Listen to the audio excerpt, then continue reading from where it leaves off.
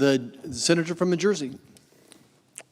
I am really grateful, Mr. President. I'm grateful you're in the chair, and I'm grateful to be able to rise right now and speak.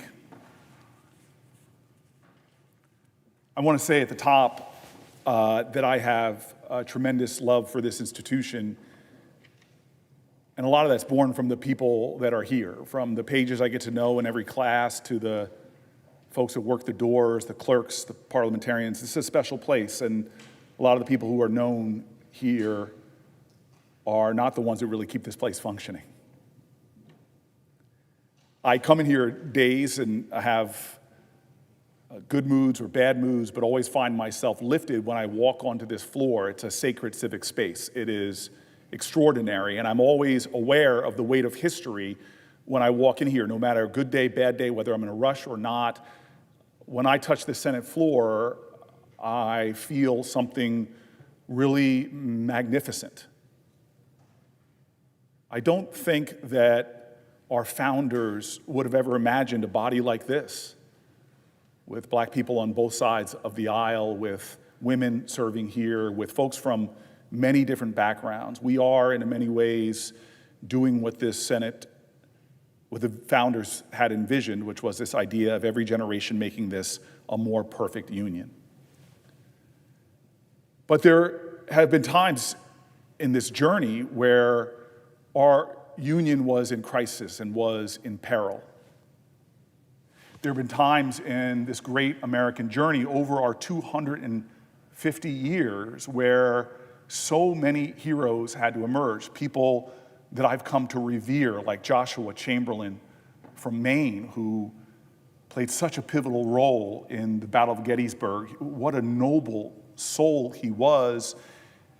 He would later go on to be the governor of his state and go on to great things, but his heroism lay that in a time of crisis, he stood up. I know there are veterans in this body, and I admire them so much, who have answered that call to serve our country and put their lives at sacrifice. There are people that I admire that are heroes of mine that were suffragists who were people who fought as abolitionists. There are people more recently that I've come to lionize and admire because they did so much for this country, not with titles, not with high rank or positions, but folks who, when this country was facing crossroads, was facing crises, they stood up, they spoke up. One of my greatest heroes of life was a man I got to serve with named John Lewis. And I served with him in this body, and every top opportunity I had, I would ask him about the times when he was just a 20-something. He was the youngest person who was a featured speaker on the March on Washington. He was called the bravest man in the civil rights movement because he kept putting himself in harm's way to dramatize, to let folks know, to bring attention to the injustices in this world, and to say very strongly that this, what is going on in our country, is not normal, that this going on in our country is wrong. I stand on this floor as a United States Senator, but I revere people who never stood on this floor, people who, before they even got to their 30s and 40s and 50s in life, were out there as great patriots fighting for this nation. I rise today in an unusual manner, and I want to be clear and explain that, but I just want to tell you what John Lewis said. It's a quote so many people know. And he really spoke not to members of the Senate or the Congress. He was really speaking to Americans. He said, "Get in good trouble, necessary trouble. Help redeem the soul of America." John Lewis died in 2020, in July, at a time that it was Donald Trump's first term in office. And he did what Congress people did, but he also did some really extraordinary things to fight for health care.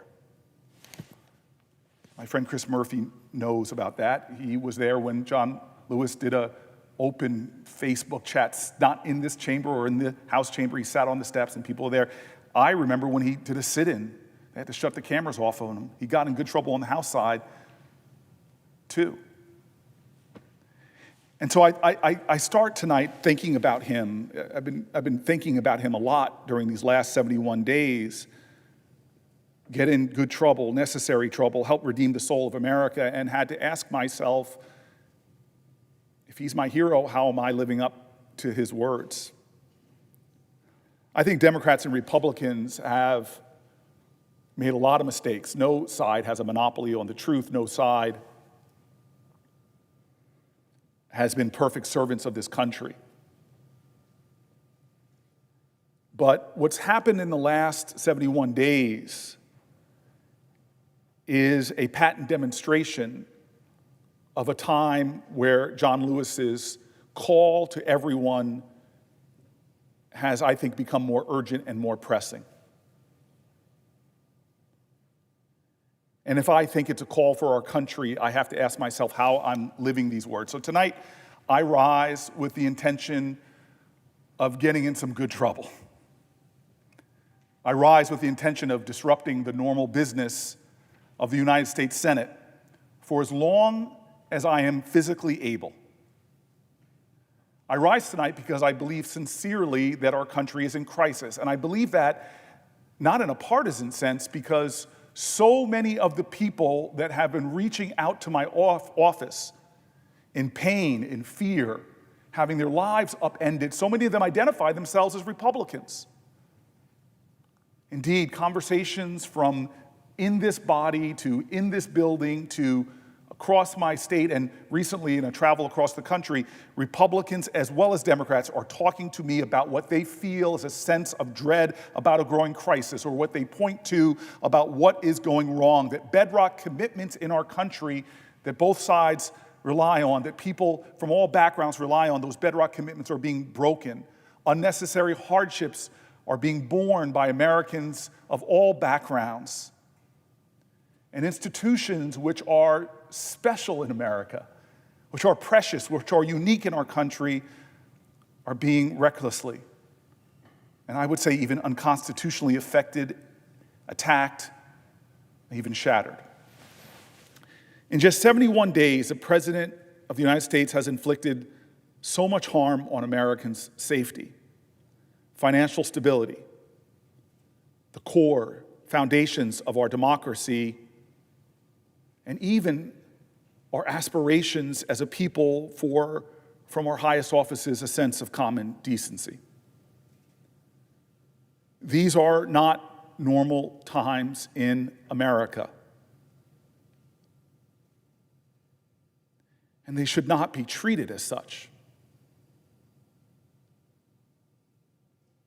John Lewis, so many heroes before us would say that this is the time to stand up, to speak up. This is the time to get in some good trouble, to get into necessary trouble. I can't allow this body to continue without doing something different, speaking out. The threats to American people and American democracy are grave and urgent, and we all must do more. We all must do more against them. But those 10 words, if it is to be, it is up to me. All of us have to think of those 10 words, 10 two-letter words. If it is to be, if it is up to me, because I believe generations from now will look back at this moment and have a single question. Where were you? Where were you when our country was in crisis and when American people were asking for help? Help me. Help me. Did we speak up? When 73 million American seniors who rely on Social Security were to have that promise mocked, attacked, and then to have the services undermined, to be told that there will be no one there to answer if you call for help. When our seniors became afraid and worried and panicked because of the menacing words of their president, of the most wealthy person in the world of cabinet secretaries, did we speak up? When the American economy in 71 days has been upended, when prices at the grocery store were skyrocketing and the stock market was plunging, when pension funds, 401ks were going down, when Americans were hurting and looking up, where the resounding answer to this question was no. Are you better off economically than you were 71 days ago? Where were you? Did you speak up? At a time when the President of the United States was launching trade wars against our most close allies, when he was firing regulators who investigate America's biggest banks and biggest corporations and stop them from taking advantage of the little guy or the little gal or my grandmother or your grandfather, dismantling the agency that protects consumers from fraud, that the only one whose sole purpose is to look out for them. Did you speak up when the President of the United States, in a way that is so crass and craven, peddled his own meme coin and made millions upon millions upon millions of dollars for his own bank account at a time so many are struggling economically? Did you speak up when the President of the United States did what amounts to a car commercial for the richest man in the world right in front of America's house, the White House, when the President tried to take health care away? Where were you? Did you speak up? Threatening a program called Medicaid helps people with disabilities, helps expectant mothers, helps millions upon millions of Americans. And why? Why? As a part of a larger plan to pay for tax cuts for the wealthiest amongst us, who've done the best over the last 20 years, for billionaires. It seems so close to the president that they sat right on the dais at his inauguration and sit in his cabinet meetings at the White House.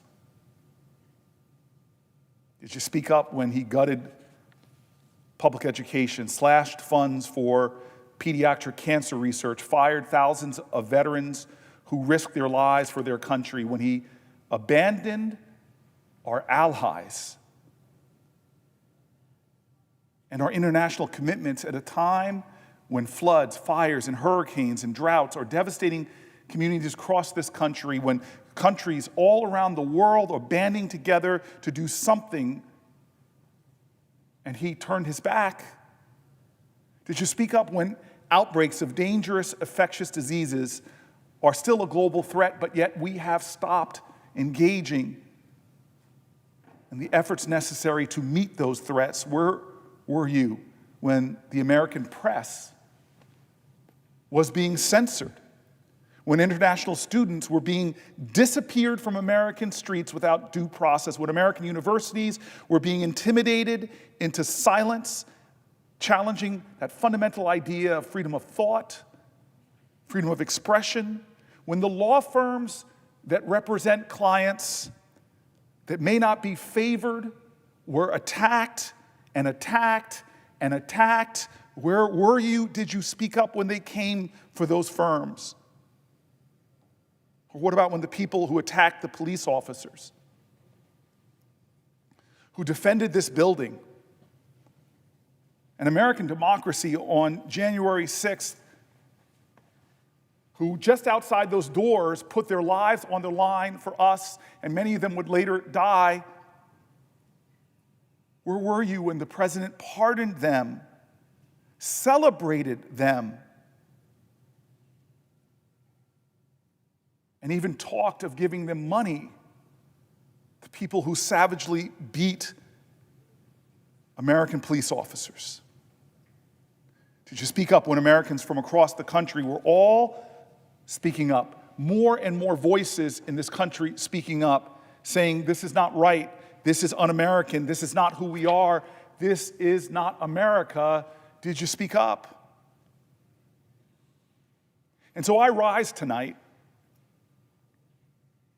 because I believe to be about what is normal right now, when so much abnormal is happening, is unacceptable. I rise tonight because silence at this moment of national crisis would be a betrayal of some of the greatest heroes of our nation, because at stake in this moment is nothing less than everything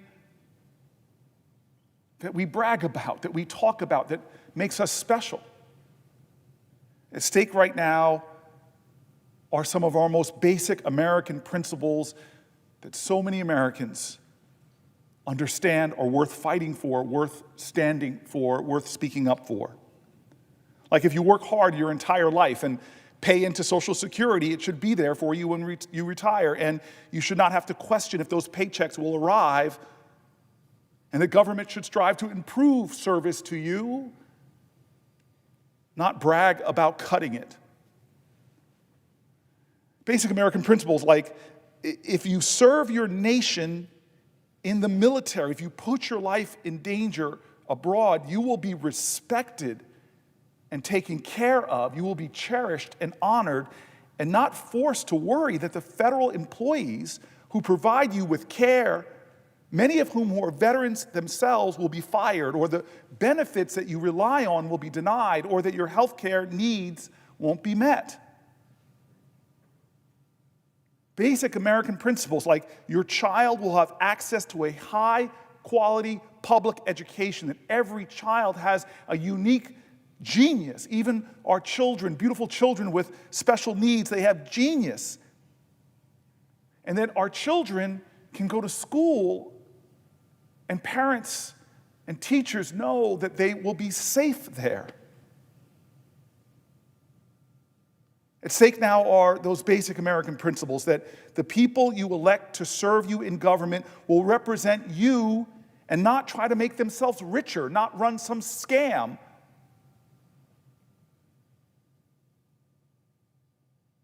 And call you a sucker.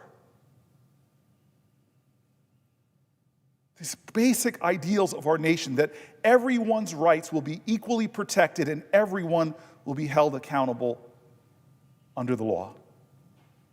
Right now, all of this, things that make our country different, are under attack. Our constituents are asking us to acknowledge this. Everywhere I travel now, I hear from Republicans and independents and Democrats who are afraid, who are worried, who are angry.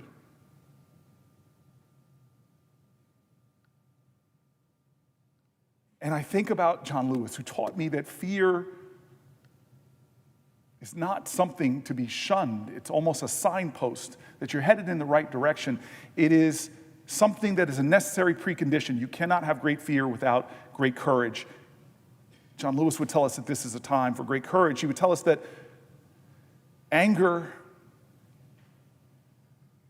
is a fuel. It can consume you, debilitate you, or it could fuel you to put yourself in service of others. I feel if my friend was here, if my hero was here, he would tell us and try to teach us that this is a moment to know that despair is only possible if you don't meet it as an agent of hope. If John Lewis was here, he would look at me and say, "What are you doing? What are we doing?" So tonight I rise in an unusual way. I rise with the intention to stand here until I can stand no longer, until I'm physically unable to stand anymore. I'm going to speak up. I'm going to try to cause some good trouble in this body I respect so much. I'm going to try to cause what I believe is necessary trouble. I'm going to try to honor the legacy that I know I've inherited as an American, the legacy I think about when I come to this floor and feel sometimes overwhelmed with all the sacrifice and struggle that had to get me here. Good people who caused good trouble in the face of slavery, good people who caused good trouble in the face of the denial of the right to vote, good people who caused good trouble in the cause of equal rights, good people who caused good trouble in the fight against hate, good people who caused good trouble in the fight against demagogues from McCarthy to Father Conklin to big people who showed such small character when they tried to suppress others. I want to cause good trouble and prove worthy of those who came before. This is not normal. Listen to America. Listen to Americans. They seem to always be ahead of this body. They're rising up in state after state, not along partisan lines, but as an American line. Not because they hate other Americans, but because they love America and know that what does love look like in public? It looks like justice. And there is so much injustice going on. I don't know how long I can stand, but I will stand and speak up. I want to start by reading some of these letters to try to give folk a flavor of what's happened in my office for 71 days. The calls we've gotten have gotten more and more and more numerous. I know I'm not the only one because the calls became so numerous to the Senate as a whole, it locked up the lines. The letters I'm getting, the emails I'm getting, people taking scraps of paper and just writing their hearts out and sending it in to say this is not ordinary times. These are painful times, frightening times, times where people question what's happening to America and worry that there are powerful people trying to fundamentally change our nation in a way that will hurt people to the benefit of the powerful and the wealthy. I look at these letters like this one. I won't read the name, but they say, "Hi, Senator Booker. Medicaid has saved my life many, many times. Without it, many people in America will die. Please help us." Underlined multiple times. Here's another scrap of paper where somebody writes their heart out. "Dear Senator Booker, when I got out of the Navy, I had mental illness. I needed psychiatric medicine to stop going in and out of the hospital. Because of Medicare, I have medicine that has kept me out of the hospital for 18 years. Without Medicaid and my medicine, I will wind up in the hospital." Americans telling me their most vulnerable pains, their most terrified realities are now confronting them, rendering their pride and telling their truth. Here's another one. "Dear Senator Booker, I'm writing you today as a constituent. In addition to being a concerned citizen, I'm a 25-year employee of the local Board of Education and a parent of a permanently disabled daughter who has just started receiving Medicaid. Even with her master's degree, my daughter is only able to work 19 hours a week. Therefore, insurance is not provided. Medicaid is a necessity to maintain her physical and emotional health and provide services to assist with her independence so she can continue to be a contributing member of society. By withdrawing funding for Medicaid, the policy would disrupt programs serving disabled and elderly people in New Jersey and throughout the country. And Medicaid is only one area which will potentially be affected by Donald Trump's funding freeze. Please protect Social Security and Medicare for the hardworking Americans who have earned it. Social Security isn't, quote, a handout. We've paid into it with every paycheck throughout our entire working lives, and the 66 million seniors relying on Medicare could have their health care put on hold or canceled. We deserve to know these programs will be there for us. If federal grants are limited, medical and science research limited, including vaccines and disease prevention, they will all be severely impacted. The United States should be a world leader in healthcare, in education and scientific advancement. This is an embarrassment to us as a country. It should not be possible in America for one single man, even an elected president, to stop funds which Congress has already allocated. I implore you to use your power as my senator and a key member of our government to stand up for what is important to the people of your district. We want to go to work, take care of our families, and ensure all citizens have health services they deserve. These latest orders are inappropriate, untenable, and illegal. As a senator, please take action. Please take action to defend and protect these programs. Thank you for your time.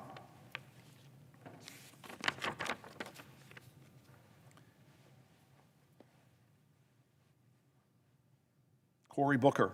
Recently, it's come to my attention that my students' rights in New Jersey are under threat from new legislation. This has caused distress and uncertainty in my classroom from my students who depend on funds from Medicaid. My students depend on consistency. And a lapse in their education and care would result in regression, trauma, and worse. I teach students in New Jersey who are supported by your legislature. I teach all abilities, meaning many of the students live with ADHD, autism, and other disorders that require extra care and attention. It's my life's mission to bring what I know to those who want to learn it. I love the job I do. I love that I get to spend time with those who need it most and deliver care and education. The job that I do helps my students live more independently and achieve richer and more fulfilling lives. I live out of state, but most of my students are from the state you help legislate. My students' rights are in trouble and need you to advocate for them. I urge you to continue to fight for Medicaid. Please work to oppose any and all cuts or caps to the Medicaid program. Dear Senator Booker, my name is, I am a registered voter in New Jersey. I'm writing today to strongly urge you and your fellow policymakers to oppose all cuts to the Medicaid program, as it is a lifeline for individuals with disabilities. Oppose all cuts or caps. I was a special education teacher for 30 years. And after I retired, I volunteered as a special education advocate for 10 years. I had the privilege of advocating for many disabled children and young adults who were receiving Medicaid services. Medicaid gave many of my clients the opportunity to participate in society by providing daily life skills for independence.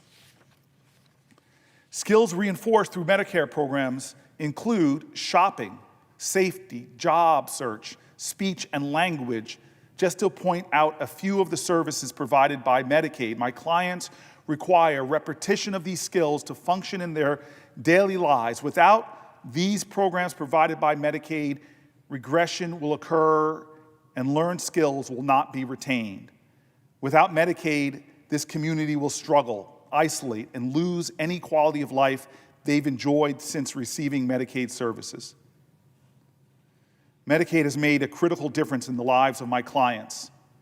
Cutting and capping Medicaid will have devastating consequences for them and their family.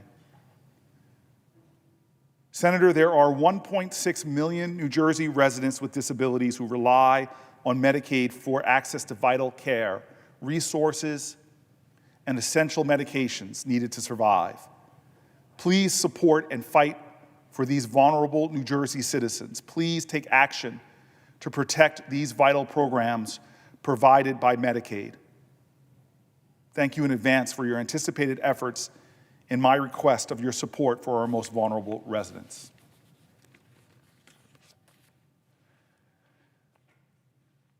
I'm going to rise tonight, as I said, and stay for as long as I physically can, and I'm going to go through issue area after issue area after issue area and talk specifically to the concerns, to the fears, to the actions taken, to the hurts that are already being felt throughout America, elevating others' voices who don't have the privilege of standing in this body, honoring those Americans who, even though they don't have such a position, they are raising their voice. I will rise for as long as I can to honor them and raise mine. The first area I want to talk about is Medicaid, Medicare, and healthcare, as my constituents spoke to. I don't need to tell anyone the importance of healthcare to humanity. Without our health, we would not be able to do anything else. We would not be able to provide for our families, spend time with our loved ones, do all of the things that make life worth living. That's why I'm going to stand here and explain to people what's going on and how our healthcare programs are at risk and being undermined. The Trump administration and Republicans in Congress are right now discussing how to cut these programs in a way of putting those savings either into tax cuts for the rich. I say either because they're going to be putting them in the tax cuts for the rich, but those tax cuts, as we know, are still going to blow massive trillion-dollar holes in our deficits. They are trying to gut Medicaid and Medicare programs on which nearly a third of our country rely, all to pay for those tax cuts to billionaires and corporations. They're also dismantling the very institutions meant to safeguard our nation's health and well-being. And this is not the first time. They tried this before during Trump's first administration when he unsuccessfully tried to repeal the Affordable Care Act and cut Medicaid despite its popularity across the nation, across the political aisle. He was going after something that wasn't left or right, that Americans were saying in a chorus of conviction that this is about right or wrong. It is wrong to take away health care from millions of people. Let me explain, if I can, or speak to a few points from a recent report by Protect Our Care to explain what the administration is trying to do to our healthcare system. They want to slash almost $1 trillion, about $850 billion from Medicaid, forcing people to choose between health care and putting food on the table. In every state, hundreds of thousands of seniors, children, and working families could lose their health insurance thanks to Republican plans to cut those hundreds and hundreds of billions of dollars from Medicaid. It would impose, they seek, burdensome work requirements for people on Medicaid. The last proposal coming from Republicans of that work requirement has one goal: to make it harder for people to qualify for Medicaid, to slash benefits and deny up to 36 million people access to health care so they could fund again those tax breaks for the wealthiest and for corporations. Work requirements only increase the red tape that hardworking families, already burdened by working multiple jobs, caring for children, and more, they're simply increasing the red tape working families have to go through to obtain affordable care. Their intention is also to hike premium costs, millions of families who use private health insurance saved an average of $2,400 per year on their premiums thanks to the Inflation Reduction Act advanced premium tax cuts. But now the proposals Republicans are putting forth want to end these savings and raise costs for over 24 million Americans. The proposal wants to take away protections from people with pre-existing conditions. The GOP plans to repeal and undermine the ACA, meaning if they're successful, 135 million people with pre-existing conditions like asthma, cancer, and diabetes would lose critical protections that private insurance companies can charge them higher premiums. The efforts that Republicans are discussing, would raise prescription drug prices. It would stop medical research and stop medical debt relief. Over the first 3 months of his administration, Donald Trump and Republican allies have increased the prices of prescription drugs, including cancer and heart medications, as well as vital antibiotics, delayed the implementation of a Biden administration rule that barred medical debt from showing up on credit reports, cut NIH grants, halted all studies and activities within the NIH relating in any capacity to the health of LGBTQ Americans, including active research programs. And President Trump violated court orders to halt funding freezes to organizations like the NIH. Republicans rejected legislation to cap insulin costs for millions of people with diabetes nationwide. Now they want to raise costs for seniors by repealing the cap for people who rely on Medicare. As many as 1 in 4 of the 7.5 million Americans dependent on insulin are skipping or skimping on doses. I want to say that again. As 1 in 4 of the 7.5 million Americans dependent on insulin are skipping or skimping on doses. This is a life-threatening practice. No one in this country should have to bear that. This week, we know Republicans in the Senate will make us vote on a budget that will inevitably be intended to harm the strength of programs like Medicaid and vital health programs in general. Here's what a few organizations are saying about the impact of the budget that will soon be put on this floor, what impact it will have on our health systems. According to this nonpartisan Center on Budget and Policy Priorities, a nonpartisan policy and research institute, this is what they write.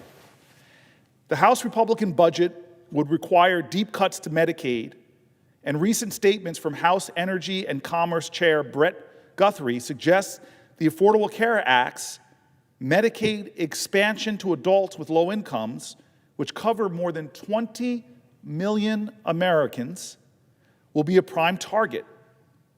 Cutting Medicaid by hundreds of billions of dollars and focusing many of those cuts on the Medicaid expansion would lead millions of people to become uninsured. Eliminating Medicaid expansion was a key goal of Republicans' failed effort to repeal the ACA 8 years ago, and Congress should once again reject efforts to undermine it. Recent Republican proposals, such as reducing the federal matching rate for Medicaid expansion, repealing the 2021 Rescue Plan incentive for new states to expand, or taking away Medicaid coverage from certain adult enrollees by imposing work requirements, would leave expansion enrollees at risk. They could lose their coverage due to the work requirements, or their state might drop their coverage due to a drastic increase in state costs. 12 American states have poison pill laws that would automatically end expansion coverage or review of the coverage if the federal matching rate drops below 90%. In those states, expansion enrollees are even in graver risk. Representative Guthrie's recent statement confirms that House Republicans are eyeing proposals such as work requirements, a reduction in the federal matching rate, or a per capita cap on funding for the expansion group. This last option could shift $72 billion and $190 billion in costs from states from 2026 to 34, putting that burden from $72 billion to $190 billion on states, increasing the state costs expansion by 41 to 108%, and thus jeopardizing medical coverage for millions. 40 states plus Washington, D.C. have adopted the Medicaid expansion. 40 states plus the District of Columbia have adopted the Medicaid expansion, helping adults with low incomes become healthier and more financially secure.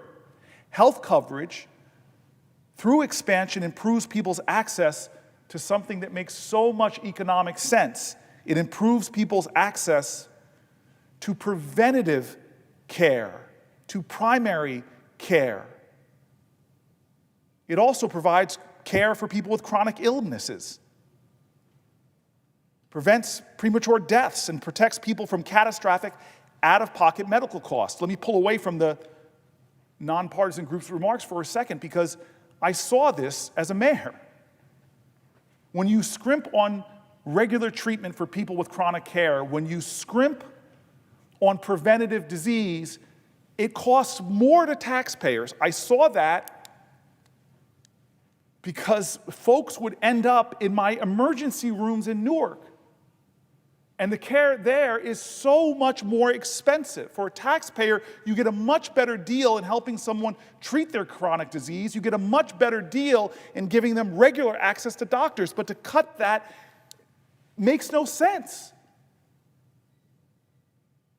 Not only are you cutting it to give, again, those larger tax cuts to billionaires and corporations, but you're cutting it and you're just going to add even more and more to the overall healthcare costs of our country, to the size of the debt. Let me go back to the text.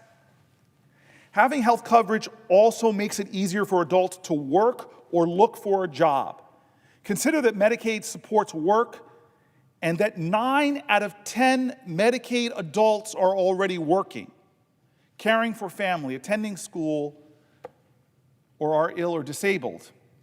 Work requirements are unnecessary, they're burdensome, they're more red tape and hassles. Proposals to use work requirements as a way to take away Medicaid coverage from certain adults are just another way to undermine Medicaid expansion. Attacks on the Medicaid expansion are often based on false claims that covering adults with low incomes takes away care from groups traditionally eligible for Medicaid. In reality, Medicaid expansion supports better outcomes for all groups, including children, older adults, and people with disabilities. Medicaid expansion has driven coverage gains for parents, which improve their access to care as well as their overall well-being, the overall well-being for their children. Stepping away from the text, there's not a parent in America that knows when you're sick, when you are being hurt by your chronic disease, it's harder to take care of children, and their well-being suffers. Back to the text. Expansion has also driven coverage gains among people with disabilities. People with disabilities who receive supplemental security insurance income generally also qualify for Medicaid. About 2 out of 3 people with disabilities who participate in Medicaid qualify on another basis, meaning Medicaid expansion is an important path to coverage for those with low incomes. Medicaid expansion also supports hospitals and other healthcare providers by reducing their uncompensated care costs and improving their operating margins, especially for rural and safety net hospitals. If all states in America were to drop the Medicaid expansion in response to a decline in federal support, a recent analysis found that the provider revenues would fall by $80 billion and uncompensated care costs would increase by $19 billion in 2026 alone. That's the end of the article. This is not a hyperbole or scare tactic. These are real possibilities. Even the nonpartisan Congressional Budget Office has said there is no way to meet the Republican budget resolution dedicated cuts without cutting Medicaid or Medicare. Tonight and into tomorrow morning, I'm going to do everything I can to elevate the voices of Republicans, because this is not intended to be a partisan speech. From the Cato Institute to the Wall Street Journal, to nonpartisan groups, to the own Congressional Budget Office, everyone is pointing to what is happening as not normal, not what the president says it is, as something that's going to hurt Americans, something that's going to cost us more money in the long run. Someone's going to take people with disabilities and put them even more in the shadows and margins when they should be centralized and empowered. That what they're proposing is not just morally wrong, it actually adds to the fiscal crisis of our country. It will drive up healthcare costs in America. It'll drive up chronic disease in America. An issue so important to me, I've been fighting for it since I got here, because America, this great nation, this great land, is one of the leading countries on the planet Earth in the Western world, and leading democracies, I should say, that has maternal mortality rates that are extraordinarily high. Well, 40+% of our babies are born on Medicaid. Here's an article from NBC. Republicans can't meet their own budget targets without cutting Medicare or Medicaid. House Republicans can't meet their own budget target that is necessary to pass President Donald Trump's legislative agenda without making significant cuts to Medicare or Medicaid, the official budget scorekeeper confirmed on Wednesday. House Republicans adopted a budget blueprint last week that opens the door to pass Donald Trump's policy priorities on immigration, energy, and taxes. It instructs the House Energy and Commerce Committee to cut spending under its jurisdiction by $880 billion. The Congressional Budget Office, a nonpartisan in-house think tank that referees the process, said that when Medicare is set aside, the total funding under the committee's jurisdiction is $8.8 trillion over the next 10 years. Medicaid accounts for $8.2 trillion of that, or 93%. When Medicare and Medicaid are excluded, the committees oversee a total of $581 billion in spending, much less than the $880 billion target, the CBO said. The letter outlining the figures was in response to a query by, I take away from the article for a second, by my friend and longtime New Jerseyan, Representative Frank Pallone. He's the ranking member of the Energy and Commerce Committee, and Brendan Doyle, a Democrat of Pennsylvania, the ranking member of the Budget Committee. They asked the question. That leaves Republicans in a deep predicament. The budget resolution adopted by the slimmest of margins in a narrowly divided House was the delicate product of negotiations amongst conservative hardliners who demand steep budget cuts, and swing district GOP lawmakers who say they don't want to slash funding for health programs their constituents rely on.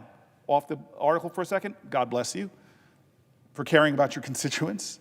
Reversing the target would mean upsetting one of those factions and potentially risking the support of key votes to pass the eventual budget reconciliation bill that advances Trump agenda. Democrats have made protecting Medicaid a centerpiece of their attack on the party line GOP agenda, accusing Trump of trying to cut health care for the working class to pay for tax cuts for the wealthy. The letter from the CBO confirms what we've been saying all along. The math doesn't work without devastating Medicaid cuts, Pallone said Wednesday in a statement. Republicans know their spin is a lie. And the truth is they have no problem taking health care away from millions of Americans so that the rich can get richer and pay less in taxes than they already do. You see, stepping away from this, they are saying we're going to make these cuts to balance the budget, but their budget blows a bigger hole in our deficit. If this is what Trump said, then why are they proposing to cut $880 billion from critical health care programs like Medicaid, Medicare, and Children's Health Insurance Program? You can't have it both ways. Donald Trump promised to make America healthy again. but gutting health care for millions of Americans, rolling back health care for millions of Americans, rolling back support for new mothers, slashing innovative cancer treatments, this doesn't help families. I love what Dr. King said. Martin Luther King famously stated, of all the forms of inequality, injustice in health is the most shocking and inhumane. Of all the forms of inequality, injustice in health is the most shocking and inhumane. Paul Farmer, extraordinary leader, physician, anthropologist, renowned humanitarian, pioneer of global health. I read his book, Mountains Beyond Mountains. In another one of his books, Pathologies of Power, Health, Human Rights, and the New War on the Poor, he wrote, and I quote, "If access to health care is considered a human right, who is considered human enough to have that right?" I think in a country this wealthy, where we are seeing stratospheric wealth created here in individuals, we're seeing some of the richest people in the world, and yet we still are targeting, for tax breaks for them, we're targeting millions and millions of Americans who rely on things like Medicare.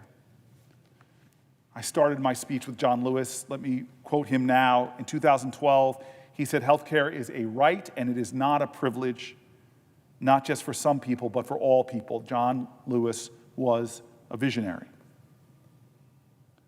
So let me tell you a bit more about Medicaid. If you're watching, let me break it down and show just how critical it is for millions of Americans. Medicaid right now is in the crosshairs of many, many Republicans in Congress. It's on this precipice. It's not abstract policy. It's not just numbers and a line item in a budget. At stake when you talk about Medicare is millions and millions of Americans' health. It goes to this question is, how deeply do we care for one another? I love what our founders said in the Declaration of Independence. At the very end of that, they say we must mutually pledging to each other our lives, our fortunes, and our sacred honor.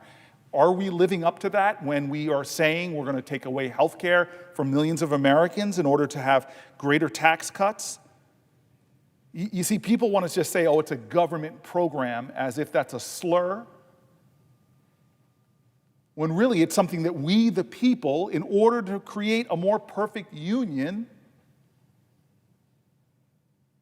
created as a lifeline to tens of millions of Americans that, but for programs like this, would be succumbing to diseases, succumbing to ill health, and we as an entire country would suffer.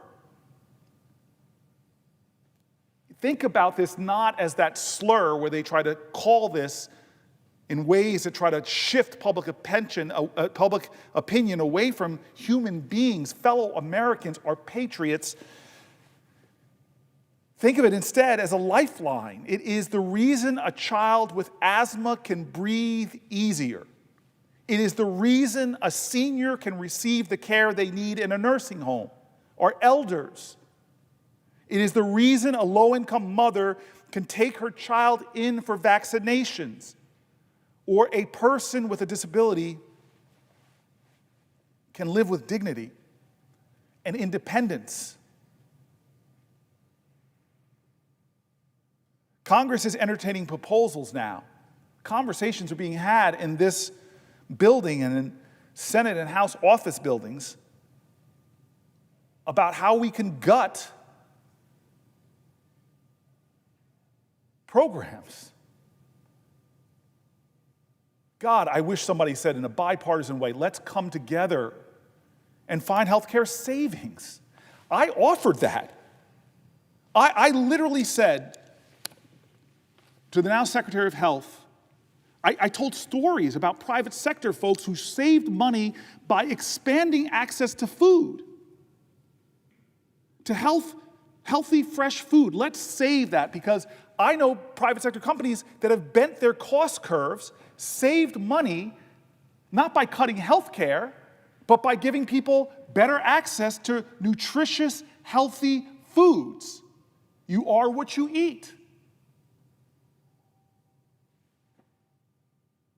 We're not coming up with bipartisan proposals to save money, to create efficiencies, to do things that can make programs run better. Heck, when I was mayor, we were able to lower expenditures, create more efficiency, have more happier customer service. There are ways to do that, but no, this is folks coming with an axe to cut your health care, or your neighbor's health care, or your elder's health care.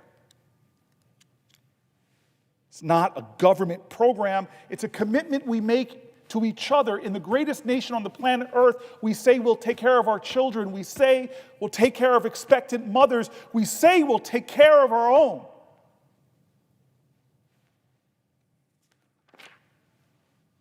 But they passed that House budget resolution. Republicans who called themselves moderates or budget hawks, they all voted for it except for one who had the crazy thing to do in Washington, to tell the truth. Massey said that by their own numbers, this don't add up. What they're pushing on the American people is going to steal from the future generations by racking up trillions of debt. He stood on principle. They're not even doing what they're telling us they're going to do. $880 billion in Medicaid funding cuts.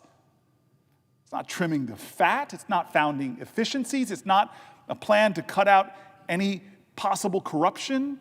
It is to make children and expectant mothers and seniors and people with disabilities have a harder time accessing health care, which we already said that Martin Luther King, of all the forms of inequality, injustice in health care, is the most shocking and inhumane. Not bigotry, not poverty, two things he fought so nobly against. He said the most inhumane, the most unjust, are what we're talking about here. Take away access to health care from children, take away access to health care from our elders, take away access to health care to people with chronic diseases. Why? Why? To cut the deficit? Well, there's some Republicans willing to tell the truth. It's not going to cut the deficit. To take from the poor and give it to the rich and powerful? Well, we know the rich and powerful will get bigger tax cuts. They're not shrinking the governments, folks. They're creating bigger and bigger governmental obligations. And what do they mean? When you look at 10 years out and have trillions and trillions and trillions of more, it means that future generations, or maybe 10 years from now, that their debt payments are going to grow more and more and more, taking away more money that we have as a collective body as Americans to invest in scientific research, to invest in cutting-edge medical technology. So let's be clear. Let's be clear. Children from low-income families would lose access to routine checkups, vaccinations, and emergency care. Seniors who depend on Medicaid for long-term care, many of whom are already exhausting their life savings, would be left without options. People with disabilities who require constant medical attention, specialized equipment, and home-based services would face uncertainty and loss of those services. And let us not forget the low-income adults who gain coverage through Medicaid expansion, who work hard every day. They got Medicaid expansion, access to Medicaid through expansion under the Affordable Care Act. For them, this is not ideology. For them, this is not political philosophy. For them, this is life or death. It's about survival. These proposed cuts would also devastate the very infrastructure of our healthcare system. I've heard this from hospitals. Again, Republicans and Democratic leaders in my state who know our hospitals are speaking to this injustice. Medicare provides nearly 19% of all hospital revenue. It allows rural hospitals already on the brink to keep their doors open.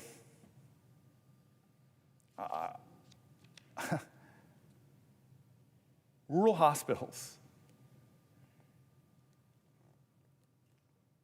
It would take safety net hospitals that serve uninsured and underinsured populations. Without Medicaid, with these cuts, these institutions would crumble. That's not rhetoric. I've talked to my safety net hospital. I did an event, and I remember the fear in this hospital administrator's eyes, who lives every day to help the poor, to help the uninsured. In many ways, we share a faith. And I know he believes he's answering the highest calling of his country and his faith to help those who come with nothing. Because when hospitals close, when Medicaid staff lose their jobs, entire communities lose access to care. Ambulances end up having to drive farther and farther. Wait times increase. Lives are at risk. The ripple effects are vast. Schools will suffer when children with disabilities lose access to Medicaid-supported services like physical therapy, transportation, and mental health support. Children's ability to learn and thrive is compromised. Schools in rural areas where Medicaid often funds on-site nurses and telehealth programs, they would be stripped of essential support. What we are witnessing is again, don't get caught in this Washington parlance. This is not a normal time. This is a threat to millions of Americans. It's not a budgetary proposal. It is like the metaphorical sword of Damocles. It is people all over this country who are beginning to see what this really means. It's an economic crisis that would be rolled upon states and rural areas and communities and cities.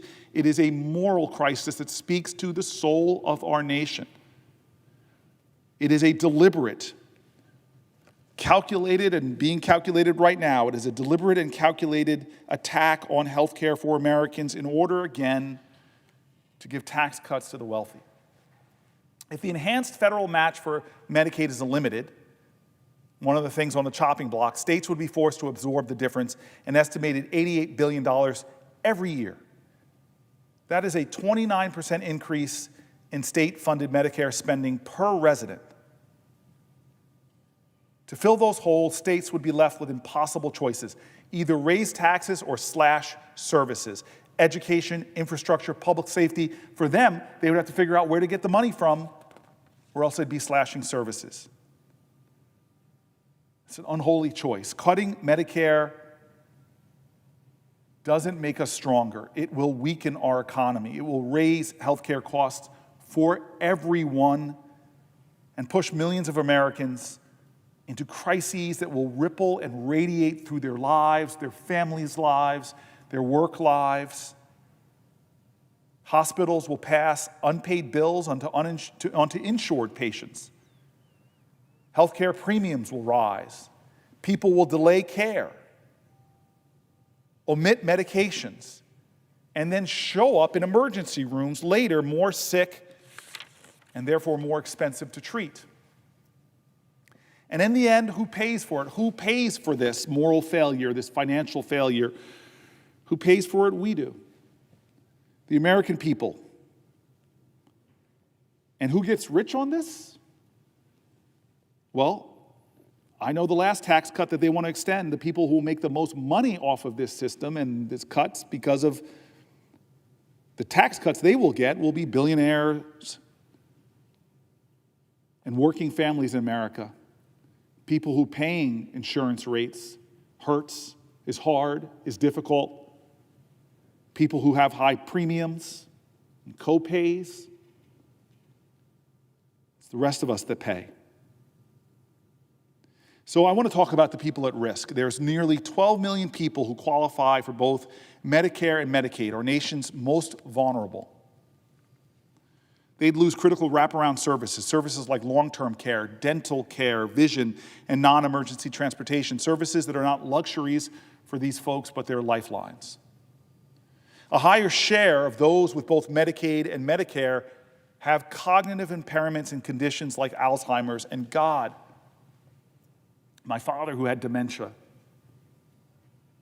We're a well-off family. I saw the challenges, the resources, the drains, the physical challenges for his primary caregiver, my mother. Millions of Americans, though, would rely on Medicaid, and they would face devastating choices. Quit their jobs to provide full-time care, or leave their loved ones while they go off to work on a job without the support they need. When it comes to Alzheimer's and dementia, I know personally you cannot leave someone without the care. Nursing homes may be forced to shut their doors or cut staffing levels to dangerous lows. In fact, people who can't take care of their elders, they might be going to nursing homes, which again increases costs for taxpayers. Home health care services, often the only thing keeping people in their communities out of institutions, that would disappear. This would be a crisis for elder care. This would be a crisis for disability services. What it is, when a nation isn't taking care of its elders, it's a crisis of our national character. Medicaid also plays a profound role in the success of children, in their well-being. Nearly half of all children in the U.S. are covered by Medicaid and CHIP. Research shows that when children have access to care, they are more likely to stay in school, graduate, and earn more as adults. That's not surprising to people, just to think it through. It's true. If kids have access to health care, they succeed more in life. Medicaid helps diagnose learning disorders, treat chronic conditions, and ensure children don't fall behind simply because they are born into poverty. It's essential to the American dream, that just because you're poor, it shouldn't affect your destiny. And for us to be the America of which we speak, a child born in poverty shouldn't have their future cut off because they can't get the health care to empower them to thrive. Talk to any school district in any state, in any county. Those resources are necessary to help children.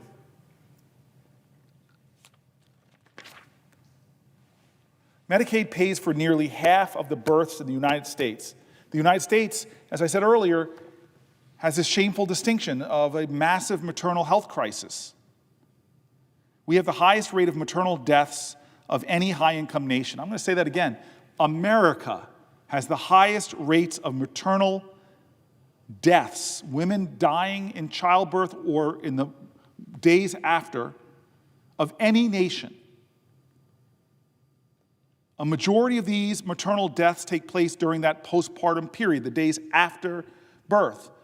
For years, I have fought for Medicaid to provide coverage for women for up to 1 year postpartum instead of just 60 days.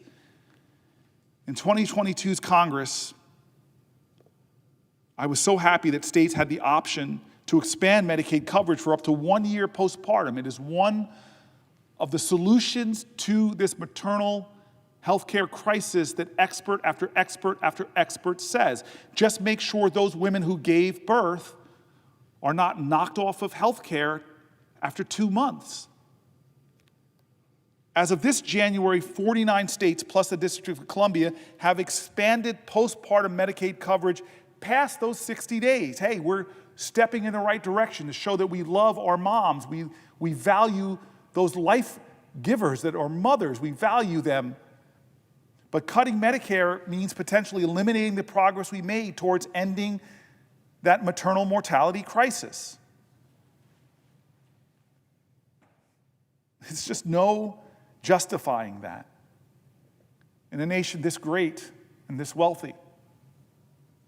We talk so much about children and motherhood.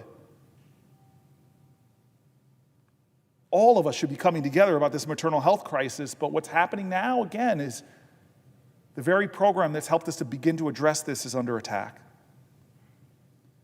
When we invest in Medicaid, we are investing in the future, in children who grow up to be healthier, in seniors who age with dignity, in rural communities with limited access to health care and services, in families who don't have to choose between a prescription and rent.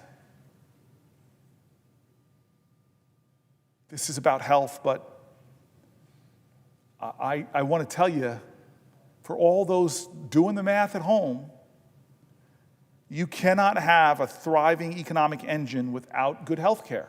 The two are incompatible.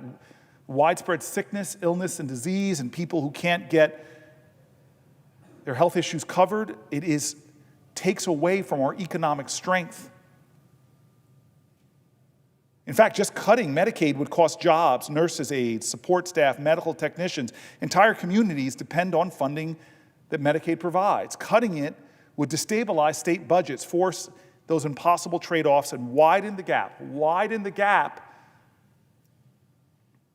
between the richest in our country and the rest. A gap that's already widening at stunning rates. These cuts are not about efficiency. Don't let anybody tell you these cuts are about efficiency. I know a lot about making government more efficient.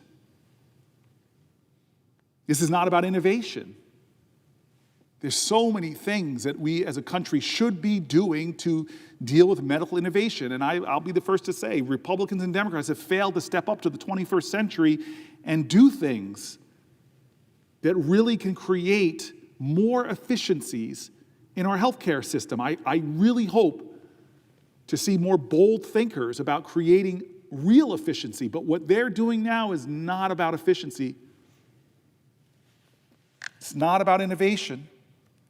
It's not about the heart priorities of Americans who know everything that I'm saying. The letters I've gotten, Republicans and Democrats and independents in my state, scared people, they know what this is about. Republicans in New Jersey who run hospitals know what this is about. This should be a bipartisan strategy to how do we make our society more healthy and less dependent on health care. And when it comes to health care, heck, let's not do the stupid things like cutting scientific and biosciences and the research that often leads to medical breakthroughs. Let's come together and figure out how to deliver services more efficiently. Making Americans healthier, I don't believe them. They're cutting access for kids to fresh and healthy foods, or cutting school lunch resources. There's a way to do this that should be bringing the best ideas from both sides of the aisle to deal with these issues, but that's not what they're doing. Every data point, every story, hospitals from rural areas to urban areas, everyone is saying the same thing and illustrating the same point. Medicaid is critical to the health of some of the most vulnerable Americans. It's critical to our elders, to our children, to our mothers. It is a lifeline for more than 72 million people. With control of the Senate, the House, and the presidency, Republicans have the opportunity to dream big. They have an opportunity to lead with a vision for better health in America. To come before the people and Congress in hearings and say, this is our vision for American health and well-being. We're going to show what some private companies did. They cut their health care costs and improved the health of their citizens, of their employees, by providing better access to food. There are so many good ideas that I've learned when I was mayor from Republicans, from private sector people. But those aren't the ideas that are coming forward. The ideas that are coming forward is, hey, let's just send to the Energy and Commerce Committee the mandate to cut $880 billion. Let's rush now. Let's get it done before our narrow majority somehow gets undermined. Let's just cut. And in the end, what's the result? Americans get sicker, driving up overall healthcare costs, all to give billionaires more of a tax cut. I know the character of so many of my friends in this body on both sides of the aisle. This is not who we are. It is not who we are. But God, there's no big vision. There's no big dream for healthcare. Instead of improving Medicaid and increasing funding, as 42% of Americans support, they want to make extraordinary cuts that will demolish a program. They are proposing that $880 billion cut from Medicaid, taking health care away from millions of Americans. They want to impose work requirements, even though 90% of Medicaid beneficiaries are already working or cannot work for legitimate reasons. Arkansas actually tried this. I love case studies. They tried this in 2017, and the results were disastrous. People lost coverage that they shouldn't have, and employment didn't increase. Nationally, such requirements could put 36 million people at risk of losing their health care. They're proposing failed policies, not breakthrough ideas, not a bold vision that I know is in America's heart.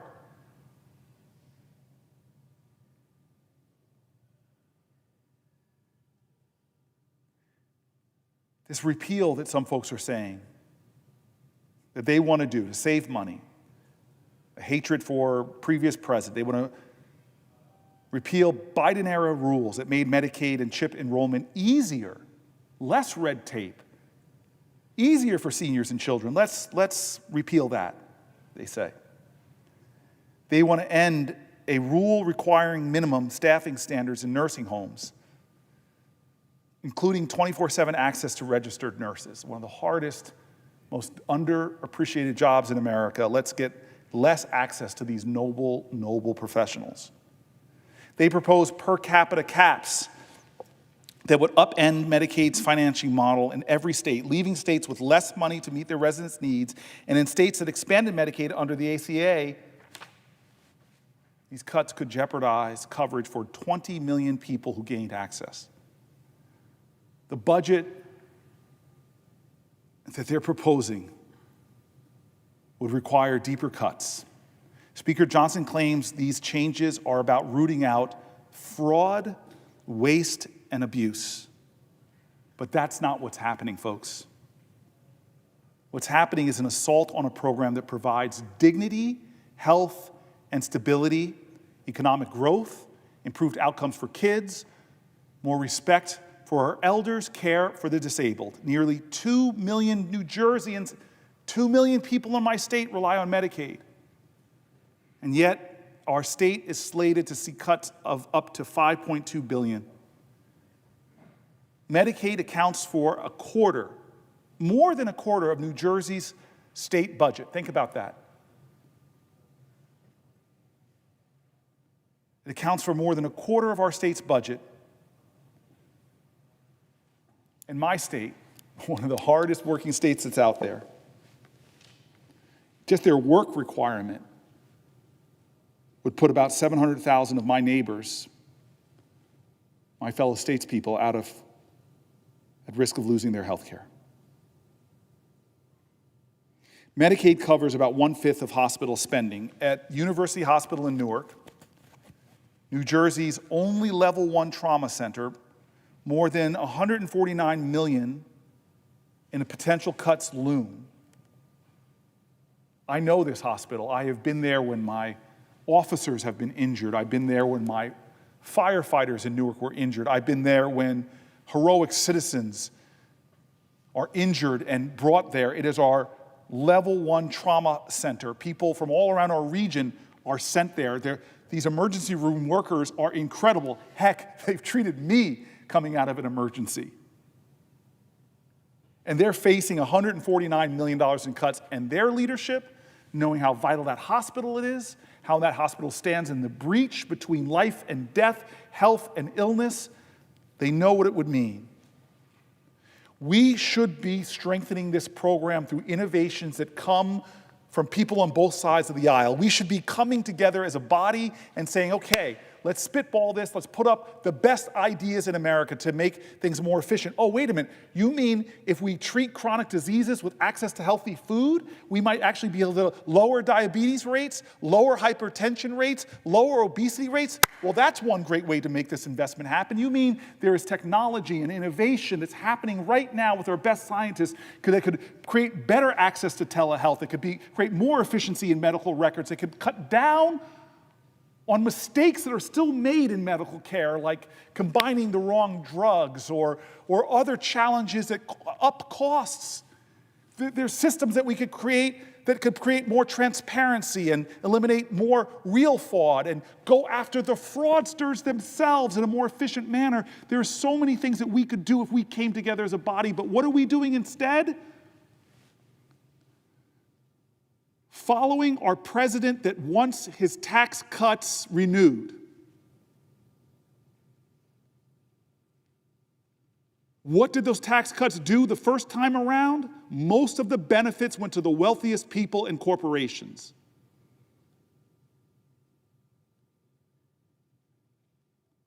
And it drove trillions of dollars, the largest deficit growth that we have seen in a generation. Rapacious, misguided budgeting, creating bigger and bigger debt payments. I remind you, Clinton, balanced budget. Bush, the first president in American history that didn't call for the common sacrifice to go to war. We spent trillions of dollars in those foreign wars, and guess what, he said? No common sacrifice, only about 1% of our people will fight in those wars. I'm going to give you a tax cut. Well, that makes no sense. You're going to drive up deficits that my children will have to pay for.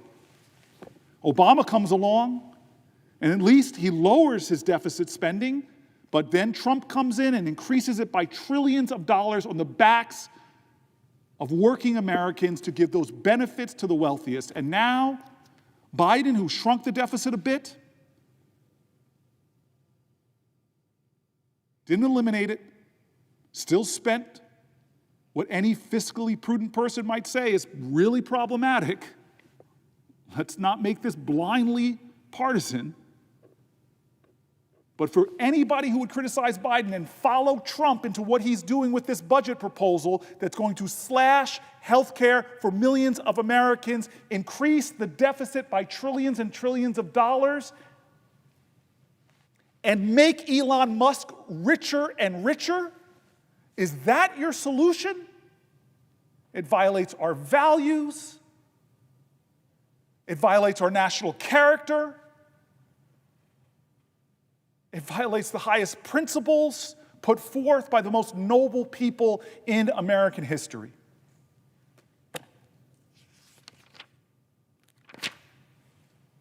And I stand today, and I will not sit down for hours and hours if God gives me the ability to stand here, because I want to read the voices of Americans. I want to share their voices in this body. I want it to echo in history. I want it to be recorded by these extraordinary people who stand here every day and record my words and my colleagues' words. I want it to be in the congressional record. I want Deanna to... Her story, Deanna's daughter is disabled and Medicaid provides her with life-saving medications, medical equipment, orthotics, and multiple specialists for her rare disease diagnosis.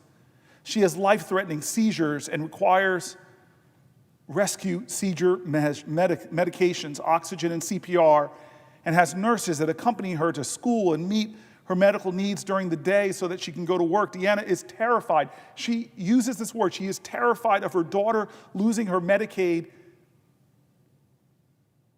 She's so afraid, she's literally talking openly about going to Canada and asking for asylum there so that her daughter has the health care needs met. That is outrageous to me that an American who's fearful for their child would think about fleeing to Canada for better health care. Wendy and Cassie. Wendy is the mother, and she wrote about the threats that Medicaid cuts would pose to her daughter, Cassie. Cassie is 32 years old.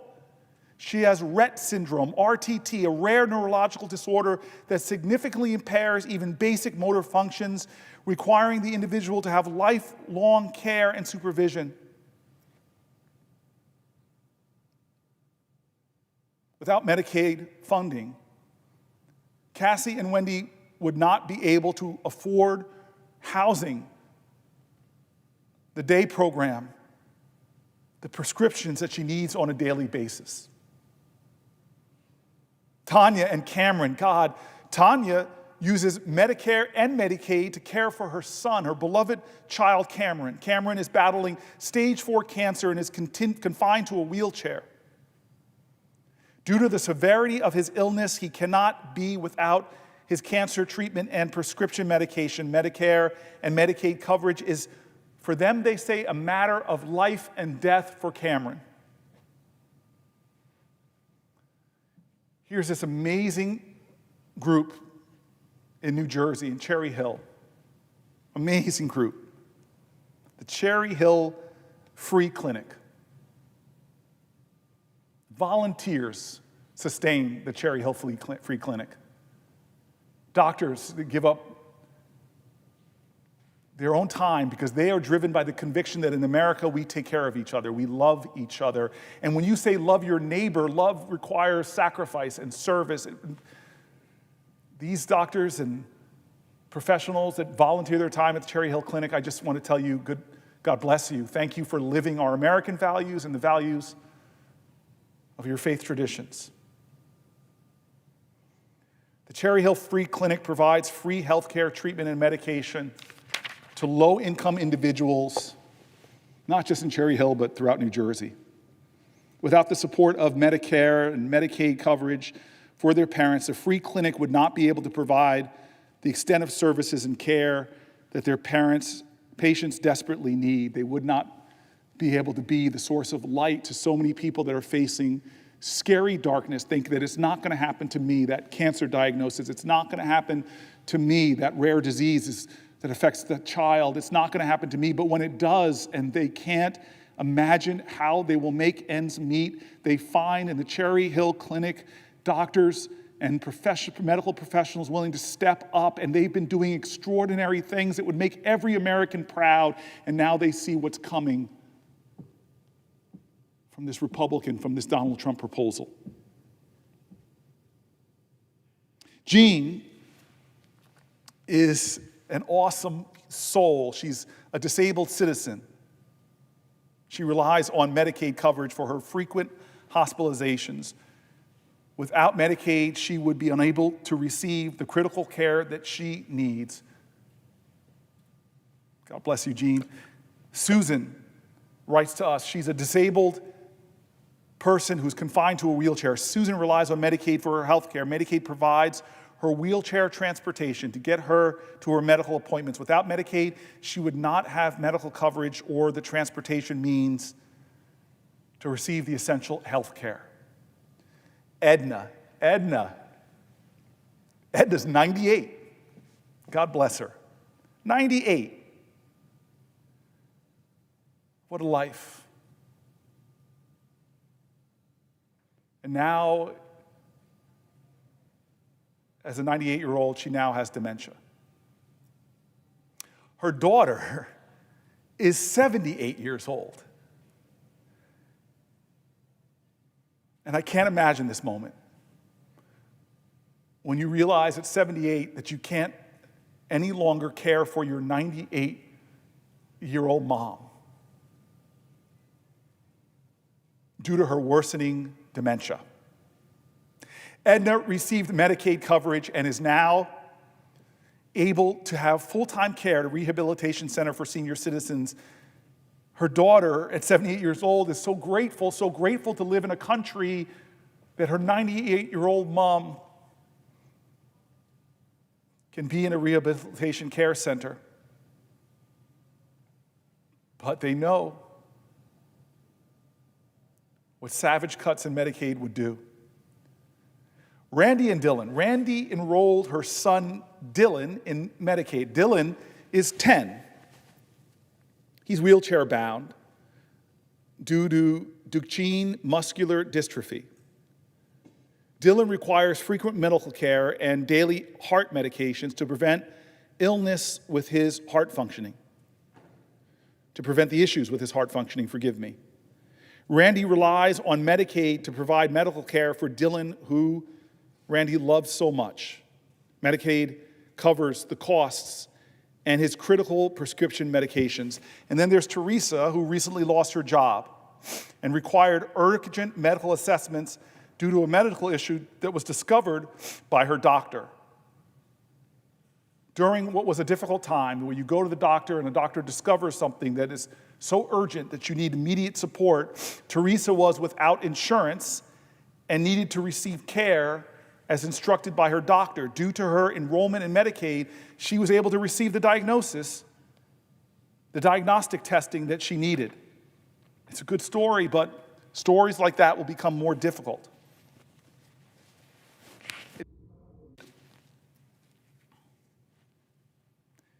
Pamela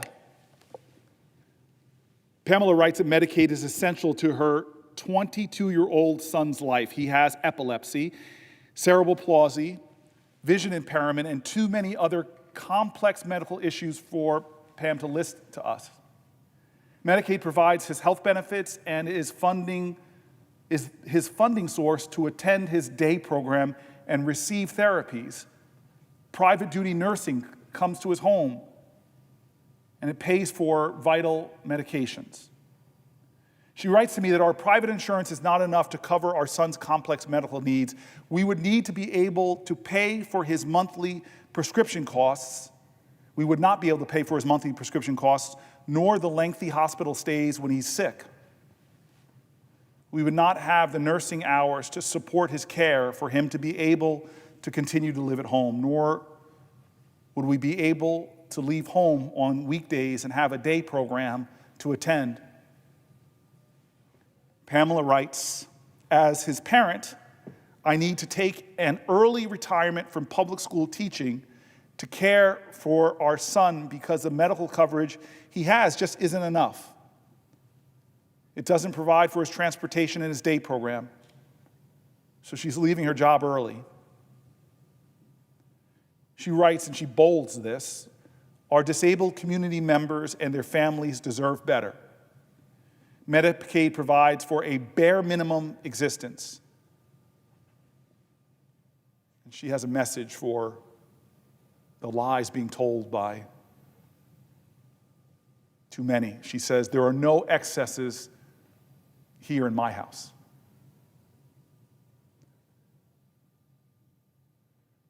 Sally and Mike. We rely on Medicaid for our 2 adult children with disabilities for long-term care, especially for my daughter who just finished her 2.5-year chemo treatment regime. We will need it for monthly checkups and prevention of a relapse. We use the funding to provide the much-needed care she needs at home. We also have 90-plus-year-old parents who need Medicaid in order to survive. We are the real sandwich generation, caring for 2 adult children with special needs and 2 very elderly parents who couldn't survive on their own. Please do everything in your power to help fund and not cut Medicaid in any way. Thank you for your time and your commitment in helping the more vulnerable population. I mean, Sally and Mike, you're not alone. That sandwich generation, taking care of children and parents, you're taking care of adult children and 90-plus-year-old parents. I hear you. I hear you. Carol, my son Jason is 41 and autistic. He has severe behavioral issues. Medicaid has enabled my son to attend a day program 3 days a week. The program bills Medicaid for his participation. We would not have the financial resources to pay for my son's day program. Medicaid helps us to use our son's living at home with his loved ones, not in a group home. We save the state money by taking care of him. Do not cut this vital program.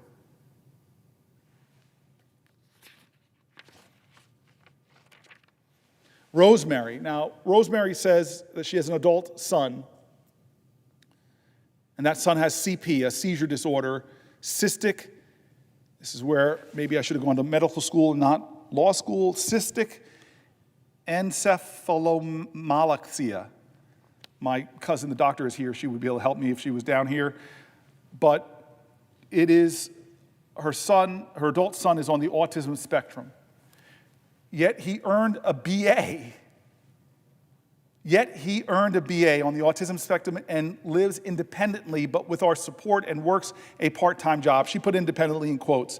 If he loses his Medicaid coverage, he will not be able to afford to live where he lives, or most importantly, he will not be able to afford his meds. He has medications that would run $500 a month.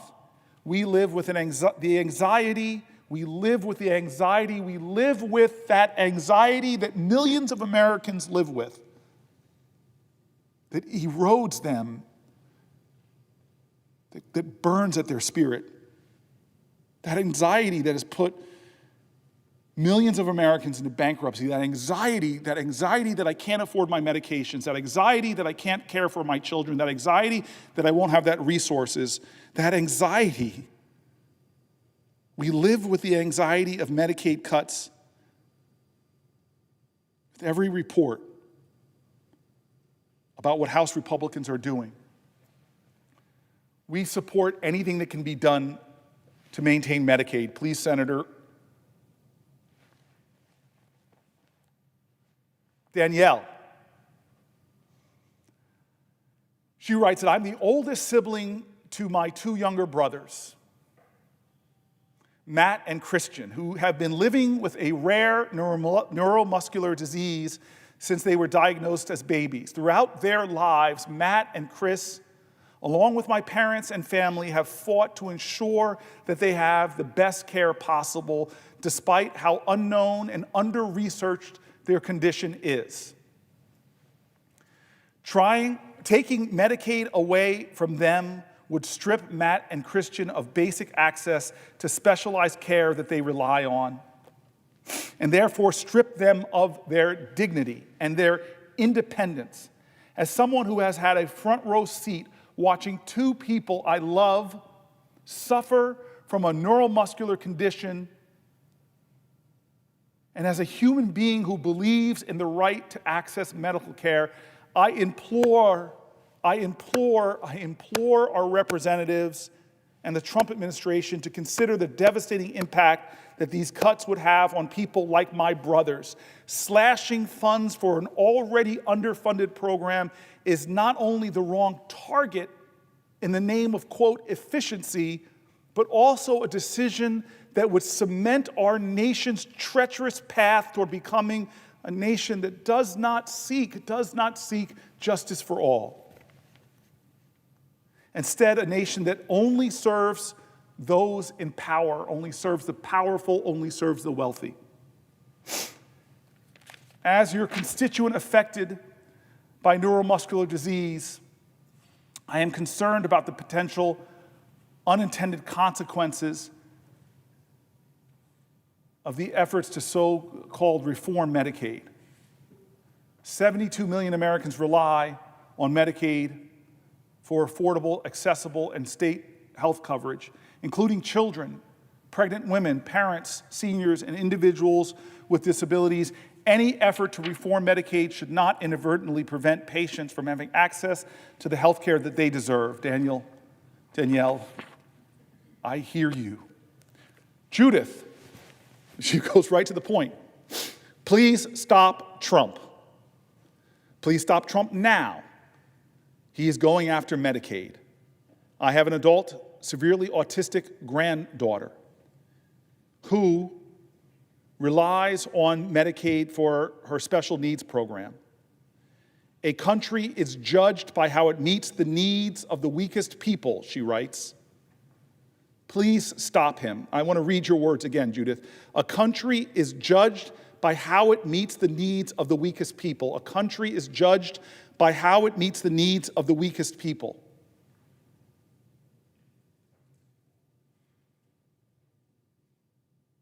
Elizabeth writes, Medicaid helps me access health care and direct supports in my home and my community. Cuts to Medicaid would mean I wouldn't have the services I need to live on my own with supports and would be forced to live in a more restrictive setting. Sandra writes, Medicaid has allowed my son's needs to be met at home and not in a group home. It has allowed my husband to participate in his caregiving, not a stranger. It has allowed him to be employed with the aid of a job coach. These are just a few things in addition to health care. If the cuts to Medicaid happen, it goes away.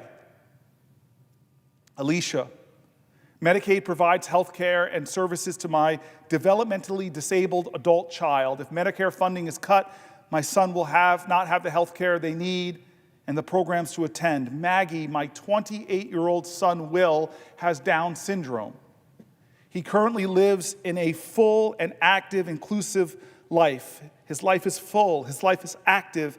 He's in the community where he's cherished. He lives in the community he's cherished.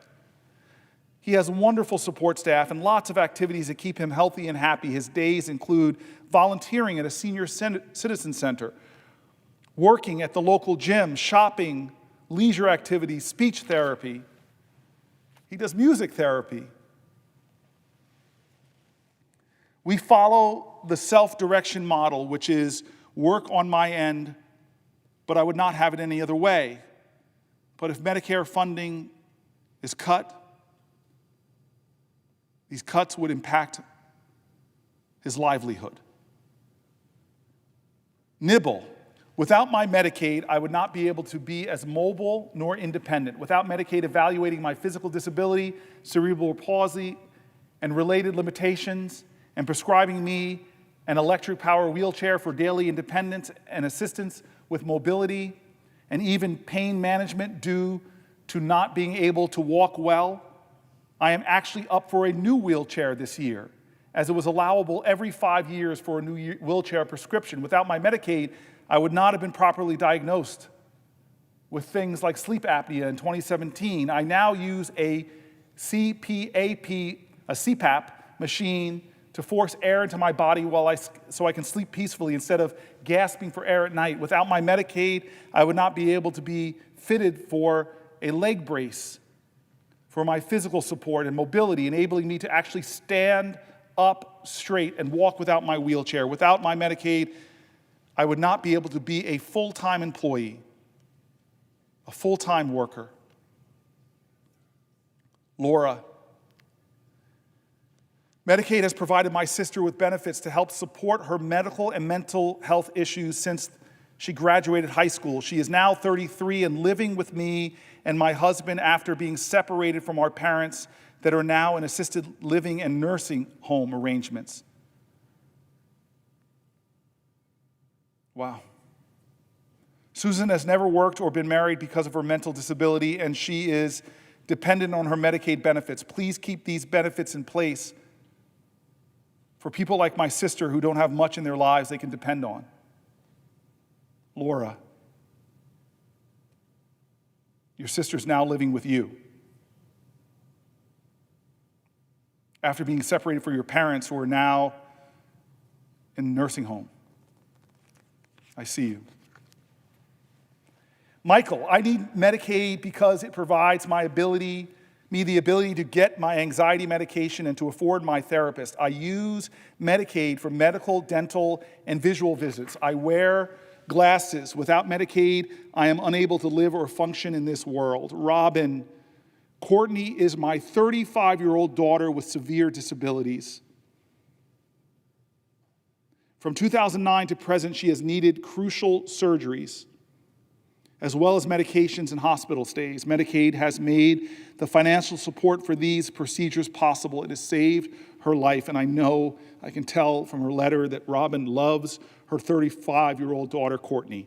Mary, Medicaid is helping to improve my daughter's life through the services of the Division of Developmental Disabilities. Without it, she would be left to whittle away at home 7 days a week with no community interaction. She is learning pre-vocational skills in a manner that she is validated and viewed as a person with strengths. Thank you, Mary. Allison, I'm my daughter's caregiver in New Jersey. Medicaid-funded programs allow her to remain an active part of our community at home with her family. If Medicaid is cut, we would lose our health care. It would be devastating. Gihan, my daughter has a disability. Through Medicaid, she receives a lot of services to help her improve and progress, also to help her stay active and social. She gets speech therapy, occupational and physical therapy. People come to her home to help her as well. If Medicaid cuts happen, she will stop all the services she receives, and her life will be threatened. Please, she must keep her Medicaid, because as a parent, I don't know what I can do with my daughter if that is happening. It will be so hard for her and us. Roseanne, Medicaid has supplied the nurses that take care of my daughter, of my disabled granddaughter I'm raising at home instead of being sent to an institution. She will put her life at risk for a medical emergency or fatal injury without nurses here. Ash, my daughter takes speech therapy, occupational and physical therapy, and tutoring. So, if that is all gone, she will stop progress, and she will be more disabled, and will be unable to do anything by herself or live inadvertently. She needs a lot of help, and if these Medicaid cuts happen, I don't know what I will do with her, and it'll make life so hard. These Americans are facing challenges that I can't imagine.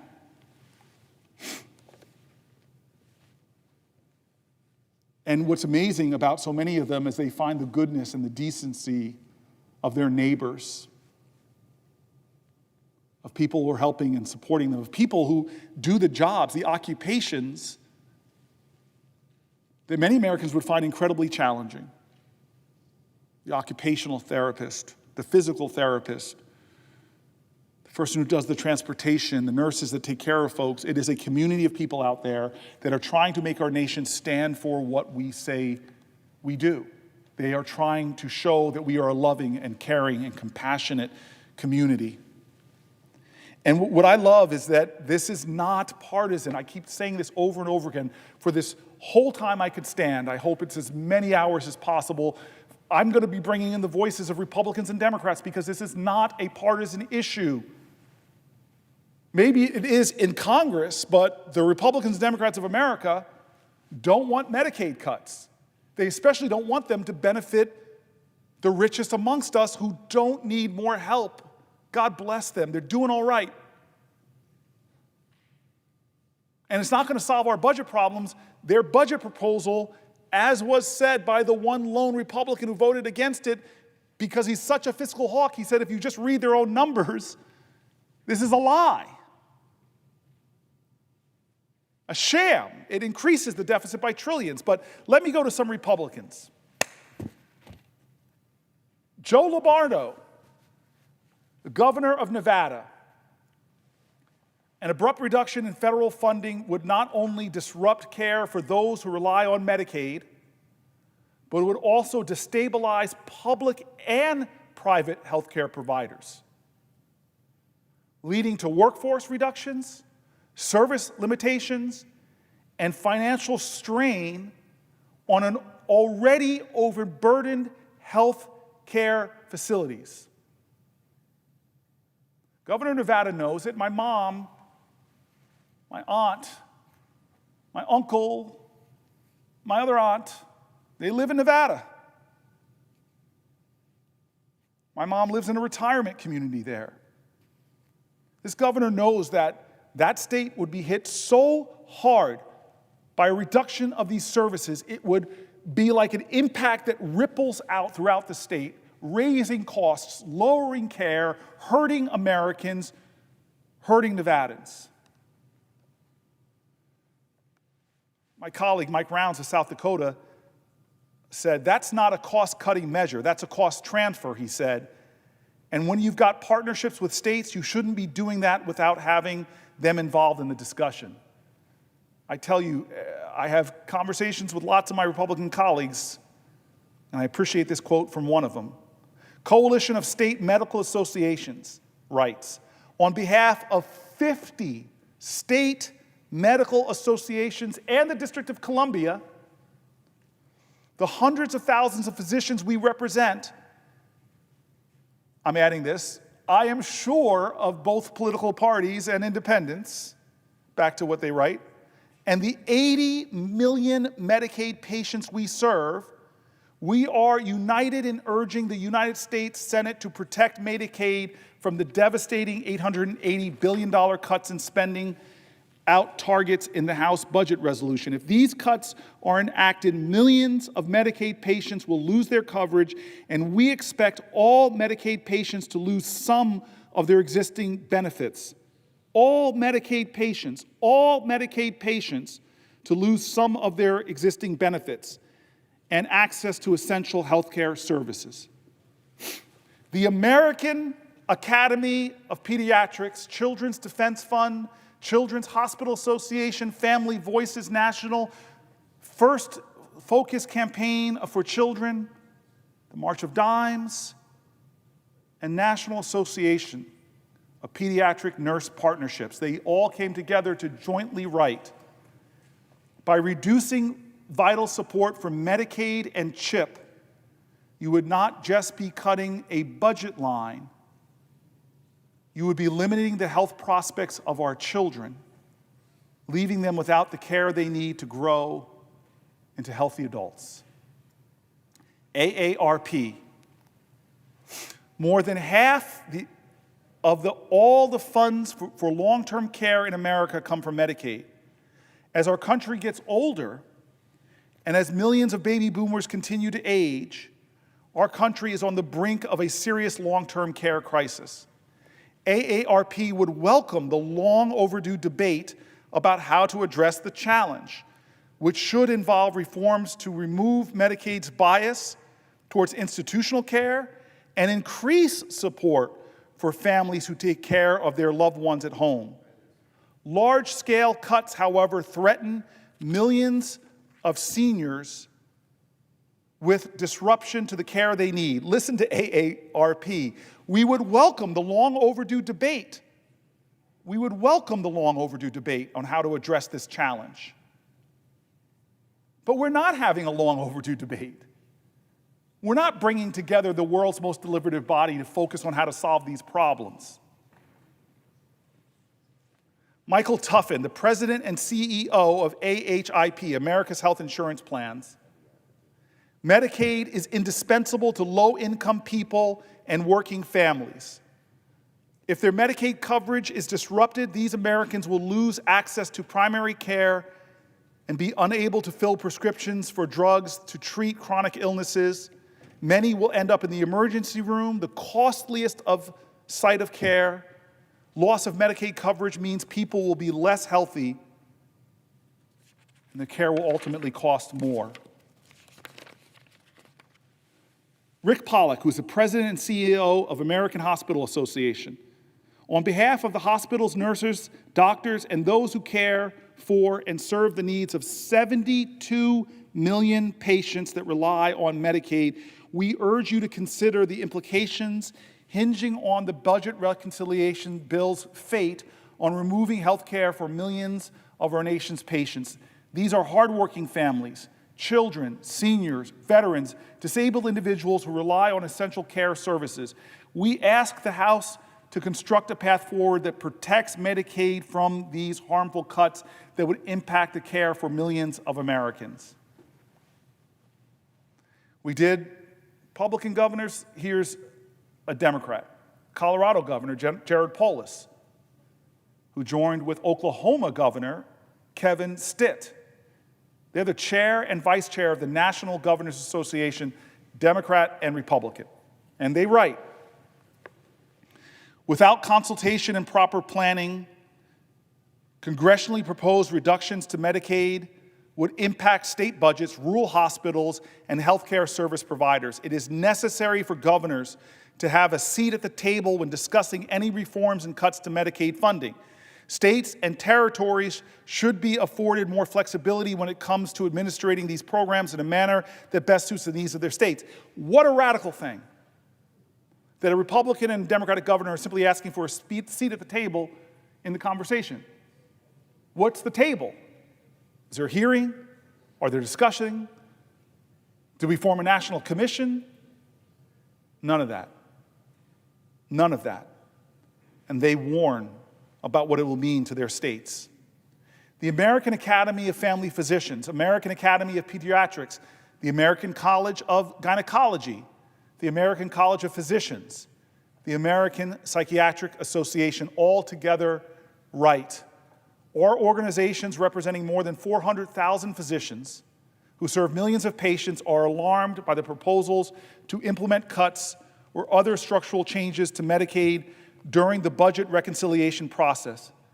Cuts to Medicaid will have grave consequences for patients, communities, and the entire healthcare system. Lisa Lacassie, president of the American Cancer Society Cancer Action Network, ASC, CAN, opposes cuts that will increase the number of uninsured nationwide by severing the lifeline that Medicaid provides for cancer patients and those at risk for cancer. It is imperative for cancer patients and millions more at risk that this valuable health insurance program be protected. For decades, ACS-CAN has advocated in support of Medicaid, and we will continue to advocate at the federal and state levels in support of expansion of access to the program and against policies that jeopardize individuals' access to life-saving health insurance coverage. Bruce Siegel, president and CEO of America's Essential Hospitals. The budget resolution will open the door to devastating Medicaid cuts that will impact millions of Americans, especially those middle to low income working Americans in both rural and urban communities who rely on Medicaid access to critical health care services. The budget resolution is budget resolution, and its directive to the House Energy and Commerce Committee to cut $880 billion of federal spending will slash the Medicaid program and threaten to discontinue life-saving safety net services in many communities. 38 national parent organizations. I didn't know there were 38 national parent organizations, but they wrote in a chorus of conviction. Cuts on this magnitude will require enormous changes, such as instituting per capita caps, reducing the federal match rate for Medicaid expansion, adding barriers to coverage, including work requirements, and repealing rules that strengthen enrollment processes and access to care in Medicaid that would severely harm many individuals fighting serious and chronic health conditions. Our organizations, all 38 national parent organizations, oppose any cuts to either traditional or Medicaid expansion that take away coverage, jeopardize access to services and providers, shift costs to states, and reduce parents' access to care. Now, here is a huge group that includes the National Alliance on Mental Illness, the March of Dimes, Muscular Dystrophy Association, the National Cancer Coalition, the National Health Council, National Kidney Foundation, National Multiple Sclerosis Society, National Organization for Rare Disorders. It is about, I will estimate and give it to for the congressional record, about 25, 30 organizations. On behalf of the undersigned chapters of the American Academy of Family Physicians, representing over 130,000 family physicians and medical students across the country, we write to convey our deep concerns regarding proposals to reduce Medicaid funding or implement further eligibility restrictions. We strongly urge you and your colleagues to reject any reforms that have the potential to impede access to essential care for millions of Americans who rely on Medicaid, including our nation's most vulnerable populations. Would my colleague yield for a question? I will yield specifically for the question, yes.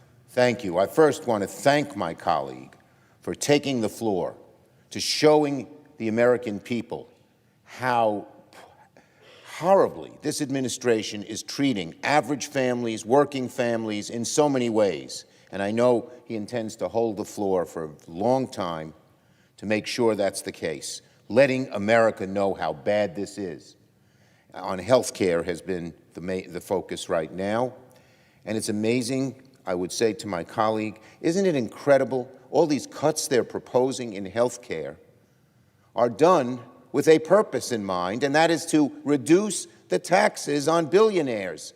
And doesn't it bother my colleague that these people who he's been documenting, who so desperately need health care, are going to lose that if our Republican colleagues have their way, simply to cut taxes for the very wealthy? It's my question. Leader Schumer, I mean, that's the pain in these stories.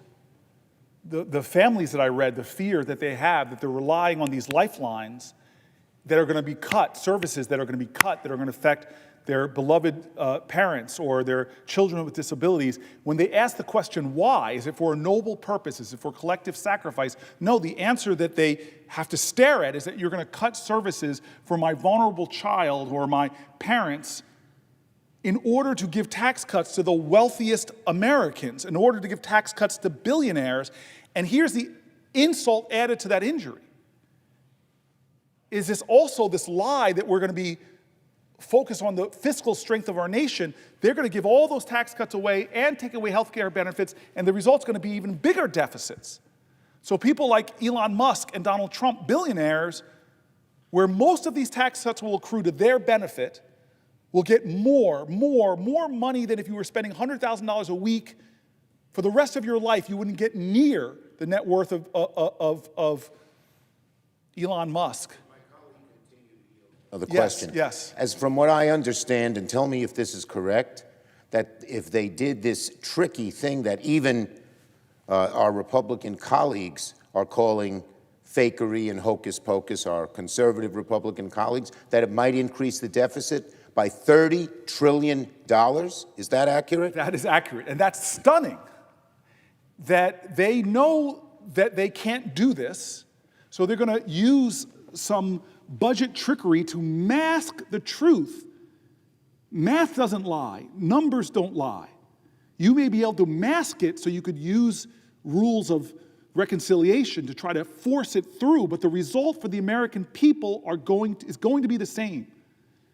Chuck, people will lose health care benefits, and watch the deficit of this nation not increase, explode, which means the cost of our debt payments alone are going to be more than the very programs that they're going to be slashing for families. That is outrageous, cruel, unacceptable, and we have to do everything we can as a people to stop it. For another question. Yes, sir. Despite this fiscal hocus pocus, this fakery, this trickery, which my colleague has alluded to, when they cut Medicaid, when they cut Social Security, when they cut Medicare, those cuts remain just as devastating no matter what kind, is that accurate, no matter what kind of bunk they put on their balance sheets to say it doesn't matter. I was reading stories, and many of them will live with me. There's a family that's taking care of their two parents in their 90s and their disabled adult children. desperately relying on these programs. No matter what you do or say or call it or label you slap on it, those are the kind of Americans who are stepping up to take care of their loved ones who will get hurt. Yes. So just today, I visited a nursing home on Staten Island and a nursing home in Long Island, both in Republican congressional districts. And I spoke to people there. The nursing home I visited, if Medicaid were cut significantly, the nursing home would close, according to the head of this nursing home. He was there. 300 people would lose their jobs. And these people, hundreds of people in this nursing home, would have nowhere to go. Isn't it accurate that they say, oh, they can move in with their kids? First, isn't it accurate that many of them are in a condition where their kids can't take care of them? And second, given the housing shortages we face, and the tariffs will make that worse with the wood, isn't it true that many families just don't have room to take an elderly person, particularly one who needs care, into their homes, and that this would cause chaos to all sorts of people who are not on Medicaid themselves, but have loved ones who need it in assisted living, in nursing homes, in care facilities? Yes, Senator Schumer, to tell a family to just double up or triple up drives up their costs. It would often, that elder that's living with them that might have dementia demands care. So that family member that's caring for them has to decide, oh my God, am I going to give up my job, which I need to pay the rent, or going to stay home and take care of them, or go to the job and let really difficult things happen? And this is the thing that the leader is pointing out that I think is really important. One final question. Yes, please. Would you share something personal with us? You're taking the floor tonight to bring up all these inequities that will hurt people, that will so hurt the middle class, that will so hurt poor people, that will hurt America, hurt our fiscal conditions, as you've documented. Just give us a little inkling. The strength, give us a little feeling for the strength and conviction that drive you to do this unusual taking of the floor for a long time to let the people know how bad these things are going to be. I appreciate the Democratic leader's question. I think that all 100 of us in this body are getting what I've gotten. I can't go to the grocery store. I can't walk my neighborhood. I just did a travel around the country to do what a lot of us elected officials do, and getting stopped in the airport by people who want to tell me stories about a parent with dementia or a disabled child or a child with a rare disease that has them have seizures, story after story after story. The people who've been writing into me, some of them on scraps of paper, just to try to tell us, please. They're not saying, don't do 880 billion of cuts. They say any diminution of resources. They live on such a precipice that any diminution of resources would drive their families into crisis and despair. Many of the professionals that I'm quoting are saying, we don't need to be cutting. We need to be finding ways to extend services, to do more. How can we do more? I talked earlier about the fact that you helped with this, Senator Schumer, when we were battling, many of us, and I know my friend Lisa Blunt Rochester, she was a leader on the House when we said, why are so many women dying in childbirth and in the postpartum period in America? Shameful that we're the worst nation of all the wealthy nations, and that's for us as a whole, but for black women, it's almost four times as much. And so what did we do here, Chuck? You remember this. Senator Schumer, what did we do here? Chuck is okay. We came together and we said, this is a time for Medicaid expansion. To say to a woman, you don't just get 60 days postpartum, but we're going to expand that beyond 60 days. State after state, red and blue states said, you're right, this is a crisis, that what should be the happiest period of a woman's life is the most devastating, with women hemorrhaging and dying. We began to treat that. And now what's the threat? The threat is that they are going to cut these things that we did to help more people, to stop more folks from dying. And here's the trick. You know this battle well. I wasn't here, Chuck. You were here, and I know my chief of staff was on your staff writing this in. And this is why you all said, we are going to try to incentivize states to expand Medicare. We're going to cover 90% of the costs. I still don't understand why some states, just to talk about cutting off your nose to spite your face, like said, no, my state Republican governor said, heck yeah, sign New Jersey up. But many of those states have this automatic trigger that if the funding is cut, even if they say we're not going to cut $880 billion, just $250 billion, well, that's going to trigger many states to give up that Medicare expansion, go back to the days where millions upon millions of Americans don't have coverage at all. So, again, this whole speech is because Senator Schumer, business as usual in this place, when that kind of threat is happening, when the stories that I read, I had to struggle through, we should be doing hearings. We should be bringing in people. I know the values that we share on both sides of the aisle. How could we be so abjectly cruel, and why? To push through a tax break plan that families in the neighborhood I live in won't see benefits. I thank my colleague for his strength, his courage, his effectiveness in letting the American people know how badly this upcoming bill will affect them if our Republican colleagues insist on passing it, and thank him and yield the floor back to him. Thank him for his courage and strength. Thank you for effectiveness. Thank you for allowing me to yield the floor for you to ask a question. I see my colleague here from Delaware. I'm going to read a few more stories, but I suspect that she too has a question, because she and I did not just meet when she was sworn in here in January. God bless her. She is my colleague, but she's my sister.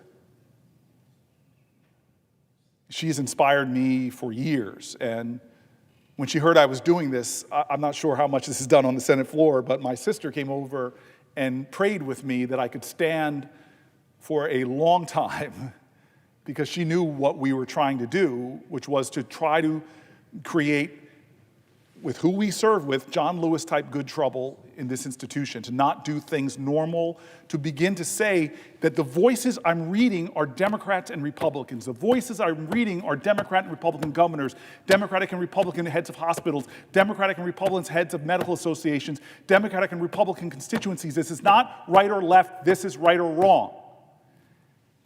And my colleague, I'm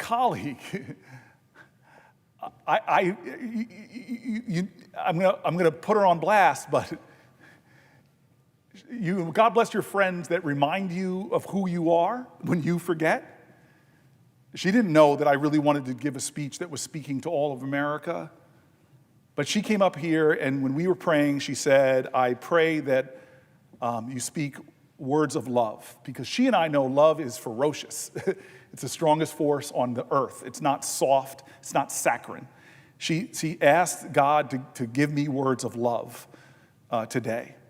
And so I know that this friend of mine, my sister here, my colleague, who I've worked with for years and years and years, asked me if she could come to the floor and ask a question. So, as I've been instructed to do,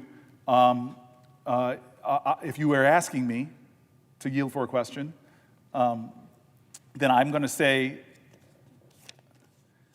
go ahead if you want to ask me. I would ask my colleague, the great gentleman from the state of New Jersey, if he would yield the floor. I will yield for a question. I yield for a question while retaining the floor. I want to begin by thanking you so much, Senator Booker, for your leadership. And thank you for the opportunity to ask you a question. As I stood and listened to you, I was reminded of why we are in this place in the first place. I see my colleague, Mr. President, a member of my class. And I think one of the key things that you talked about was ensuring that we recognize that we are all in this together.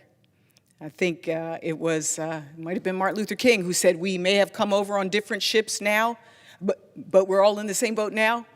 Like, we may have come over on different ships. I feel like in this very present moment, we have to recognize we're all in this together. And to your point, when we think about the importance of Medicaid to this country. A lot of people don't even realize that they're on Medicaid. They might think of a health program that they're on, but they don't even make the connection to the fact that they're on Medicaid. That almost half of the babies in this country are born because of Medicaid. That it's not just from birth, but it goes all the way to seniors who are aging with dignity because they have access to Medicaid, and allowing their family members to go to work because they don't have to worry about that family member.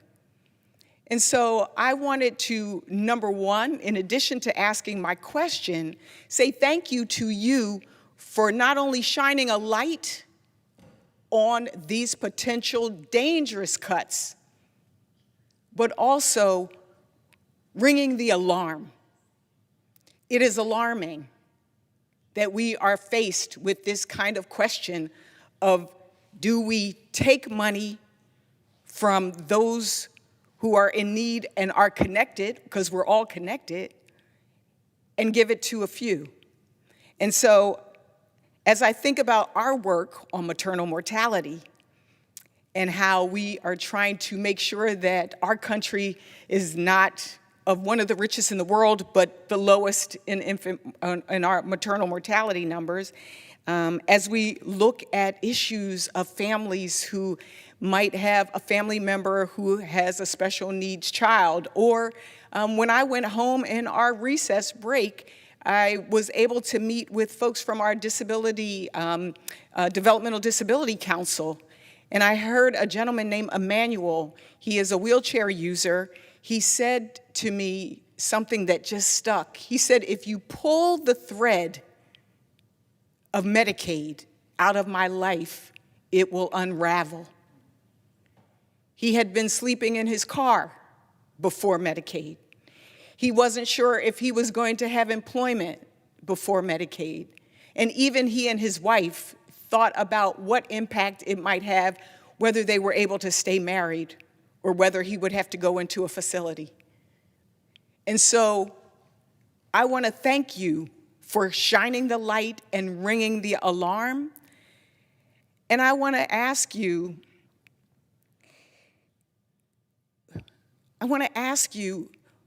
what do you think will be the impact on children in this country without Medicaid? I am so grateful for that question, and it sobers me when you ask it, because just a reduction in Medicaid, I love that metaphor you used, is pulling a string out for families that are barely holding it together right now. Families with children with disabilities or developmentally disabled who have been struggling so much to get their children into programs that can help move them, some of them to independence, some of them into adulthood where they can get a job. So many of these things that help to propel these children would be undermined. Just transportation services going away would create hardship and devastation on families. So here we are in America where costs are going up, housing is going up. We're about to have these awful tariffs where the price of vehicles will go up, the price of transportation will go up. And so the ripple effect of an impact on children, just by a fraction of the cuts that they're proposing, not to mention the grandeur of the $880 billion, would have a devastating impact on millions and millions of children. But it doesn't stop there. You quoted King. King said that in the letters from Birmingham jail, we're all caught in an inescapable network of mutuality, tied in the same garment of destiny. To think that there could be an injury to a family and their child and have it not affect you is not only a self-defeating ignorance, it's callous and uncaring. And it demands us to step up for those children that you so rightfully asked me in your question. Gentlemen, yield for another question. I will definitely yield for a question. As the former executive of a city, a major city in this country, can you talk a little bit about the impact that these cuts will have on cities, municipalities, and states? Because some might think, oh, this is just a nice issue. No, this is an economic issue as well. if you could talk a little bit about the impact that this is going to have and why mayors across this country should care, why governors across this country should care, and city councils, why should they care? It's the thing that is so significant. Already, governors and mayors are writing letters and speaking up. When I go to different cities in New Jersey, I'm often caught by local leaders because they know, number one, the stories of the people who rely on Medicaid, the seniors, the children, the disabled families, but more importantly than that, they know their hospitals who already have very fragile budgets to carve out millions and millions of dollars, as I told, over tens of millions of dollars for our level 1 trauma hospital in New Jersey. That would devastate the entire economic model for our hospital. It would affect jobs, it would affect the economy, it would affect small businesses, it would be devastating. I will end my questions at the moment by saying, again, thank you so much, Senator Booker, for your leadership. We've had an opportunity to work on food as medicine, maternal mortality. There are so many more important things to work on, but the fact that you are spending your time, your energy, your intellect to stand up for millions of Americans, I commend you for that. I'm grateful to serve with you. I had the opportunity to serve with John Lewis in the House and get in good trouble, and I'm glad to be here with you in the Senate. I yield back my time. Thank you very much. I'm going to continue elevating here throughout the hours and hours of the speech the voices of Americans from all backgrounds, all geographies, elevating the stories of leaders, Democrat, Republican, Independent. And I want to start with Matthew Cook, who's the president and CEO of Children's Hospital Association. And Matthew Cook writes, the House Budget Resolution Directive to the Energy and Commerce Committee to cut $880 billion in spending will almost certainly lead to deep reductions in Medicaid funding for children who rely on the program and destabilize the financial viability of the providers caring for them, to the point that my colleague from Delaware asked. Slashing funding would mean fewer healthcare providers, fewer services, and longer wait times for patients who already face significant barriers to care. These cuts will impact the 37 million children on the Medicaid program, including the nearly 50% of children with special health care needs. 3 million children in military-connected families. I'm going to repeat that. 3 million children who are connected to military, who are children of military-connected families. More than 40% of the children living in rural areas and small towns. Patients in rural communities would be hit especially hard as hospitals and clinics in these areas rely heavily on Medicare funding to stay open. Here's from the Mental Health Liaison Group. In the midst of our nation's ongoing mental health crisis, and I'm going to pause there. When I ran for president and moved around the country, in town hall meeting after town hall meeting after town hall meeting, I was even surprised on how many Americans, I don't think we had a town hall where someone didn't want to stand up and tell me about the mental health crisis in America and how poorly we were doing. And so when he writes off, when the Mental Health Liaison Group starts off with that, it hits me very hard. I still remember meeting with a guy in a New Jersey diner who had mental health issues, was a teacher at a high school, and stabilized his mental health because of his prescription drugs, but then stopped being able to afford them, started skimping on the drugs, had a mental health crisis, lost his job, and his whole life destabilized.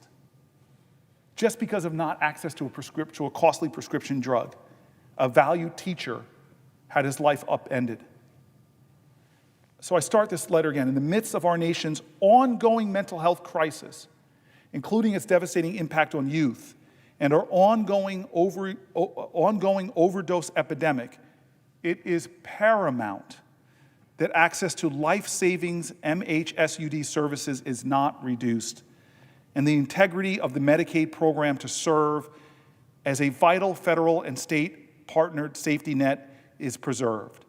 Limiting access to Medicaid threatens to undermine gains in reducing overdose mortality rates and could lead to increasing rates of incarceration and hospitalization. And my colleague from Delaware knows this. The biggest mental health institutions in America, the biggest ones, pick your state, from Illinois to Los Angeles, the biggest mental health institutions are LA prisons, are Chicago's prisons, prisons and jails. Wasting taxpayer dollars where folks got their mental health care treatment, their lives could stabilize. They could be workers. They could be helpers. They could not be sick. Here's Chip Kahn, the CEO of Federation of American Hospitals. In quotes, key Republican lawmakers recognizing that so many constituents rely on Medicaid for official care, for critical care, made it clear that their vote today was based on an understanding that the final reconciliation bill would not include devastating cuts or changes. I believe that's gratifying, Chip Kahn writes. It is important that these members came to the same conclusion. Medicaid cuts should be off the table. Medicaid cuts should be off the table. It is up to these lawmakers to follow through and ensure spending cuts don't come at the expense of care for over 70 million Americans, including kids, seniors, and hardworking families. I love the appeal in that letter because it was an appeal that I'm reminded of that my colleagues Lisa Murkowski and the great John McCain and an extraordinary friend, Susan Collins, when they voted to save the Affordable Care Act, they listened to the appeal of people like this gentleman. And my colleague's sitting there, and it's like often we resort to words of vicious cruelty. John Lewis didn't do that when he advocated against the most horrific racist. He didn't take on words of hate. We've got to appeal to colleagues of good conscience not to let, as this person says, no Medicaid cuts. No Medicaid cuts. I know President Trump has said that. Medicaid cuts are off the table. Said that over and over and over again. We'll see. We'll see. Modern Medical Alliance, with over 70 million children, seniors, and hardworking families relying on Medicaid for their health and well-being, it is critical Congress listens to state and local government officials, faith leaders, healthcare providers, and hardworking Americans, and blocks proposed cuts to the program. As organizations representing and caring for the millions of Americans who receive coverage and benefits through Medicaid, we know firsthand how the current level of cuts being considered by Congress would impact their care. They will cause Americans to lose coverage, reduce health access, and increase costs. We oppose any cuts. We oppose any cuts. We oppose any cuts or harmful policy changes to Americans' Medicaid benefits as part of the budget reconciliation process, and call on congressional leaders to reverse course and protect the program moving forward. Here's the Modern Medicaid Alliance. The latest House vote breaks a vital promise to more than 70 million Americans who depend on the Medicaid program and now face the potential for unprecedented, destabilizing cuts to their coverage and access to care. The full extent of cuts being considered go far beyond addressing waste, fraud, and abuse and would undermine Medicaid coverage for those who depend on it.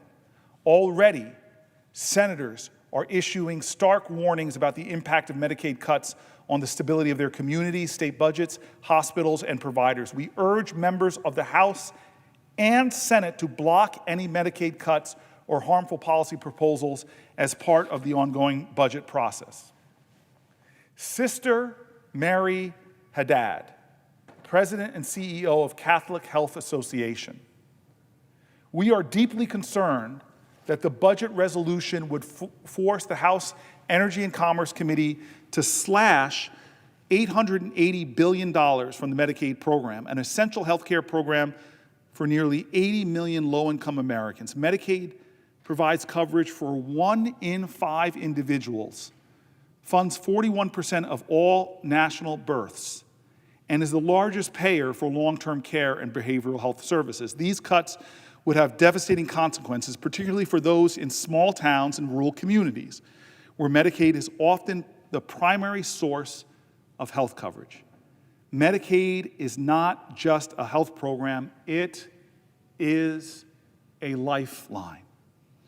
It provides access to care for those who need it most: poor and vulnerable children, pregnant women, elderly, adults, and disabled individuals in our nation, while ensuring their dignity. Their dignity. Here's the Partnership for Medicaid again. The Partnership for Medicaid, a nonpartisan, nationwide organization representing clinicians, healthcare providers, safety net health plans, and counties, calls on Congress to reject cuts to Medicaid during the budget reconciliation process. The Partnership for Medicaid stands ready to work with policymakers to identify more sustainable strategies to strengthen Medicaid and improve upon its promise of providing high-quality coverage and access to care populations. Another organization saying, hey, put me in. Let us help you improve this program, and maybe we could achieve some of our mutual goals. Here is Dr. Susan Cressley, president of the American Association of Pediatrics, the great AAP. The American Academy of Pediatrics urges lawmakers to reject the budget resolution before the U.S. House of Representatives and to protect programs that are vital to the health and well-being of children. We oppose the proposed funding cuts to programs like Medicaid and the Children's Health Insurance Program, which cover nearly half of all U.S. children, as well as the Supplemental Nutrition Assistance Program. These cuts would have devastating consequences for children and families. We're going to talk about cuts to SNAP later, but I love how Dr. Susan Cressley, president of the American Association of Pediatrics, can't help but mention them together. Why is a doctor concerned about health care also mentioning SNAP? Well, fundamental to our children's health and well-being is having access to fresh and healthy foods. This is me being a little critical of people saying they're MAHA, Make America Healthy Again, and then immediately cutting kids' access to fresh, healthy fruits and vegetables. I love this doctor. It's almost like you're doubling down on the injury to our children. We're cheapening highly processed and sugar-filled, empty, nutritious foods, denying access to fresh, healthy fruits and vegetables, and then not letting people with chronic diseases get health care. I love this doctor for pointing out those connections. But now I'm going to go to Brian Connell, who is a vice president of the Leukemia and Lymphoma Society. The fiscal year 25 budget resolution would create not just the opportunity by the obligation for the House Committee on Energy and Commerce to make dangerous cuts to Medicaid program in the budget reconciliation process expected in the coming week. The hundreds of billions of dollars cuts demanded by the budget resolution cannot be achieved without slashing benefits for enrollees or altogether taking away Medicaid coverage for millions of Americans. To be clear, the Leukemia and Lymphoma Society and the patients we represent are clamoring for Congress to lower health care costs. But the framework before the House today would pave the way for policies that do just the opposite, putting affordable access to health care out of reach of millions of Americans. Feeding America, I love this organization. Cuts to vital federal nutrition programs like SNAP, necessitated by this resolution and the Senate version passed last week, will make families grappling with high food costs, hurt rural economies, and strain food banks already overwhelmed by the rising demand. We urge the House to reject spending cuts to nutrition programs in the budget reconciliation process and support the work the House and Senate Agricultural Committees are doing to create a strong bipartisan farm bill. The Federal AIDS Policy Partnership, we are writing on behalf of 95 national, regional, and local organizations advocating for federal funding legislation and policy to end the HIV epidemic in the United States. We urge Congress to reject all proposals to enact cuts to Medicaid, whether through per capita caps or block grants, restrictions to the federal Medi-Cal assistance percentage, or FMAP, or mandatory work requirements during reconciliation for the 2025-2026 fiscal year budgets. Medicaid is the most important source of health coverage and life-saving care for people living with HIV. The most important source of health coverage and life-saving care for people living with HIV. Providing coverage for more than 40% of the people living with HIV and contributing 45% of all federal funding for domestic HIV care and treatment. The next letter starts, to be clear, the cuts outlined above are being proposed for one simple reason, to pay for $4.5 trillion in tax breaks that disproportionately benefit the wealthy. Congress can and must take a different path. Congress must take a different path, one that lifts more families out of poverty and provides more Americans with the opportunity to reach their full potential. A people-first agenda should include expanding the child tax credit for the 17 million children who don't receive the full credit due to low family incomes, expanding rental assistance, increasing SNAP benefits to reflect rising grocery prices, and closing the Medicaid coverage gap. If Congress focused on ensuring that wealthy Americans pay their fair share rather than providing additional tax breaks, we can fund these initiatives and so much more. This is a group of groups that you'll recognize, or many people will recognize: American Association of Nurse Practitioners, Gerontological Advanced Practice Nurses, the Association of National Nurse Practitioners in Women's Health, National Association of Pediatric Nurse Practitioners, the National Organization of Nurse Practitioners Faculties. They write, "We are deeply concerned with the impact of these cuts on the healthcare system and their potential to harm our most vulnerable patients. Further, these cuts will threaten the viability of practices that treat Medicaid patients, financially destabilizing and having a disproportionate impact on those who provide care to underserved and rural communities." Association of American Medical Colleges, AAMC.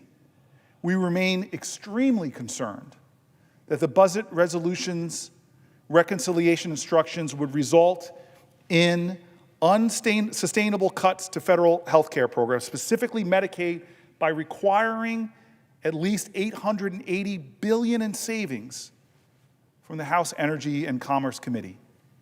Cuts of this magnitude would jeopardize both access to care for millions of Medicaid enrollees and the financial stability of the providers who care for them. Here's one from Chimes International, or Chimes International, forgive me, Chimes. Cuts in Medicaid will have a dramatic negative impact on our healthcare system and the first responder community. Millions of Americans will be at risk of losing access to housing, thereby increasing homelessness for some of the most vulnerable members of society, especially in areas that already lack affordable housing. Provider organizations like ours will be forced to close the doors of residential facilities and reduce support staff, which is already in short supply. Katie Smith Sloan, who is the president and CEO of Leading Age, states would have to fill in massive budget holes if federal funding to Medicaid programs were cut. Even if a cut, such as the change to the expansion FMAP proposal, does not seem to directly impact aging services, it would. because the cost of the cut would have to somehow be absorbed by state budgets. That type of hole cannot be filled in via more efficiency. Balancing the 10-year program budget cycle on the back of Medicaid program is not a good trade-off for the American people. Alan Morgan, who is the CEO of the National Rural Health Association, this letter is powerful. He represents the National Rural Health Association. Any cuts to the Medicaid program will disproportionately affect rural communities.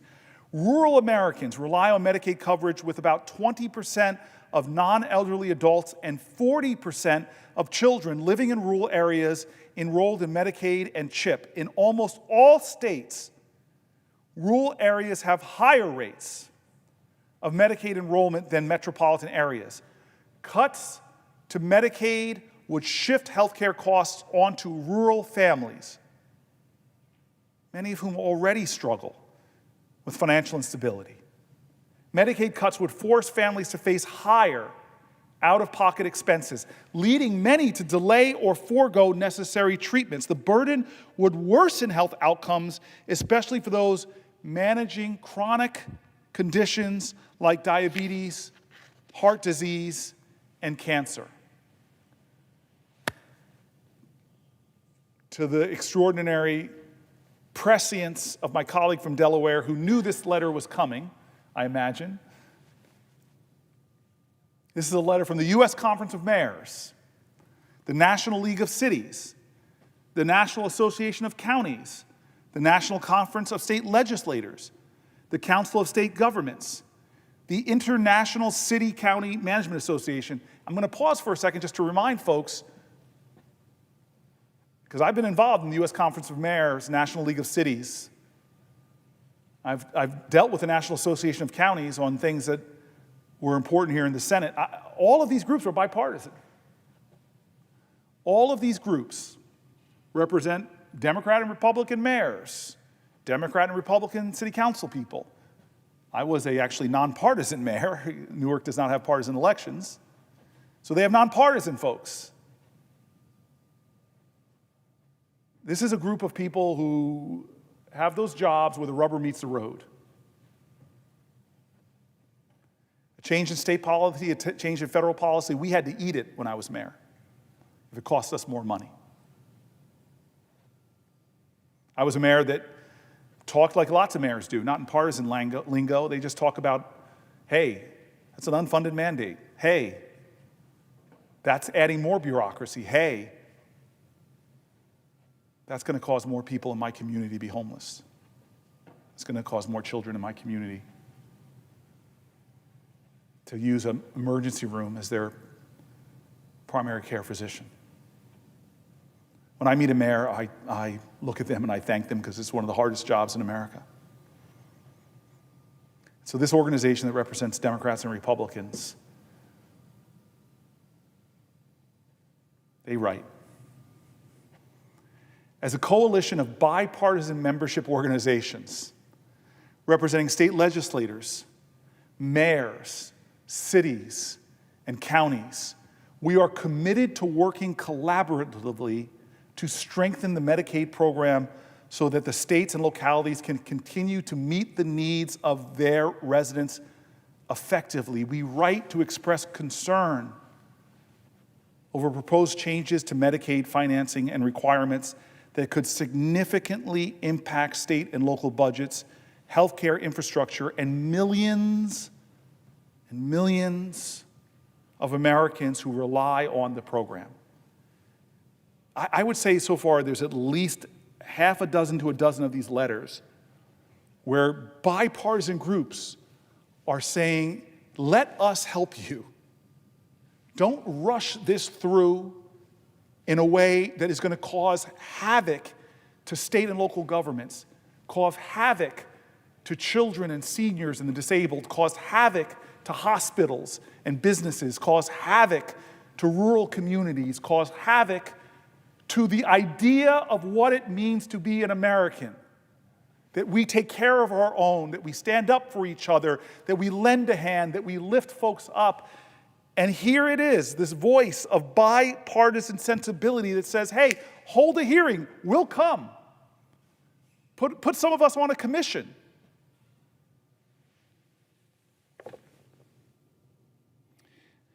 There's a group that is called Advocates for Community Health. Medicaid successes as a national program derives from its variations across different states doing things in different ways. Medicaid looks different in every state and territory because the program is able to reflect and accommodate the specific needs of the state's patients, providers, and communities. These state-based programs are vital to the patients served by community health centers, patient-directed primary care providers that serve rural and underserved communities nationwide.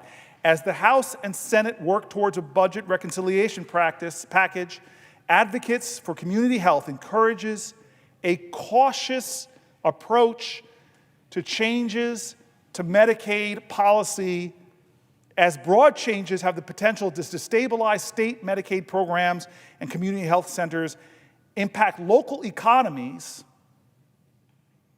and job creation, and further exacerbate rural health care access challenges. The Families USA, their executive director, his name is Anthony Wright. Americans are storming town halls, calling their representatives in Congress and demanding that House Republicans stop their plan to massively cut the health care that Americans want and need. President Trump and some Republicans have said they won't touch Medicaid, but their vote today is when we see who walks the walk. The vote is the walk the plank moment for moderates who say they don't want Medicaid cuts, but are being asked to cut over $880 billion to the care and coverage of their constituents. Policymakers and public alike understand that there is no version of this budget resolution that does not include deep cuts to vital programs, services, and benefits that the American people use every day to help them see a doctor, pay rent, or feed their families. Justice in Aging, it's an organization that's led by its executive director, Kevin Prindiville. He writes, with this vote, lawmakers endorsed taking away Medicaid from millions of Americans, including older adults, all to bankroll tax cuts for the wealthy. Thanks to our collective advocacy, the vote to pass this dangerous budget blueprint did not come easily. And we will make sure lawmakers know that voting to enact these cuts would be voting to abandon older Americans. The National Alliance for Caregiving. The House budget blueprint to eliminate at least $800 billion in federal funding unfairly targets criminal health care and supportive services that older adults, people with diabetes, and their family caregivers depend upon to maintain health and economic security for families and themselves. Home and community-based services funded via Medicaid are cost-effective. They save millions of taxpayer dollars on unnecessary and often unwanted institutional care. Most of all, Medicaid-funded HCBS, Home and Community-Based Services, offers consumers a choice in how they receive care, in the dignity of their own homes. In the dignity of their own homes. Dignity.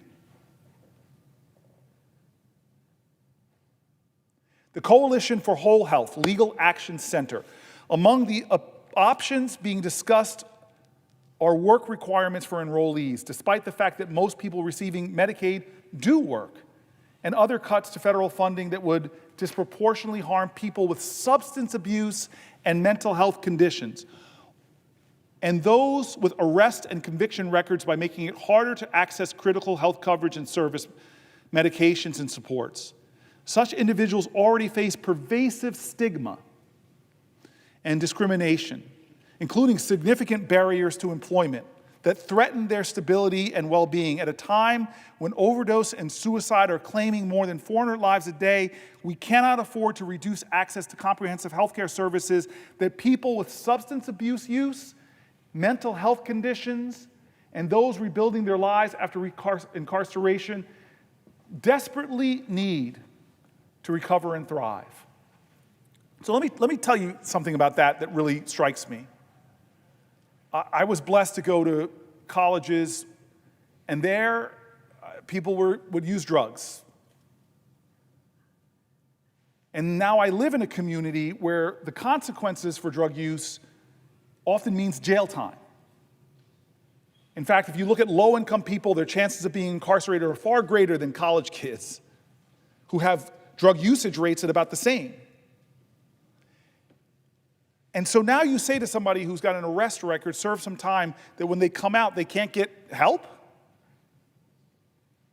Or people with mental illness are over-incarcerated, and you're going to say to them, you've got this mental illness, now you've got a record, and you also can't get health care services? That's again, self-defeatist when it comes to our nation trying to give people ways of elevating themselves above their past mistakes or the diseases that challenge them. Here's another group, community catalysts. These cuts will hit hardest where healthcare access is already fragile. Here's the Alliance for Aging Research. We, the undersigned organizations, urge you to oppose any cuts to Medicaid and the Supplemental Nutrition Assistance Program, SNAP, including those called for in the proposed budget resolution. We are concerned about the negative impact these deep cuts will have on the Americans living with chronic disease and other disabilities. But we are willing to draw your attention now to how devastating they will be on those with Alzheimer's and related diseases, including frontotemporal degeneration and Lewy body dementia and their family caregivers. April Verrett, president of SEIU. Let's be clear, Americans have flooded congressional phone lines, rallied at town halls, and lifted their voices to make it clear that they do not want massive cuts to the health care and public services they depend on. Despite that, today, Speaker Johnson pressed a budget resolution forward that puts our nation on a disastrous path to ripping away health care from 80 million children, pregnant women, veterans, seniors, people with disabilities by gutting Medicaid. Lee Sounder, the president of AFSCME, this budget proves that extremists are more concerned with giving wealthy trillions in tax cuts than helping working people. Voters across the country are packing town halls to demand no cuts to Medicaid and SNAP. They're calling representatives asking them, please, save these services. They want their elected leaders who will lower rising costs, who will make it easier to afford rent and food. But instead of listening to workers, the House moved forward on a budget plan that will cause millions to lose their health care, increasing food insecurity for families, and jeopardize Medicare and Social Security in the long term. He calls this shameful. The Diabetes Leadership Council and Diabetes Patient Advocacy Coalition. We are deeply concerned about the budget resolution passed in the House of Representatives this week. This budget resolution will likely lead to cuts to the safety net Medicaid programs, which provides health insurance to almost 80 million Americans, including children, pregnant women, elderly adults, people with diabetes, and low-income adults and families. This action would disproportionately impact Americans who most need us, including those with diabetes or other chronic conditions who rely on Medicaid to access medications and technology that they need to manage their conditions. Members of Congress should instead work to ensure access to health insurance. Through the Medicare program, work to ensure access to health care without barriers for the most vulnerable Americans.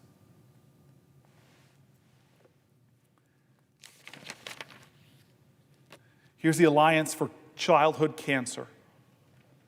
Work requirements may also impact caregivers of children with cancer who are unable to work due to the demands of cancer treatment for young adults with cancer who may not be eligible for insurance via their employer or may not be able to work due to their diagnosis. Many young adults rely on Medicaid, especially the Medicaid expansion for coverage, and research shows a clear increase in survival for young adults with cancer in Medicaid expansion states. Unidos US. The proposed resolution would slash at least $880 billion from programs that have long provided life-saving, affordable coverage to millions of Americans. Medicaid alone serves 80 million people, covering nearly 40 million children, half of those with special health care needs and more than 40% of all births. In Latino communities, Medicaid reaches 20 million individuals, protecting nearly 1/3 of community members, more than half of Latino children, and roughly 30% of Hispanic elders. Without these vital programs, there'll be higher hospitalization rates, delayed diagnoses, and increased mortality. This would become the norm, placing an unsustainable strain on public health and national financial security. As Unidos US recently pointed out, these proposed cuts would represent the largest cuts to Medicaid in US history.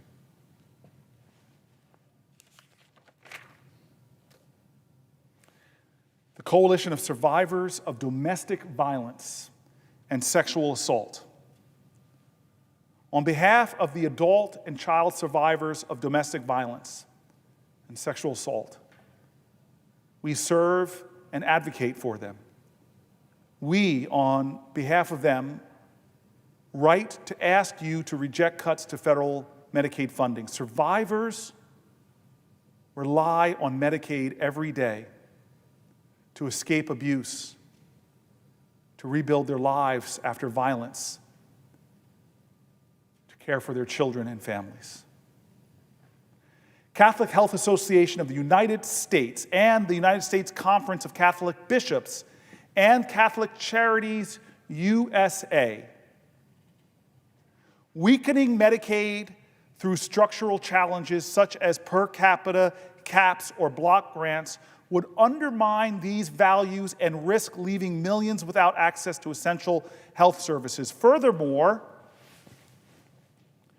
policies like work reporting requirements have shown clear evidence of creating artificial barriers to care, generating paperwork and bureaucracy while doing little to support people looking for work. These requirements also fail to recognize that most people on Medicaid already work and ignore the realities of low-wage workers. Caregiving responsibilities, health limitations, and studies have shown they frequently result in loss of coverage for eligible individuals and children. The Disability and Aging Collaborative and the Consortium for Constituents with Disabilities, on behalf of 107 national organizations and more than 230 state and local organizations. The undersigned members of the Disability and Aging Collaborative, the Health and Long-Term Service and Support Task Forces of the Consortium for Constituents with Disabilities, and allied organizations write to urge you to exclude Medicaid cuts, work requirements, or any changes that limit funding or eligibility from budget reconciliation or other legislation. People with disabilities, older adults, family caregivers and their children, direct care workers, and other low-income individuals and families depend on Medicaid every day for their health, safety, and independence. Medicaid enables our communities to go to work and to care for loved ones. It is our community's lifeline, and we cannot afford for any part of it to be cut.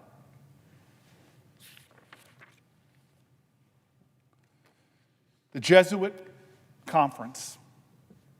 Programs that meet basic needs, such as SNAP, Medicare and Medicaid, health insurance, premium tax credits, and Social Security, should be protected and remain as robust as possible. We oppose modifications that would have the effect of reducing important benefits or excluding vulnerable people from participating. Thank you, the Jesuit Conference.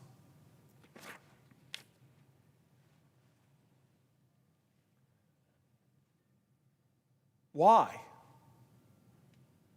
I mean, we have just read dozens and dozens of letters from real people who are relying on these programs to take care of their elderly parents, take care of their loved one with dementia, to take care of their children, to take care of their adult children with disabilities, to take care of their children with special needs, to take care of their families, to take care of their communities, to take care of rural towns, to take care of the hospitals, to take care of people. Why? Why? Why are all of these people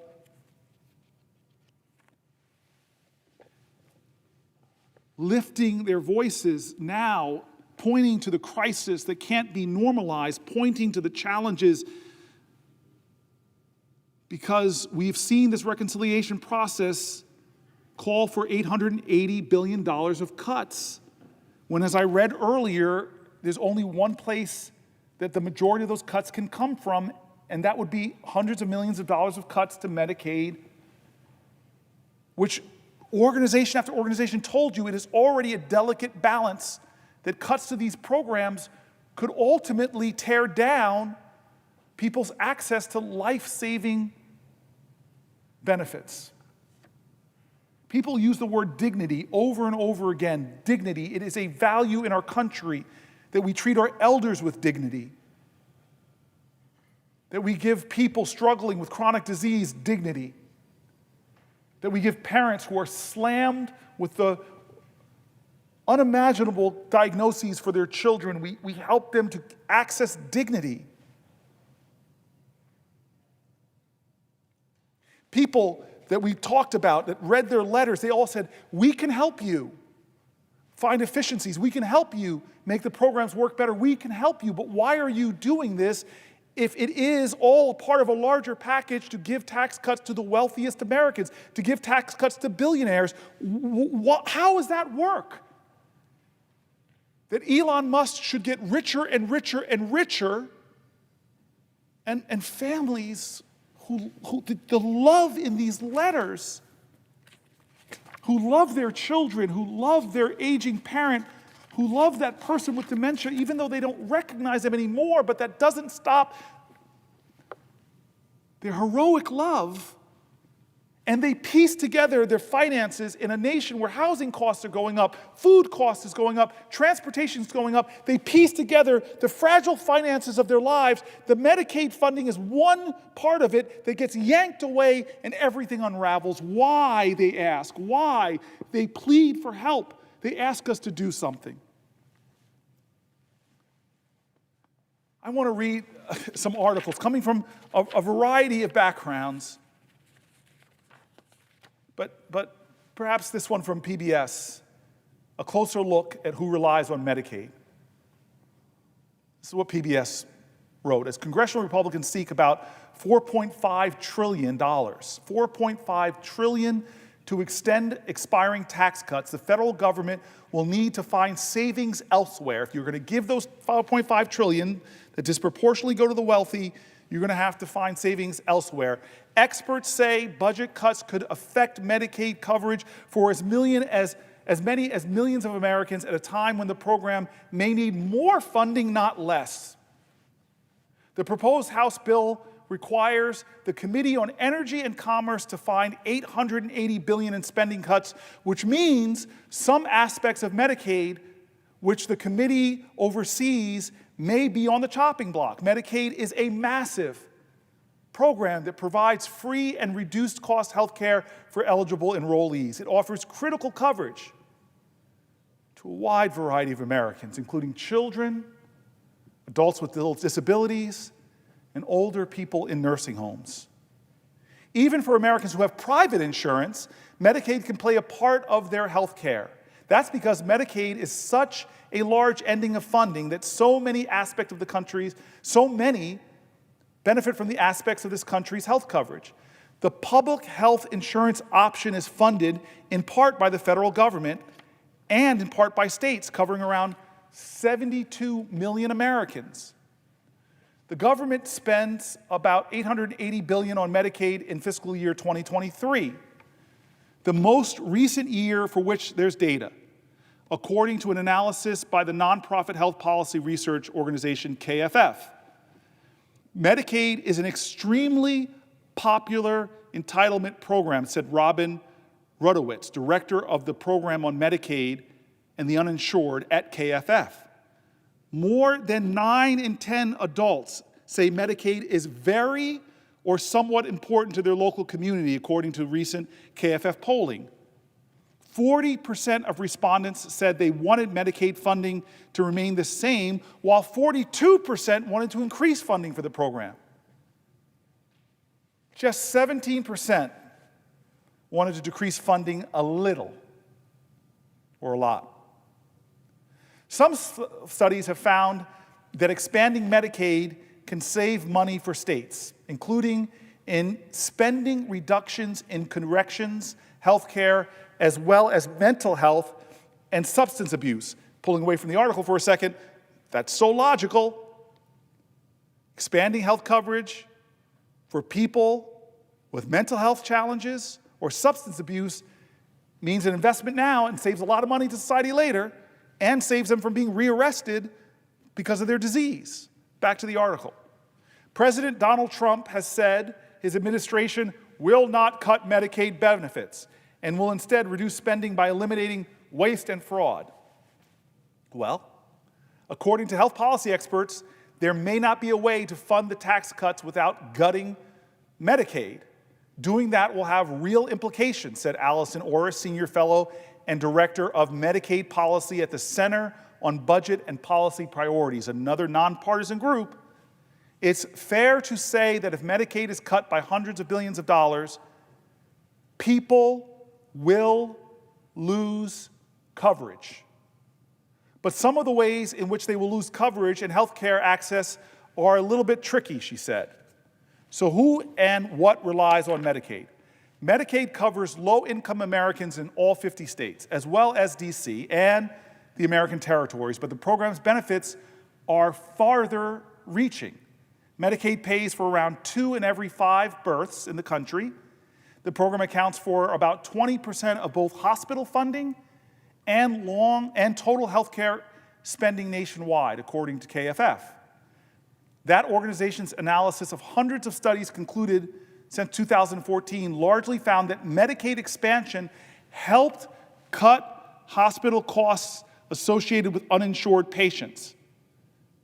Many studies also found that Medicaid expansion helped with overall hospital funding and resulted in fewer hospital closures. And Medicaid, not Medicare, is the single largest payer of long-term coverage, including nursing home care. Here are some of the ways Medicaid is crucial for so many Americans' health care. Long-term care for people with disabilities. According to KFF analyses, 35% of Americans with disabilities have Medicaid. It's about 15 million people. That compares with 19% of people without disabilities, and the majority of whom have employer-provided health insurance. Currently, Medicaid covers about 60% of long-term care coverage, much of which provides care for younger adults with disabilities. Nursing homes. Medicaid is the primary payer of nursing care in the United States. It covers 63% of nursing home residents. For many older adults, Medicaid is the safety net. David Grabowski, professor of healthcare policy at Harvard Medical School, says an individual can be middle income their entire life and then reach the older long-term care years and have to enter a nursing home. Because nursing homes can be so expensive, families can quickly deplete all of their assets, then rely on Medicaid to cover long-term care. Another group, children. 37% of people enrolled in Medicaid are children, but they account for only about 15% of the program's spending. In 2023, KFF found that of the 72 million people enrolled in Medicaid, about 30 million were children. Millions more children are enrolled in the Children's Health Insurance Program, which some states run with Medicaid expansion funds. They're tied. Forgive me, that's off this article. Back to the article. So far, political conversations have not yet focused on cutting CHIP. Rural maternal health. Medicaid covered around 40% of births nationwide in 2023, KF found, and nearly 50% of all rural births. Studies also show that being enrolled in Medicaid leads to improved health outcomes for children, including declines in infant and child mortality, preventative care visits on par with privately insured children, and even potentially positive outcomes into adulthood, such as improvements in education. That's what studies show being enrolled in Medicaid leads to. How about Native Americans and Alaskan Indians? 4 in 10 American Indian, Alaskan Native people are enrolled in Medicaid, the highest enrollment rate among any race and an ethnicity category. This includes about 23% of non-elderly AIAN adults and 44% of American Indian, Alaska Native children. How the federal government funds states' Medicaid plans. Medicaid began as an optional program in 1966 alongside Medicare, with around 8 million people eligible for enrollment. By the 1980s, all states had opted into providing health insurance through Medicaid. Though eligibility requirements have changed over the last 60 years and vary by state, the most significant change to Medicaid was the enactment of the Patient Protection and Affordable Care Act in 2010. It requires states to cover adults with incomes up to 138% of the poverty line. After the Supreme Court ruled in 2012 that expansion for states should be optional, 40 states and Washington, D.C. have expanded Medicaid. 40 of our 50 states accepted federal funds at a much higher rate than the match rate for non-expansion. That is a good summary by PBS of how far-reaching this program is. How many Americans in every single state from all backgrounds, both sides of the political aisle, independents, old, young, hospitals, businesses, care professionals, and more. This is who we are. We've expanded the program. We've made it better. We've brought improvements. And yet we're doing a process, it's not going through a committee.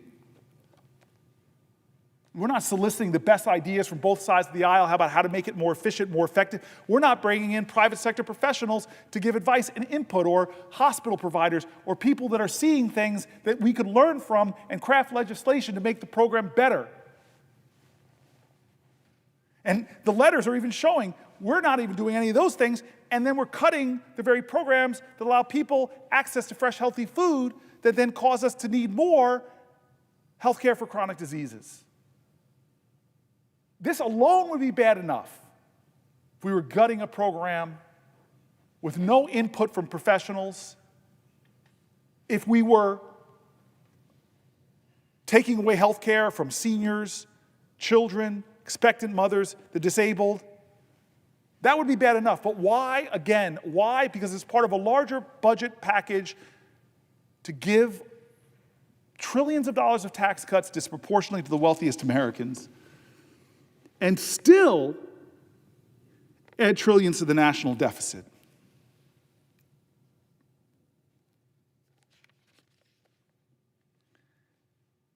I talked about American Indian and Alaska Natives.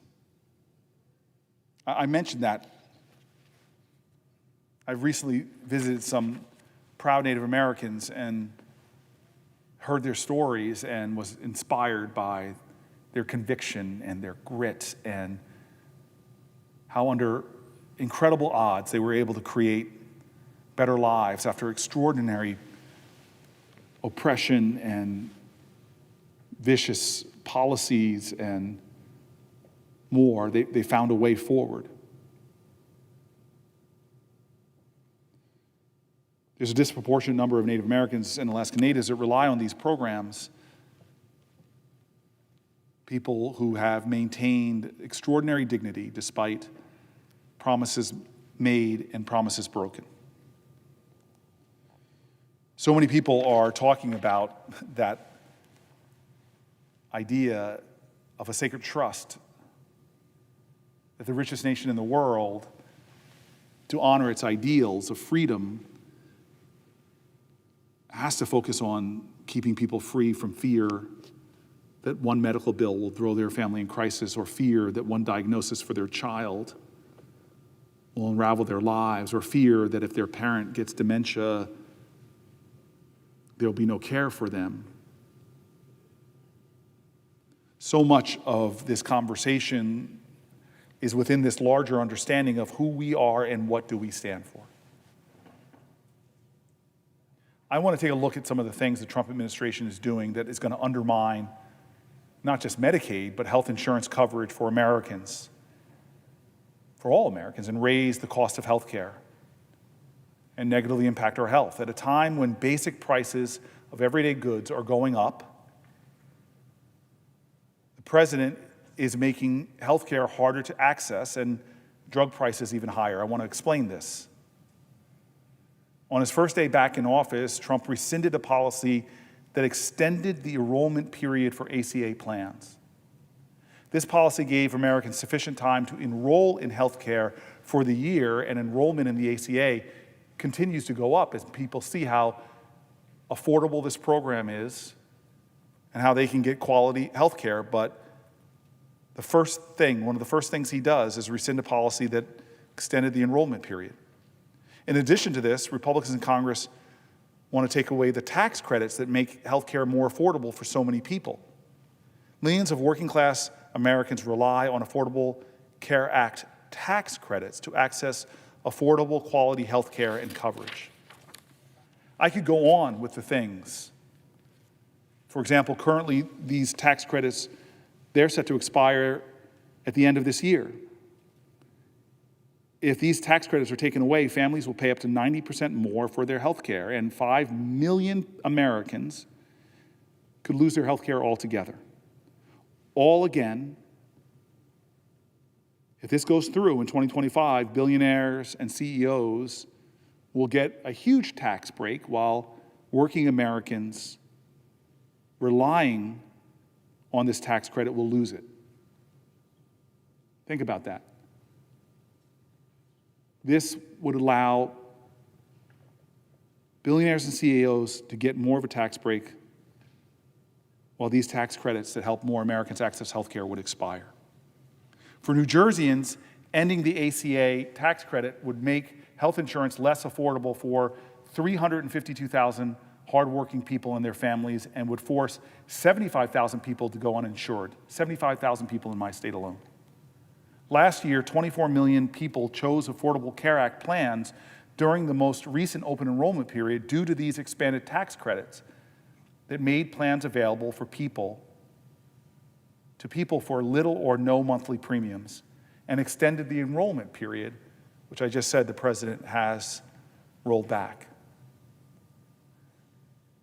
President Trump also overturned an effort for Medicare to lower drug costs, like implementing a $2 monthly out-of-pocket cap on certain generic drugs, as well as a measure that would reduce Medicare payments for rare disease drugs and drugs that treat life-threatening conditions. I just don't understand that one. I really see that as cruel. Americans struggling to afford their drugs had a cap of out-of-pocket expenses on certain generic drugs, and that was overturned. Costs are going up. Costs are going up. And now this president is expanding costs for out-of-pocket generic drugs, as well as Medicaid payments being eligible for rare diseases. I had the privilege of becoming close to John McCain. I came here in the Senate and got this admonition almost from Bill Bradley, somebody who held my seat beforehand, and he challenged me to go and have lunch with or meetings with all my Republican colleagues at the time. That was way back in 2013. And I was told by John McCain's staff that I had like 10, 15 minutes. But I was going to take it. This is John McCain. He's a legend. And I go in and I meet with him. And I didn't come out of that office for about 90 minutes. And we both got emotional as he showed me pictures and documentation from his time as a prisoner of war. In 2017, he was under extraordinary pressure in this healthcare crisis. And there were thousands of Americans descending on our Capitol. I'll never forget the little lobbyists, they called themselves, kids in wheelchairs, that would roll up to congresspeople and raise their little voice respectfully and ask them not to take away their health coverage. I remember people coming in here with pre-existing conditions and say, don't repeal my health care, and not even have a plan to replace it. President Trump was asked about health care when he was candidate Trump for this office, and he said he had, I think it was conceptions of a plan. And since he's been in office, I haven't heard a vision for health care besides budget proposals that would cut people's health care. But John McCain, I will never, ever forget that moment. I was actually standing on the Republican side, if I remember correctly, having conversations, and he came to the floor after listening to Arizonans tell stories like the ones I've been reading and put his thumb down. He wrote a speech about his decision, and I want to read a part of that now. I have been a member of the United States Senate for 30 years. I had another long, if not as long, career before I arrived here. Another profession that was profoundly rewarding and in which I had experiences and friendships that I revere. But make no mistake, my service here is the most important job I have had in my life. And I'm so grateful to the people of Arizona for the privilege, for the honor of serving here and the opportunities it gives me to play a small role in the history of the country I love. I've known and admired men and women in the Senate who played much more than a small role in history. True statesmen, giants of American politics. They came from both parties and various backgrounds. Their ambitions were frequently in conflict. They had different views on the issues of the day. And they often had very serious disagreements about how to best serve the national interest. But they knew that however sharp and heartfelt their disputes, however keen their ambitions, they had an obligation to work collaboratively to ensure the Senate discharged its constitutional responsibilities effectively.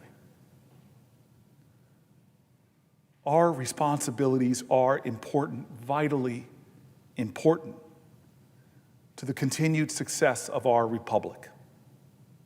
And our arcane rules and customs are deliberately intended to require broad cooperation to function well at all. The most revered members of this institution accepted the necessity of compromise in order to make incremental progress on solving America's problems and to defend her from her adversaries. That principled mindset and the service of our predecessors who possessed it come to mind when I hear the Senate referred to as the world's most deliberative body. I'm not sure we can claim that distinction with a straight face today. I'm sure it wasn't always deserved in the previous eras either, but I'm sure there have been times when it was, and I was privileged to witness some of those occasions.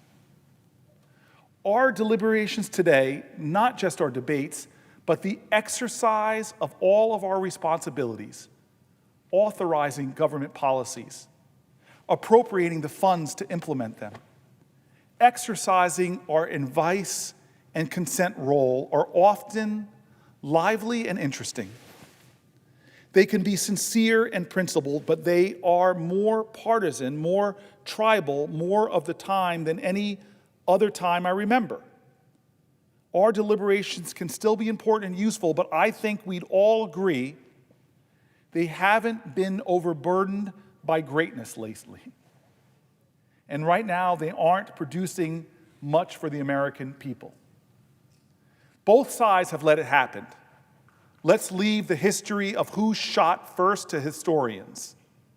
I suspect they'll find we all conspired in our decline, either by deliberate actions or neglect.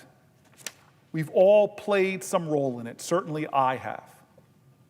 Sometimes I've let my passion rule my reason. Sometimes I made it harder to find common ground because of something harsh I said to a colleague. Sometimes I wanted to win more for the sake of winning than to achieve a contested policy.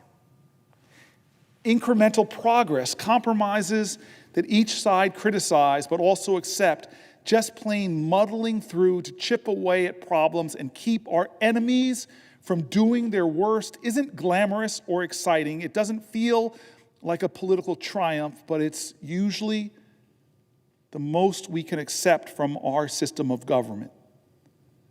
Operating in a country as diverse and quarrelsome and free as ours.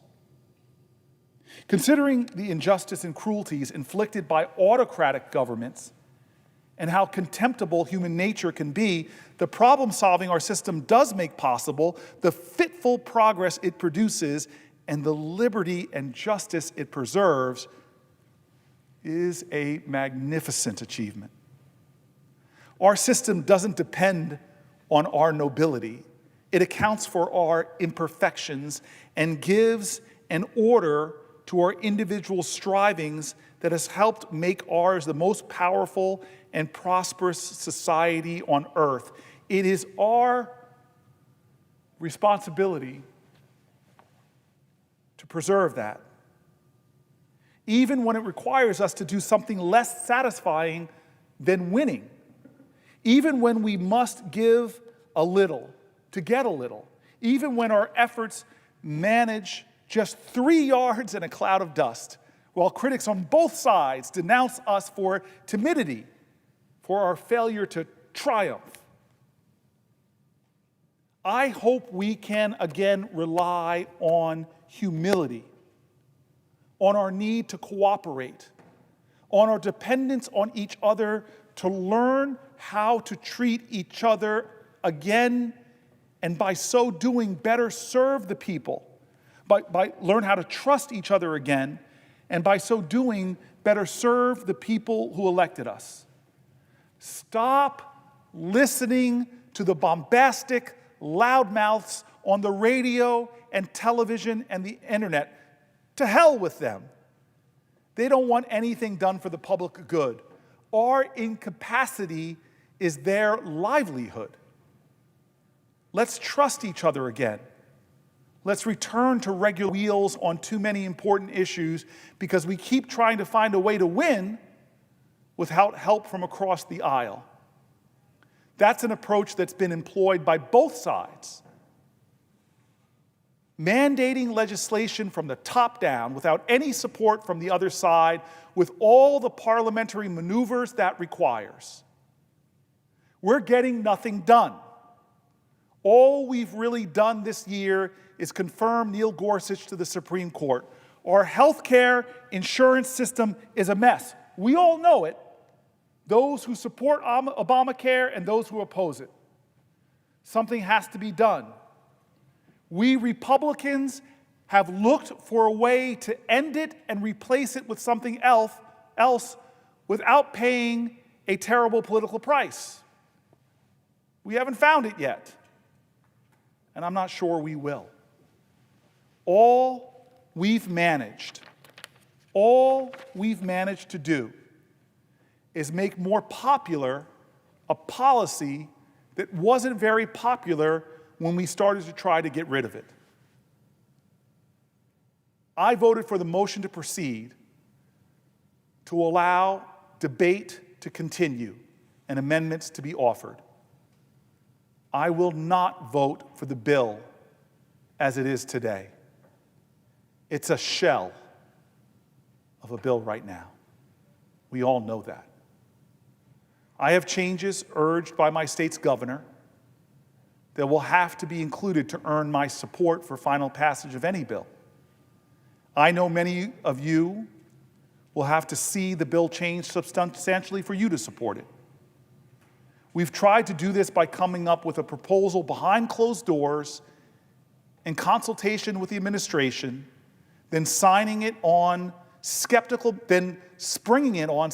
members, trying to convince them it's better than nothing, asking us to swallow our doubts and force it past a unified opposition.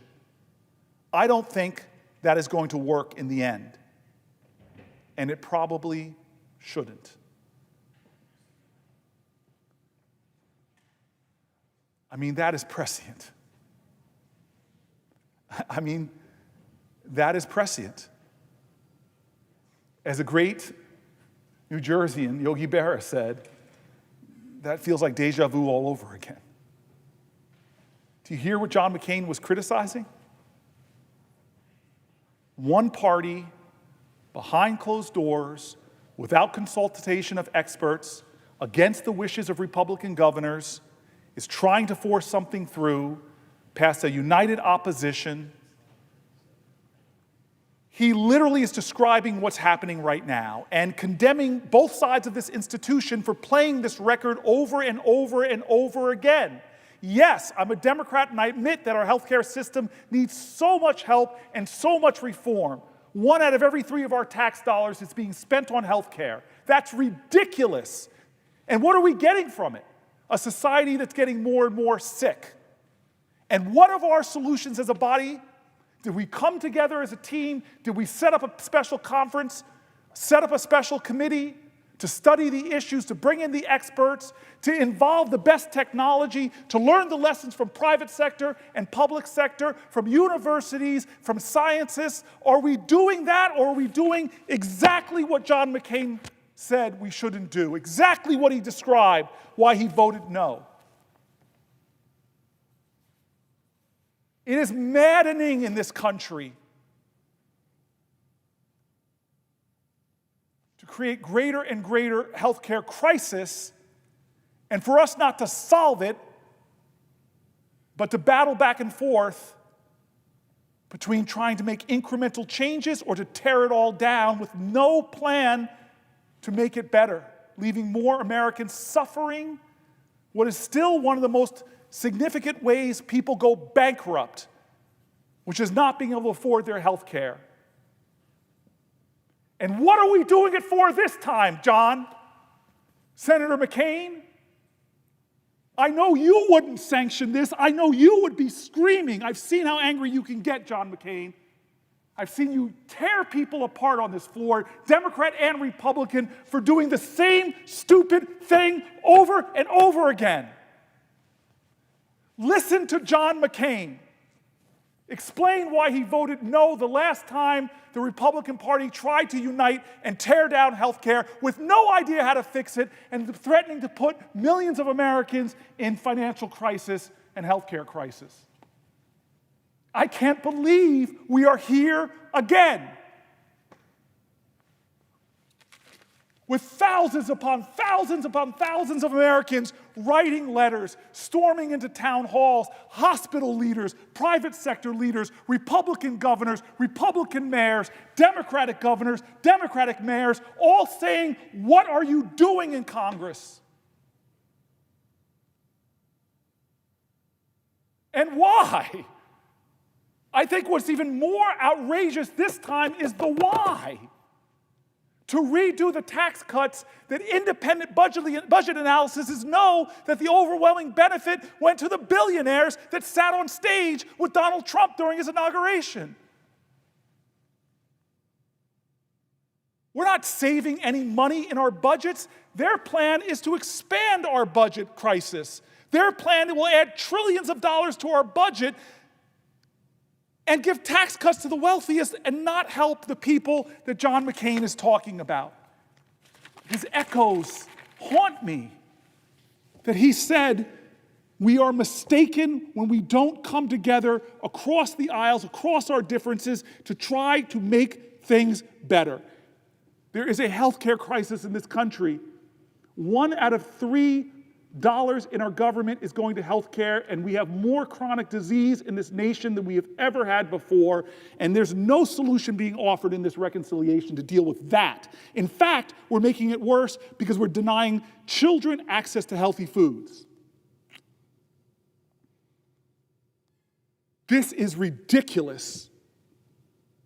If they're successful, what kind of country will we be? With more stratifications of wealth, with people who have done so good. I'm not one of these Democrats that hate successful or wealthy people. Heck, people in my neighborhood, the only senator that probably lives in a low-income neighborhood, strive to be wealthy. They are doing great. The top quartile of our country for the last 20 years has made extraordinary wealth. God bless them. But when you see that 70, 80% of Americans don't want Medicaid cuts, it's because most Americans know neighbors, family members, church members who rely on Medicaid. They know that their grandmother in a nursing home relies on Medicaid. They know that the disabled child next door relies on Medicaid. And now we want to gut it? $880 billion?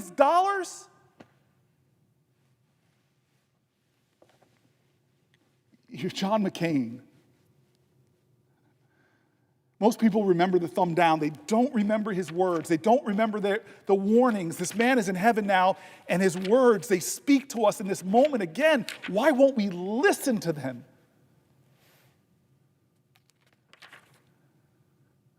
Our deliberations today, not just our debates, but the exercise of our responsibilities, authorizing government policies, appropriating the funds to implement them, they can be sincere in principle, but they are more partisan, more tribal, more of the time than any I remember. Our deliberations can still be important and useful, but I think we'd all agree that they've been overburdened. And right now, they aren't producing much for the American people. Both sides have let this happen. Let's leave the history of who shot first to the historians. I suspect they will find we all conspired in our decline, either by deliberate actions or by neglect. Listen to John McCain. Our system doesn't depend on our nobility. It accounts for our imperfections and gives an order to our individual strivings that has helped make ours the most powerful and prosperous society on earth. Listen to us. Let's trust each other. Let's return to regular order. We've been spinning our wheels on too many important issues because we keep trying to find a way to win without the help from the other side. That's an approach that's been employed by both sides. mandating legislation from the top down without support from the other side. We're getting nothing done. All we've done this year is to confirm Neil Gorsuch. I voted for the motion to proceed to allow debate to continue and amendments to office. I will not vote for the bill as it stands today. I will not vote for the bill. We've tried doing this by coming up with a proposal behind closed doors in consultation with the administration, Donald Trump, then signing it on, then springing it on skeptical members, trying to convince them it's better than nothing, asking us to swallow our doubts and force it past a unified opposition. I don't think that is going to work in the end, and it probably shouldn't. Well, this shouldn't work either. This shouldn't work either. This is wrong. This is wrong. I see the leader here. I'm sorry, sir. I should be conserving my energy. Would the gentleman yield for a question? Yes, I would yield for a question while retaining the floor. First, your impassioned remarks are so meaningful. I hope all of America is watching. And if some people are not up at this hour, watch it tomorrow. It's inspiring. And I would just ask my colleague a question. I was there. I spent 4 hours with John McCain before he voted, and we talked and talked and talked and went over the courage of his father and his grandfather in the Navy and the courage that he hoped to show as they did. And I'd ask my colleague this question, isn't it eerily reminiscent that after John McCain did his courageous act, that here we are, years later, almost a decade later, a few years less, and they're doing the same thing again, cutting people's health care to give tax breaks to the wealthiest people. And isn't it true that John McCain saw the suffering of people who wouldn't get health care and urged people to come together on a bipartisan solution? And wouldn't it be much better if our colleagues from across the aisle, they may not agree with us on everything, but instead of trying to jam another bill down our throats like they did back in 2017, came and worked with us for the betterment of the country, for the betterment of the 80% of the people who need health care, who will struggle without that health care? Some will be ill, some will die. So does it strike the gentleman that how could the people on the other side of the aisle try to do this again after John McCain made such a courageous stance? It's not echoing. It doesn't seem to be echoing in their ears, is it? I'd ask my colleague to just answer that general line of questioning. So Collins, Murkowski, and McCain, I think it took a lot of courage. They were getting a lot of pressure from the White House. John McCain was viciously attacked afterwards. But his private conversations with members, and you, Senator Schumer, know at the last lap around his track of life, he didn't want to be remembered as someone doing something, to use John McCain kind of language, boneheaded, to hurt a lot of innocent, fragile people and leave them without a plan. When his own governor, Republican governor, I read Republican governors earlier, were saying, don't do this. I want to say something else to the senator in response to his question. I watched you that night, and I just loved something you did, and I've never said this to you. People over here tried to start applauding, and you stood up angrily and told them not to. Because what John showed was something bigger than partisanship.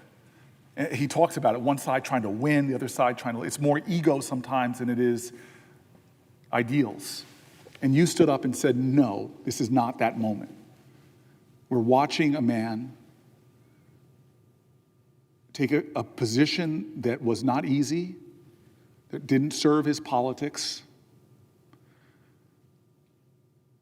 but served his spirit. I don't know if my staff has that envelope of the articles that I wanted specifically, because there's a story in there, and if I don't have it now, I'm going to read it later, about John McCain in the prison camps. But I wasn't here when we had this moment, but when I got here, weeks after this moment, Mr. Leader, all my colleagues on both sides of the aisle wanted to talk about it. It was a special conference in the old Senate chamber. I was not there, but the Democrats and Republicans, it actually changed our behavior in here. It didn't last, but I came here and people said, because of that, we're all going to partner up. And for State of the Union addresses, you have a Republican partner and a Democrat. We go as couples, basically. It was something about this man where the dignity that he had, that we all treasured, in a moment like that, that he began to elevate. I had my partner senator here say to me when I got here, you are not a full senator until you get ripped by John McCain's anger. And I'm well aware. Okay, and I never got ripped by him. After my meeting I mentioned earlier in his office, he started inviting me with him. My first Codell was with him and telling me, he told me all the time, Booker, there are two types of senators here. I don't mean that he was casting aspersions on others. There are people that represent their states, and there are statesmen. And he kept challenging me, be a statesman. Not a great Democratic senator, but be a great American senator. He would challenge me over and over and over again. I would go to his national security conferences out at his ranch. And one of my favorite moments as a senator, if I had top 10 favorite moments as a US senator, this is one of them. The leader knows that I am a vegan. And when you go to one of his open barbecues, there is nothing vegan. I mean, they even saturated every vegetable in butter, and mayonnaise was everywhere. But I'm not going to complain. I'm just going to sit and enjoy the conference, the conversations. And so now I'm in a golf cart going home at the end of the night, and the young man who was shuttling me home goes to me, how was the food? Did you enjoy the dinner? And I go, well, actually, if I'm going to be honest, I didn't eat. And they go, you haven't had dinner? And I go, no. I said, I'm a vegan. And they go, well, we're about to pass John McCain's home where he lives, and I'm sure it's late. I'm sure he's asleep, but maybe we can break in and see what's in his fridge. And I'm like, dude, I'm from Jersey. I love this. Breaking into John McCain's house, and I won't have to worry about getting arrested. I said, I'm all in. And so we went in, and as soon as we rounded the kitchen, I looked through the kitchen, and John McCain was sitting there with another elderly, tough-looking man on the couch, engaged in conversation.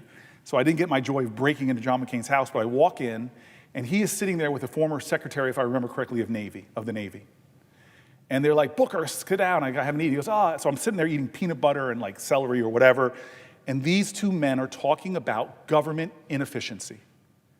And they say the place that we could be saving the most money, former secretary, if I remember correctly, of the Navy, and one of the great men on national security, they started detailing the waste in the military. They both claimed that we could have much more capacity, greater military effectiveness for billions and billions and billions of dollars less. I'll never forget. Again, this is me new to the Senate. I don't know foreign policy like I do 12 years later, or the military like I do 12 years later, but I was listening to these two experienced men complaining about the gross waste that was undermining our overall effectiveness and efficiency. And that's why, to this day, I'm infuriated that when people come in and say they want to cut budgets, the first thing they want to go for is not to take a real, because the military hasn't passed an audit in years, to have a real conversation about a lot of the baked-in corruption and misspending in the military, but they're going after programs that hospital after hospital, healthcare provider after healthcare provider, leader after leader, governor after governor says, are you crazy? And so this is one of the more preposterous moments that you and I both know if John McCain was here right now, he would reject this whole thing, because we were literally repeating the same thing we did in 2017, 8 years ago. I will yield for a question while retaining the floor.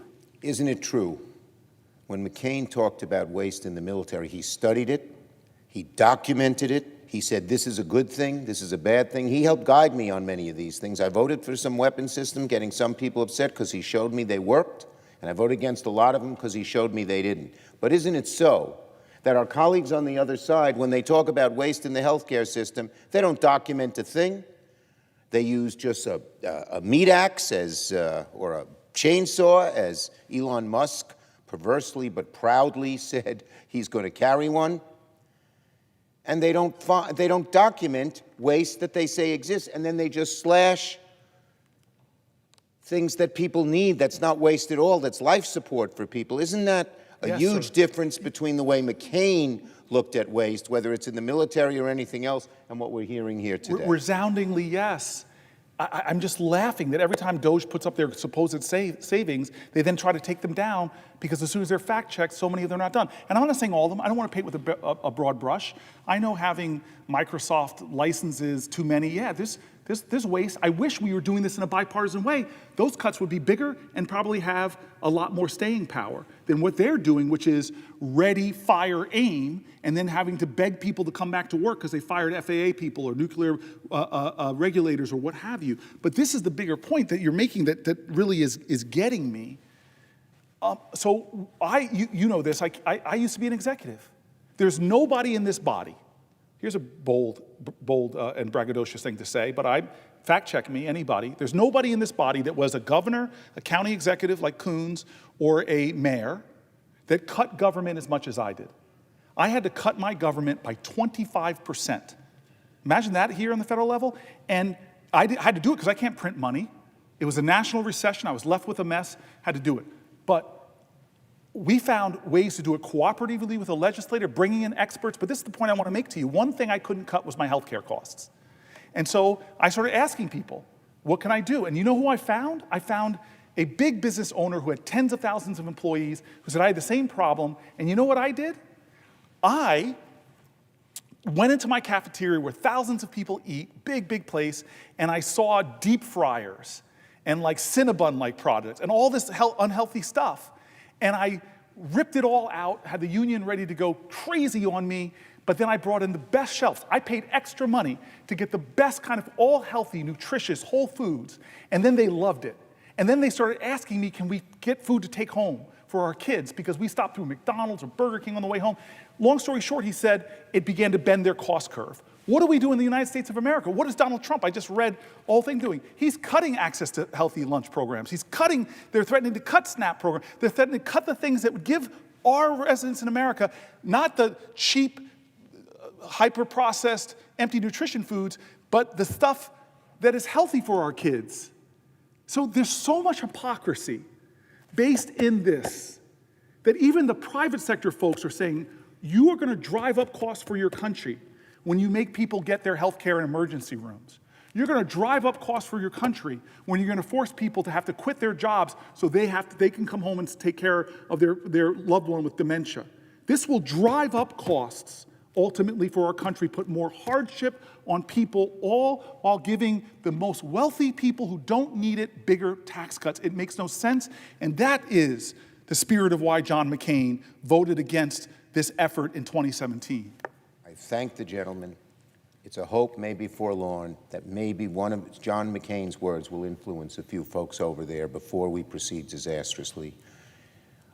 I wish the gentleman strength and yield the floor to him. I appreciate you allowing me to yield to you to answer a question while retaining the floor.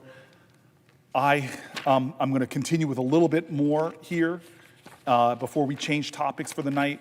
I want to point out how grateful I am for my friend Chris Murphy. The last time I stood on this floor for many hours was just in support, doing like my colleague is doing for me right now.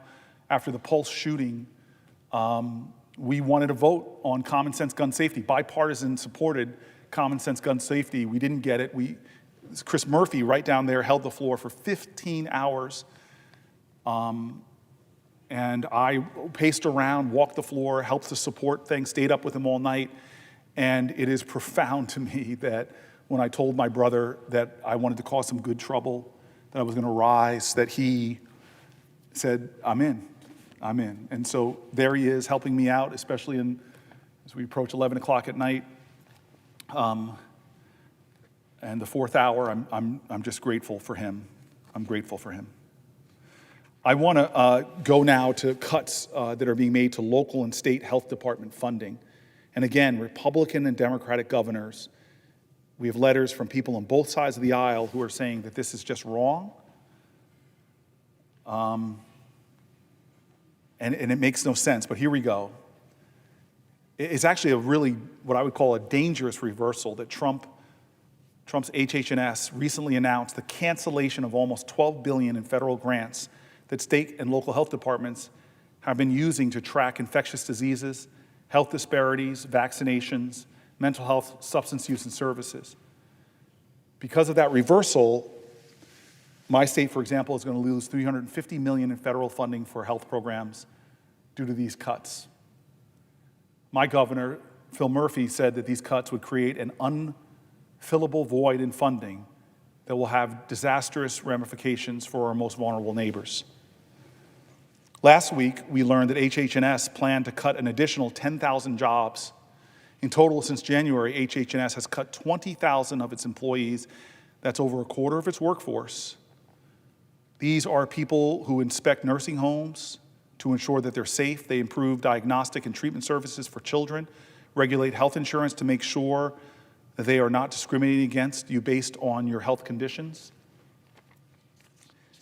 and health status, to protect you from infectious diseases, conduct inspections to make sure that infant formula is safe. And I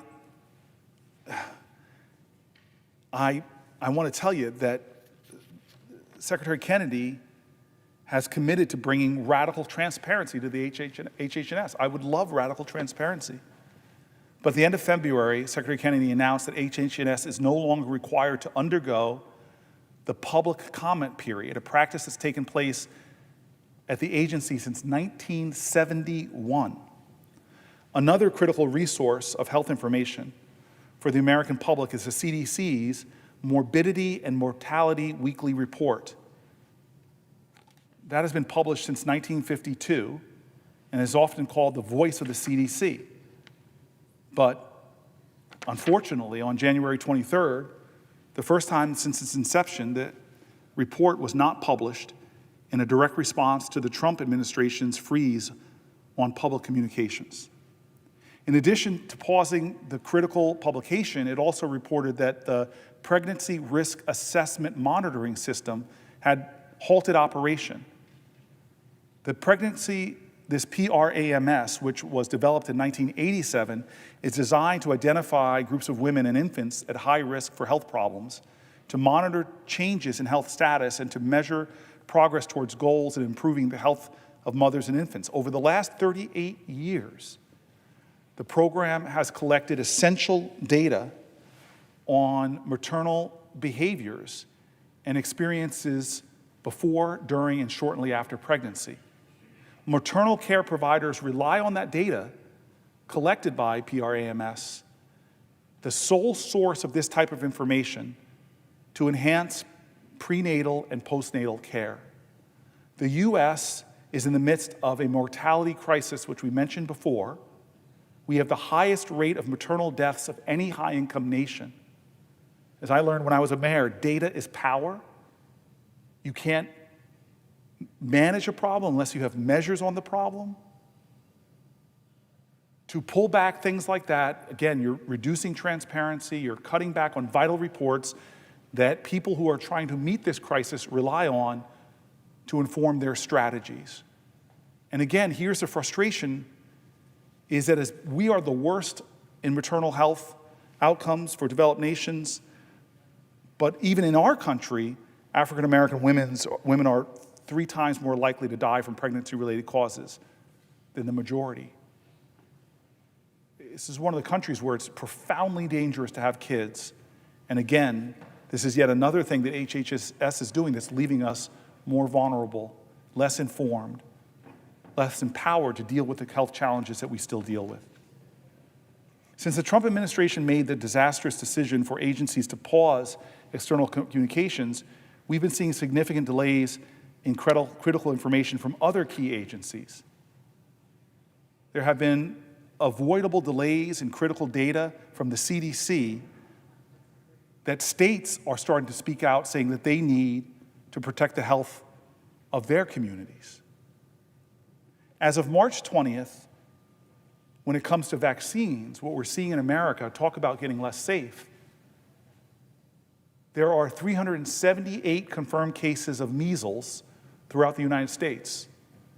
As one of my doctor friends said, there are more children with measles right now than there are trans athletes in the NCAA. This is a real crisis. For the first time in a decade, a child who was not vaccinated for measles tragically died in that outbreak. And while measles is spreading across our nation, and we're having one of the worst flu seasons in the last decades, HHS has delayed the convening of critical advisory councils at the CDC and FDA. These advisory councils are responsible for determining the vaccine schedule, what vaccines must be covered by insurance, and the safety, effectiveness, and appropriate use of vaccines. They do essential and timely work to keep people safe, and disruptions to their work can be harmful to the health of the American people. Let me go to the National Institute of Health. It's the largest public funder of biomedical research in the world. It's facing devastating cuts. The NIH is one of the greatest successes in publicly funded scientific research in all of human history. The US is one of the best places to do scientific research because it has had more capacity than any other country to fund and conduct research at the highest levels. Pauses, lapses, and elimination of NIH funding will drive researchers to do their research in other countries and undermine the efforts to cure diseases, to find solutions to conditions, from obesity to Alzheimer's to cancers. One of the best taxpayer dollars we can invest is in NIH because it returns more than 5 taxpayers' dollars back in the breakthroughs that they make. We have put the future of scientific research in the United States at grave threats with what the Trump administration is now doing.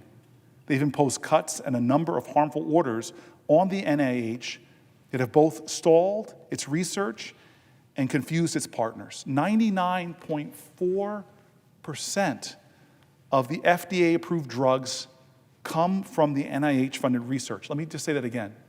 NIH-funded research has led to 99.4% of all the FDA drugs that are out there. The NIH funding cuts will directly affect your access to future novel treatments that can improve your quality of life or your children, or if you love your neighbor like so many religions call us to do, with your neighbor's children as well. Here's an example of that. Hepatitis C is a liver disease caused by the virus HCV, and it is one of the most common types of viral hepatitis in the United States. It is estimated that 3 to 4 million Americans have hepatitis. In 2014, the first complete treatment for hepatitis C was approved by the FDA. The development of this revolutionary new treatment that has since been used to cure millions of people around the world was funded by, NIH research.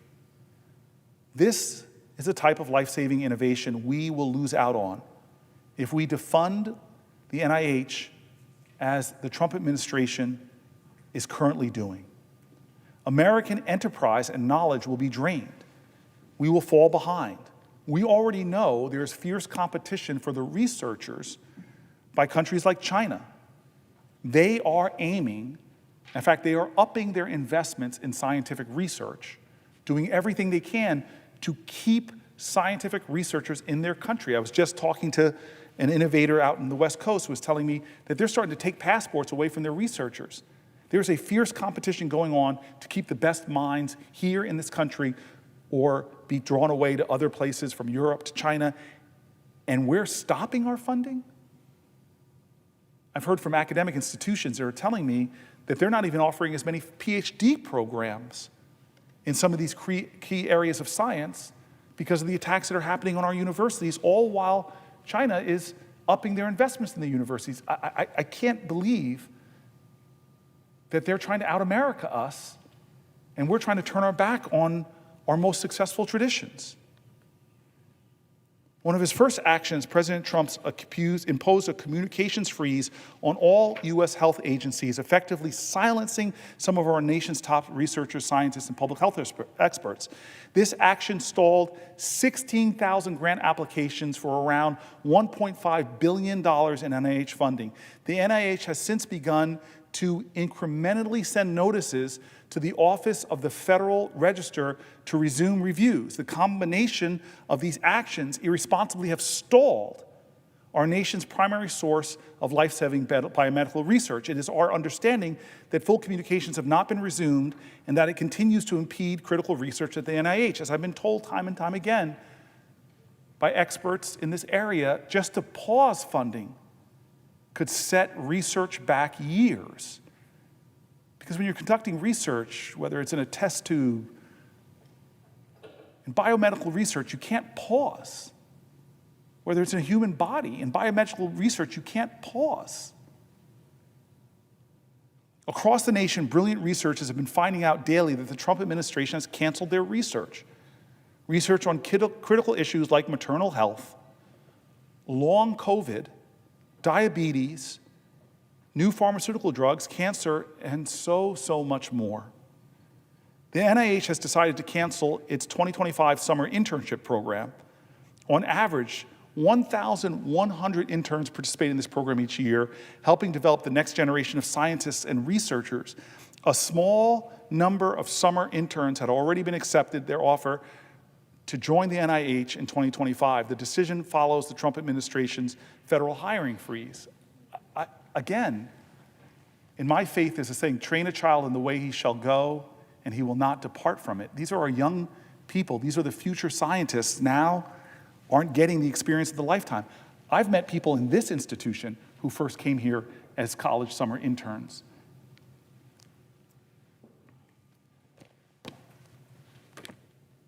The NIH has decided not only to cancel those internships, but to shut the door to many kids who had already made their summer plans. Many people here know what it's like to have a summer plan, have a summer internship, not apply for other ones. It's another act of just meanness and cruelty. Let this class come in and then say, okay, I'm going to cut the program next year, but the way they're doing things is mean and cruel and having an impact on people's lives. Congressionally directed medical research programs. I've worked across the aisle with my colleagues. I have friends in here that have worked with me on specific diseases in a bipartisan way. I'm so proud of some of that work. Well, we've long appropriated about $1.5 billion a year in federal funds for medical research, nearly half of which typically goes to cancer. It's something that we have found common ground on in my 12 years here in significant stretches. The medical research program was created and sustained by Congress, competitively awards funds to hundreds of projects each year at both the Defense Department labs and outside research institutions, including at many American universities, to study everything again from cancer to battlefield wounds to suicide prevention. In 2024, $130 million was specifically appropriated in a bipartisan way in this body, incredibly good senators of good conscience coming together and saying we should do more in these areas.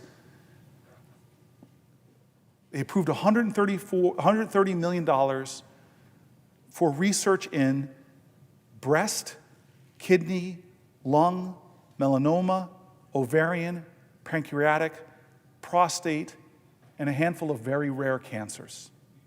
Why? Because they're people of good conscience here. We meet folks who come to this, they're not lobbyists, they come and they tell us about their stories of rare cancers. There are people on both sides of the aisle that have marched for prostate awareness, for breast cancer awareness.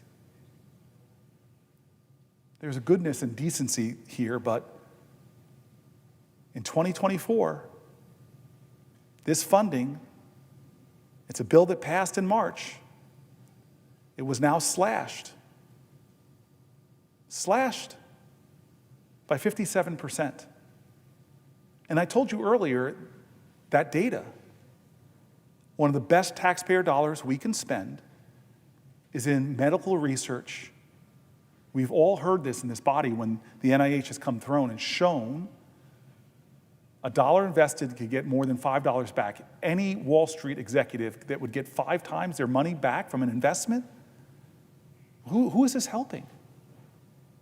And do we think about the people? I thank God I don't have many family members that are going about your day, go to the doctor, come back with a cancer. I know lots of people, though. I know their stories. When they're diagnosed with a cancer and they're told there's no cure.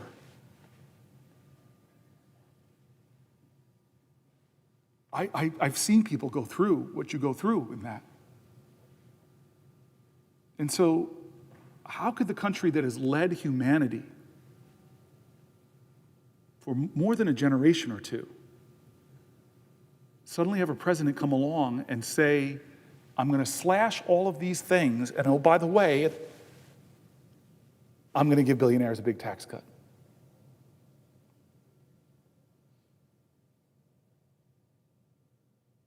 So what do we say when these folks come to our office? Some of the people with rare diseases came to my office a couple weeks ago. And the amount of their funding is so small. And maybe if it was to solve our budget deficit, if we're going to do this as a country, we got to come together in a bipartisan way.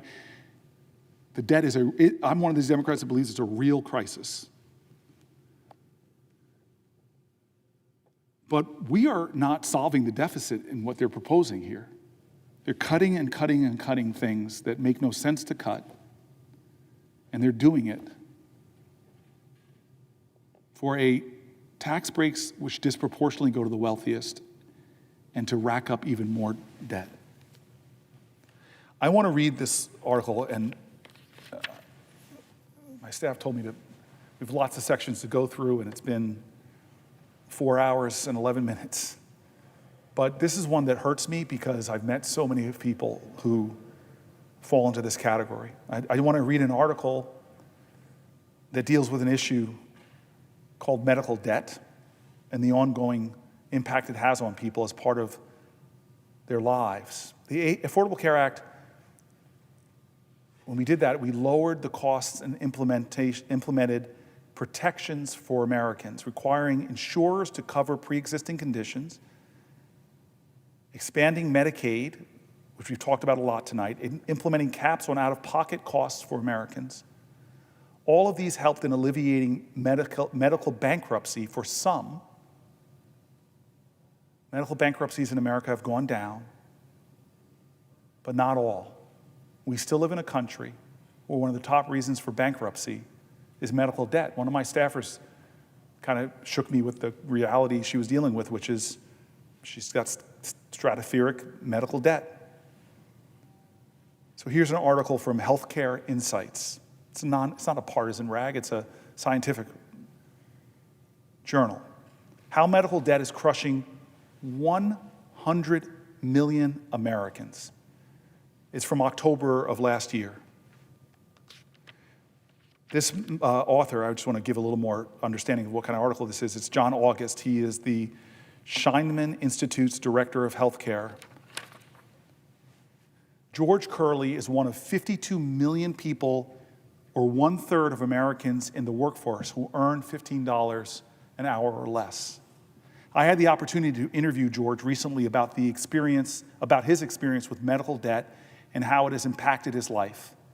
Having suffered an industrial accident, and even though his employer was responsible for his injuries, and he carried health insurance, he still accumulated $20,000 in medical debt.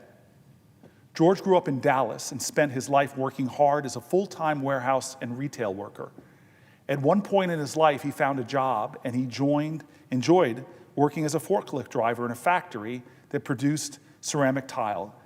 In time, he switched jobs, working on the production line. One fateful day, a piece of metal struck him in the foot. He had to have surgery and underwent the amputation of one of his toes. He had to take a month off from work, and when he returned, he went back to driving the forklift. He found that due to his accident and surgery, he couldn't operate the forklift to his satisfaction. He became frustrated, and not being able to operate the forklift, he grew depressed and left the job. It took me 3 months to get back on my feet after the toe amputation. There were nursing care for 2 months to help me work again. This life-saving medical procedure left me with over $20,000 in debt, even with insurance, exclamation point. I avoided doing necessary follow-up with doctors due to not being able to afford additional care. There were hard times on top of this. I suffered a great deal of depression due to losing my job during my leave of absence. This medical debt is currently following me. There was a point of time that I was rebuilding my credit. Before the surgery, I built it up by over 120 points. With the medical debt on my credit report, my credit score dropped 60 points. The big drop in score has not allowed me to get my own place. I'm not able to continue to pursue my dream of being a voice actor due to not having proper financial footing to get back to school. I can travel and do things I would like to do. I can't travel and do things I'd like to do. I'm working, but things are very financially tight. The medicine I need is being paid out of pocket. After paying my bills, I'm in the negative. There is no money left over to pay my medical debt. I can't save money right now, not even towards retirement. To have this medical debt on my credit score means not being able to pursue a better life. He went on short-term disability for a while, but then found the part-time job he holds now at Walgreens. He had to return to work to pay for the house he and his brothers had purchased. Through this period, George had to take payday loans, and between those loans and his weekly wages, he attempted to pay back the money he owed the hospitals. He learned that because of his medical debt, his credit rating was destroyed by credit agencies who learned that he had fallen behind on his payments to the hospitals. According to the Consumer Finance Protection Bureau, which I guess barely exists now, 100 million Americans owe $220 billion in medical debt. 100 million Americans owe $220 billion in medical debt. George told me that the medical debt has had several devastating impacts on his life: inability to borrow money for a mortgage or a car. Employees ask for credit reports, and reports that show an applicant for a position are often rejected to a poor credit report. This has impacted his ability to find a better job than his part-time job at $15 an hour with no benefits working at Walgreens, where he lives in Garland, Texas. Incredible stress that further impacts his health conditions, including diabetes. An additional note, Garland, Texas, where George lives, is near Dallas, which includes Garland and Dallas is a locality with high medical debt and high profit for healthcare systems in the region. Though George makes very low wages, medical debt is a broadly shared experience by Americans across income groups. Clearly, low-wage workers suffer the worst burden, but the problem is pervasive and a broad feature of American life. Some background. In the oft-cited study, as many as 65.5% of people who file for bankruptcy blame medical bills as a primary cause. I'm going to repeat that in the article. 66.5% of Americans who file for bankruptcy blame medical bills as their primary cause. 2/3 of Americans who are filing bankruptcy point to medical bills as the cause. As many as 550,000 people file for bankruptcy every year for this reason. More than 500,000 Americans, year after year after year after year after year after year, for no fault of their own, because of a metal bar shoved up through his toe, because of a diagnosis of cancer, because of diabetes, because of things outside of their control, they rack up medical debt that, as this man, can erode their well-being. This data has been known about how many Americans affected and has continued even with the passage of the Affordable Care Act. Lesser known is the amount of medical debt that Americans carry. What are the causes of this burden on so many? Well, more Americans have health insurance today than ever before. Coverage has many gaps, high deductibles and narrow networks, which prevent patients from seeking health providers of their choice and common cause of accumulation of high-cost bills. When patients understandably seek care from a preferred provider, too often that care is not covered. Most healthcare plans only provide 80% of payment for covered costs. 20% patient responsibility of high medical bills can leave people unable to pay their bills. Approximately 14 million people in America, 6% of adults in the US owe over $1,000 in medical debt, and about 3 million people, 1% of Americans, owe medical debt of more than 10 grand. Additionally, this government report identifies many of the components of medical debt which are completely out of control of the patient. In most cases, these practices are unlawful, but hospitals use these tactics frequently to press patients to pay, including double billing. Companies can not attempt to collect on medical bills that have already been paid by the consumer insurance or a government program such as Medicaid or Medicaid. This practice can coerce consumers into paying twice for the same service.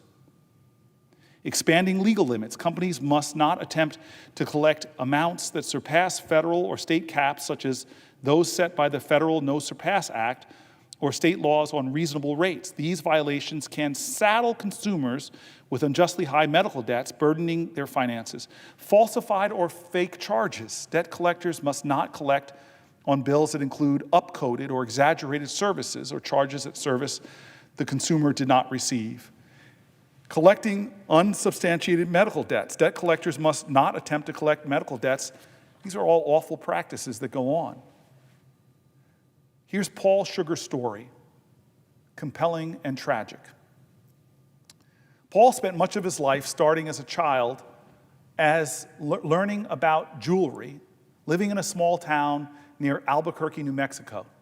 At an early age, he earned enough money selling silver and turquoise necklaces to be able to buy a motorcycle.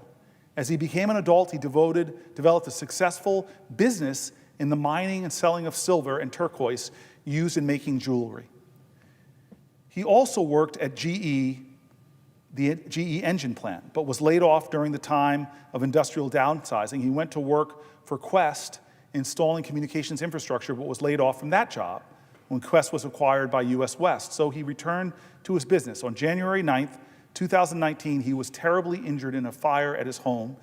He is still recovering physically and economically after losing 66% of his skin and getting care at a specialty trauma unit in another part of the country. He ended up owing over $82,000 in medical bills. The medical debt on his credit report means he has not been able to get loans to expand his business and earn more after the fire. His medical bills totaled $550,000. Insurance covered most of it, but it was still more than he could pay. He made payment plans with all of his various bills, but when his credit card number changed, some of the automatic payments he had arranged for did not go through, and the bills ended up in collection before he even knew he was behind. Prior to the fire, he always had stellar credit rating, but since this medical debt, it has gone down. It's in his business, it's important to be able to take out short-term loans to supply the company, but now he can't do that at reasonable terms and rates. He spent his retirement savings account trying to pay back all of his medical bills, his retirement savings, but it wasn't enough. Now he worries about his future. How will he retire? Will he have enough for his daughter's college education? Can he move homes if he needs to? At one point, he needed to replace his car because he and his wife had to travel 18 hours round trips every couple of weeks to receive prescriptions for pain medication. He was denied the credit to do so. Our healthcare professionals are on the front lines of the impact of medical debt. Doctors and other healthcare professionals experience firsthand when patients are denied care due to medical debt. This article describes how healthcare systems deny patients with medical debt Dr. Matt Hoffman, who was a leader in the successful effort to form a union with Doctors' Council in 2023, talked about this problem. They instructed staff to stop providing care to patients with more than $4,500 in overdue bills, going beyond the more common practice of turning such debts over to collection agencies. He and his fellow doctors protested their healthcare system's decision to deny patients access to care due to medical debt. Minnesota Attorney General Keith Ellison banned the denial of care for patients with medical debt. I mean, these practices sound like they're Byzantine. They don't sound like America, or at least who we should be.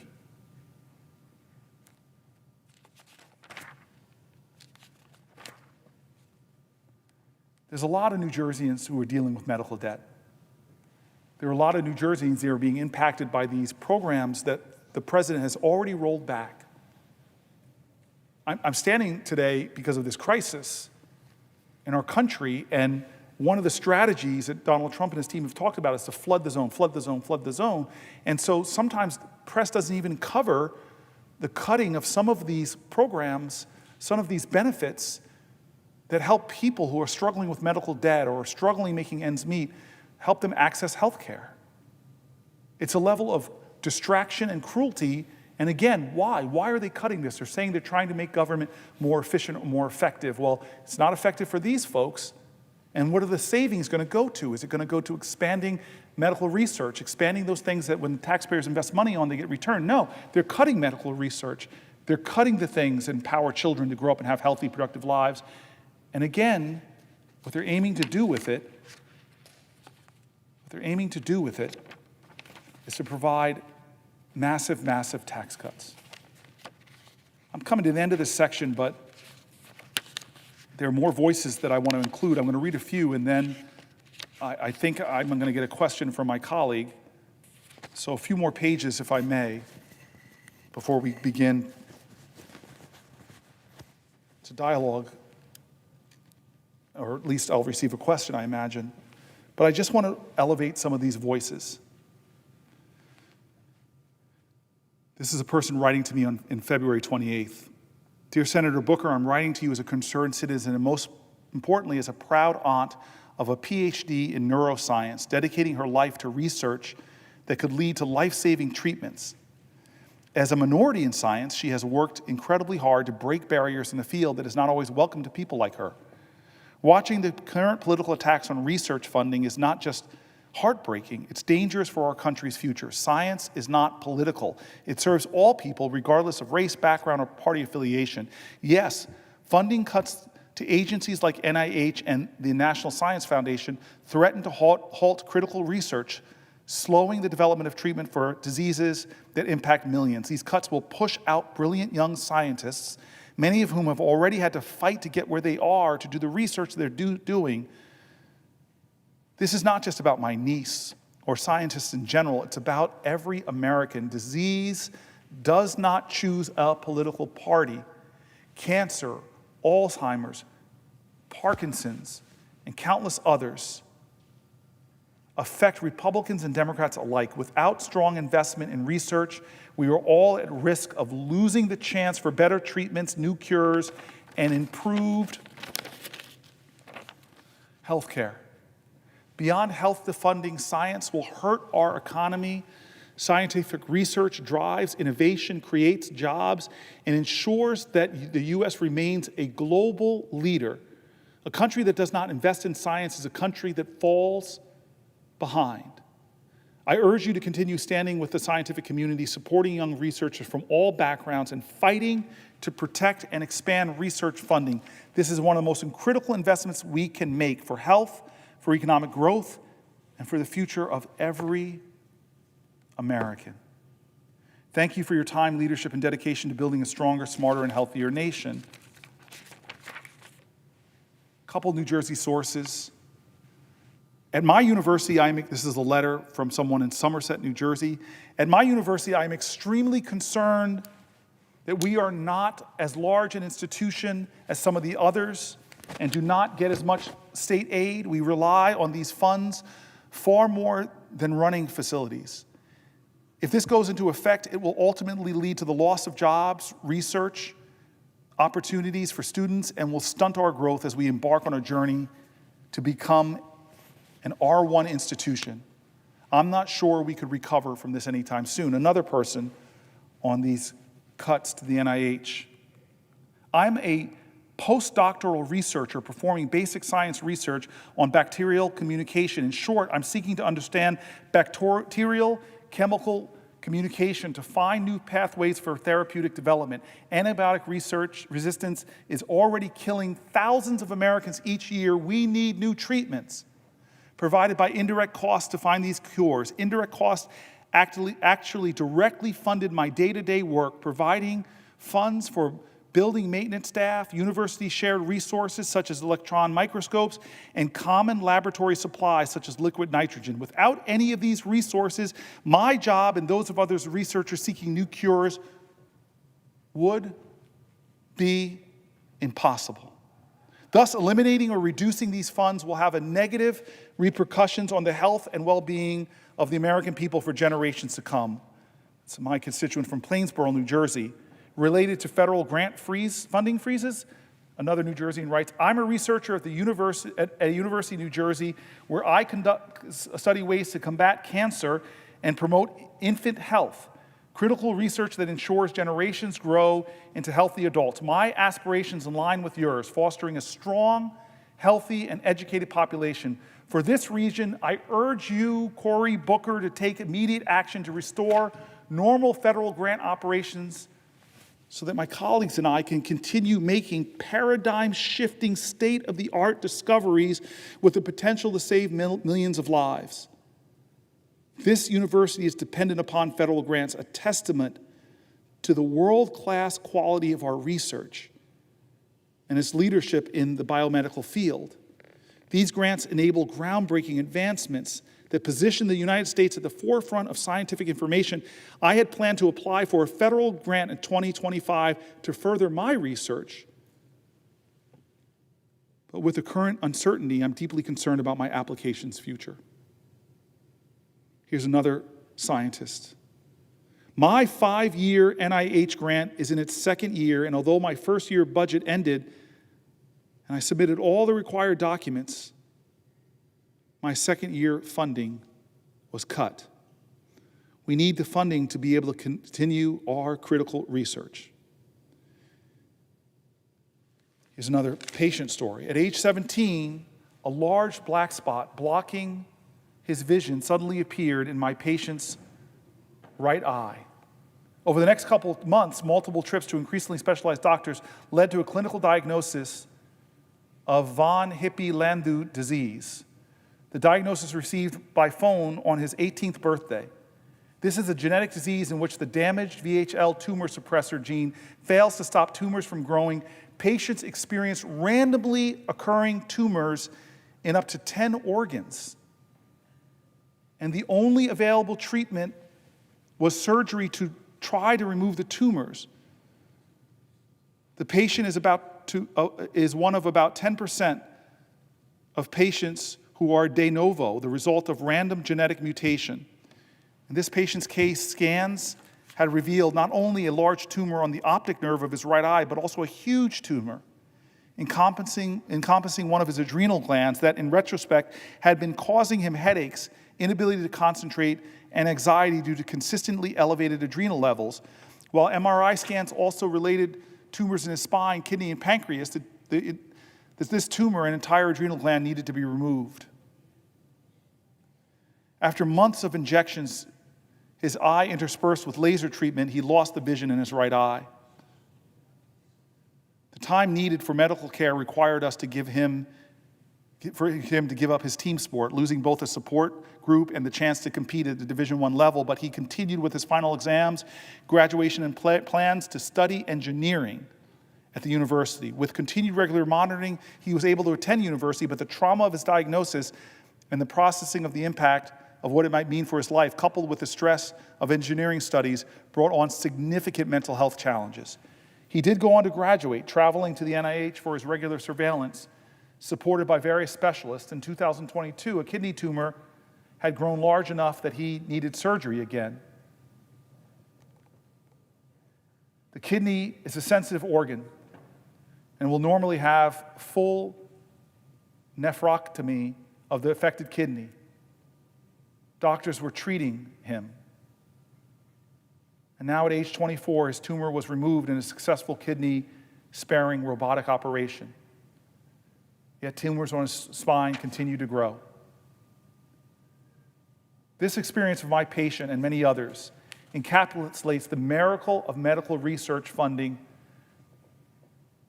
that has such a powerful impact on people's lives. We were able to get seriously miraculous things done. But without funding for these diseases, we may never have a chance to test the ideas and develop them in a way that led to a drug that ultimately helped this patient with these tumors. This is a success story, but will we have more? Will we have others? The drug we developed is expensive. Current recommendations are to take it daily. Nothing is known about its long-term side effects. More research is done. It's not known whether patients can take breaks from the drug. Stopping at some point might mean tumors would resume.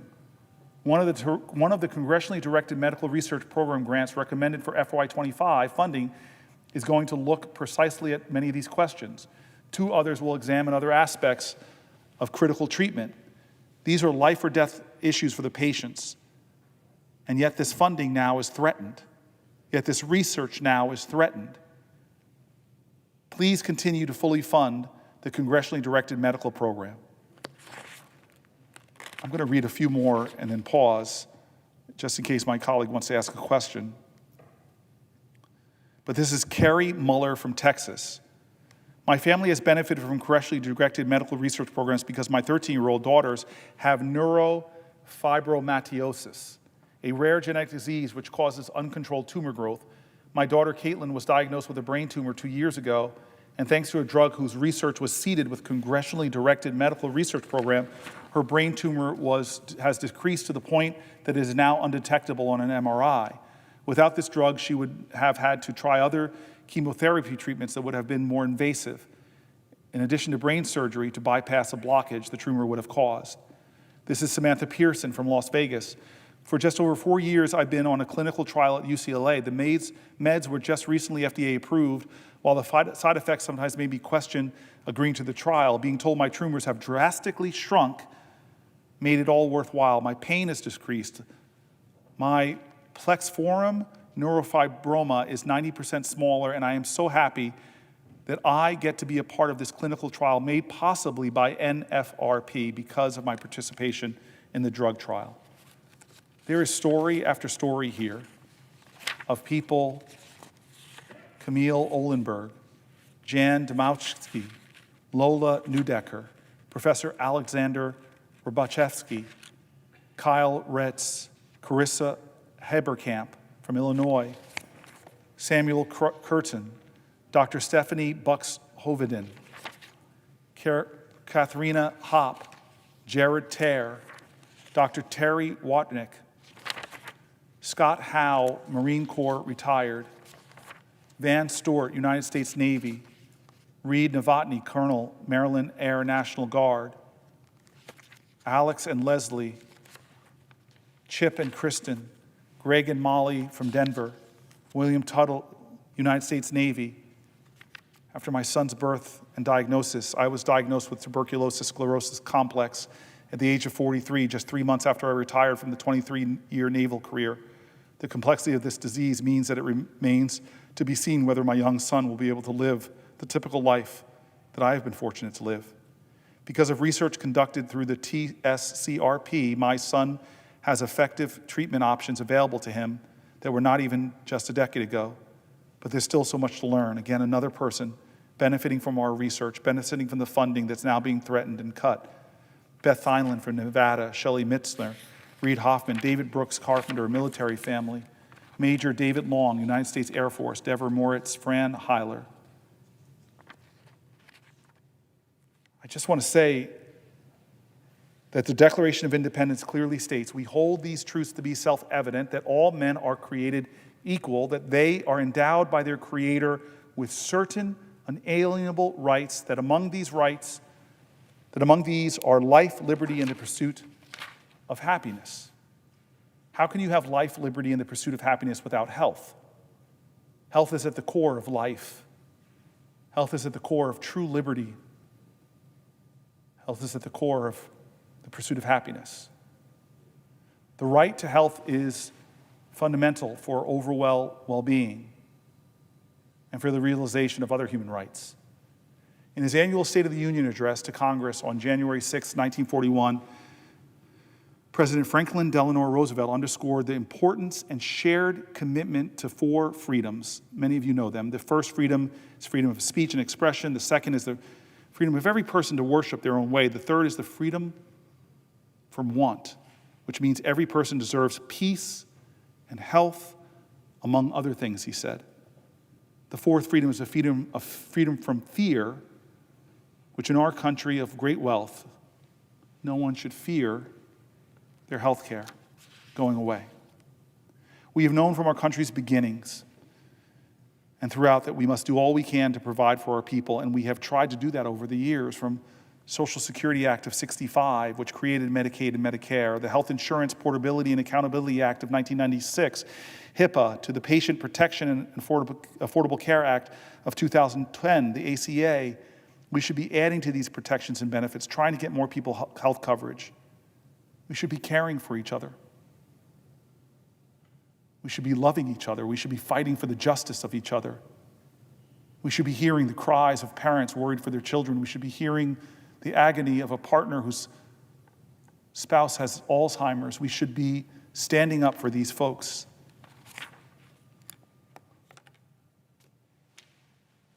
This is why we fight.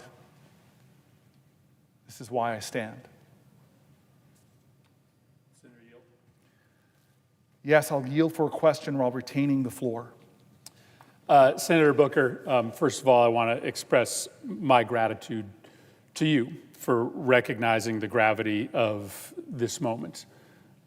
Your ability to see that we are facing a series of threats that are not normal, a series of threats to families, to children, to individuals, threats to our democracy, threats to our rule of law.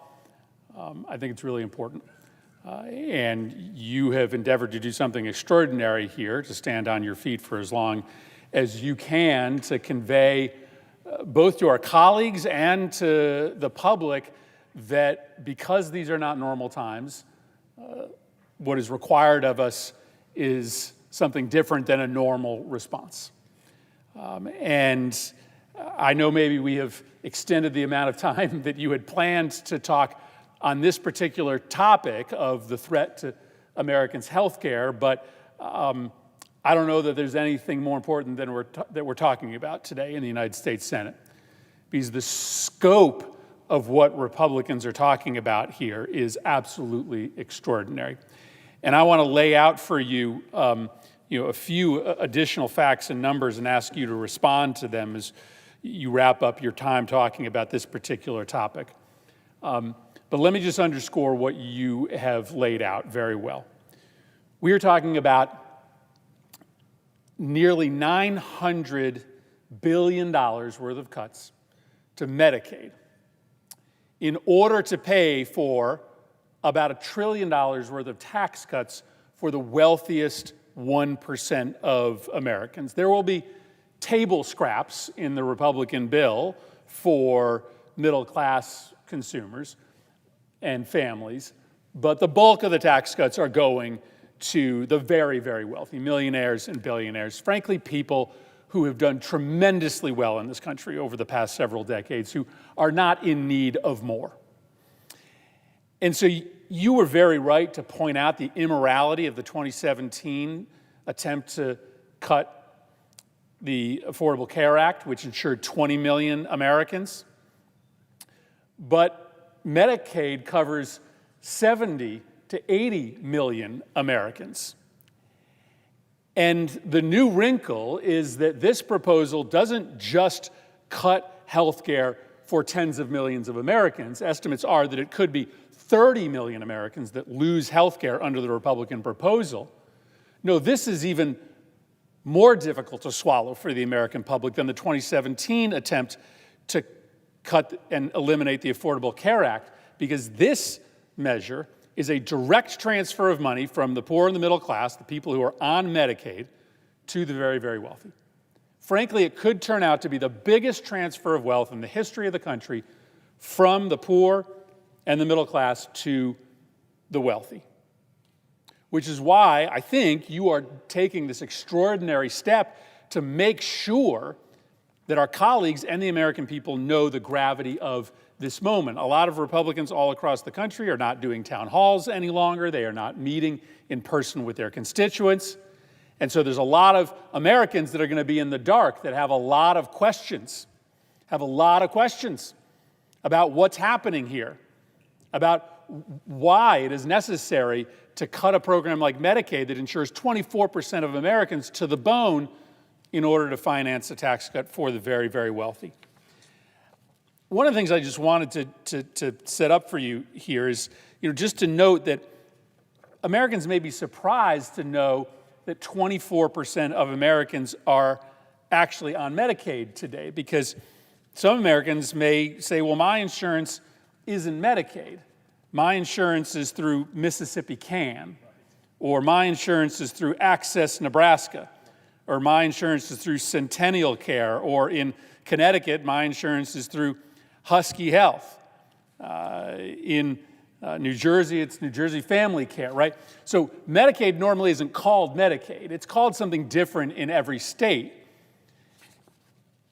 And so it's important for you to understand that so many of your neighbors are on Medicaid, even though it may not be called Medicaid in your state. That's how we get to 24% of American families on this particular program. And the Joint Economic Committee, which is a committee of Congress, did a study, issued a report talking about how many people would lose their health care insurance on a state-by-state basis if this $880 billion cut to Medicaid went through. And I won't go through the whole list, Senator Booker, but I just pulled out some states that are represented by our Republican colleagues.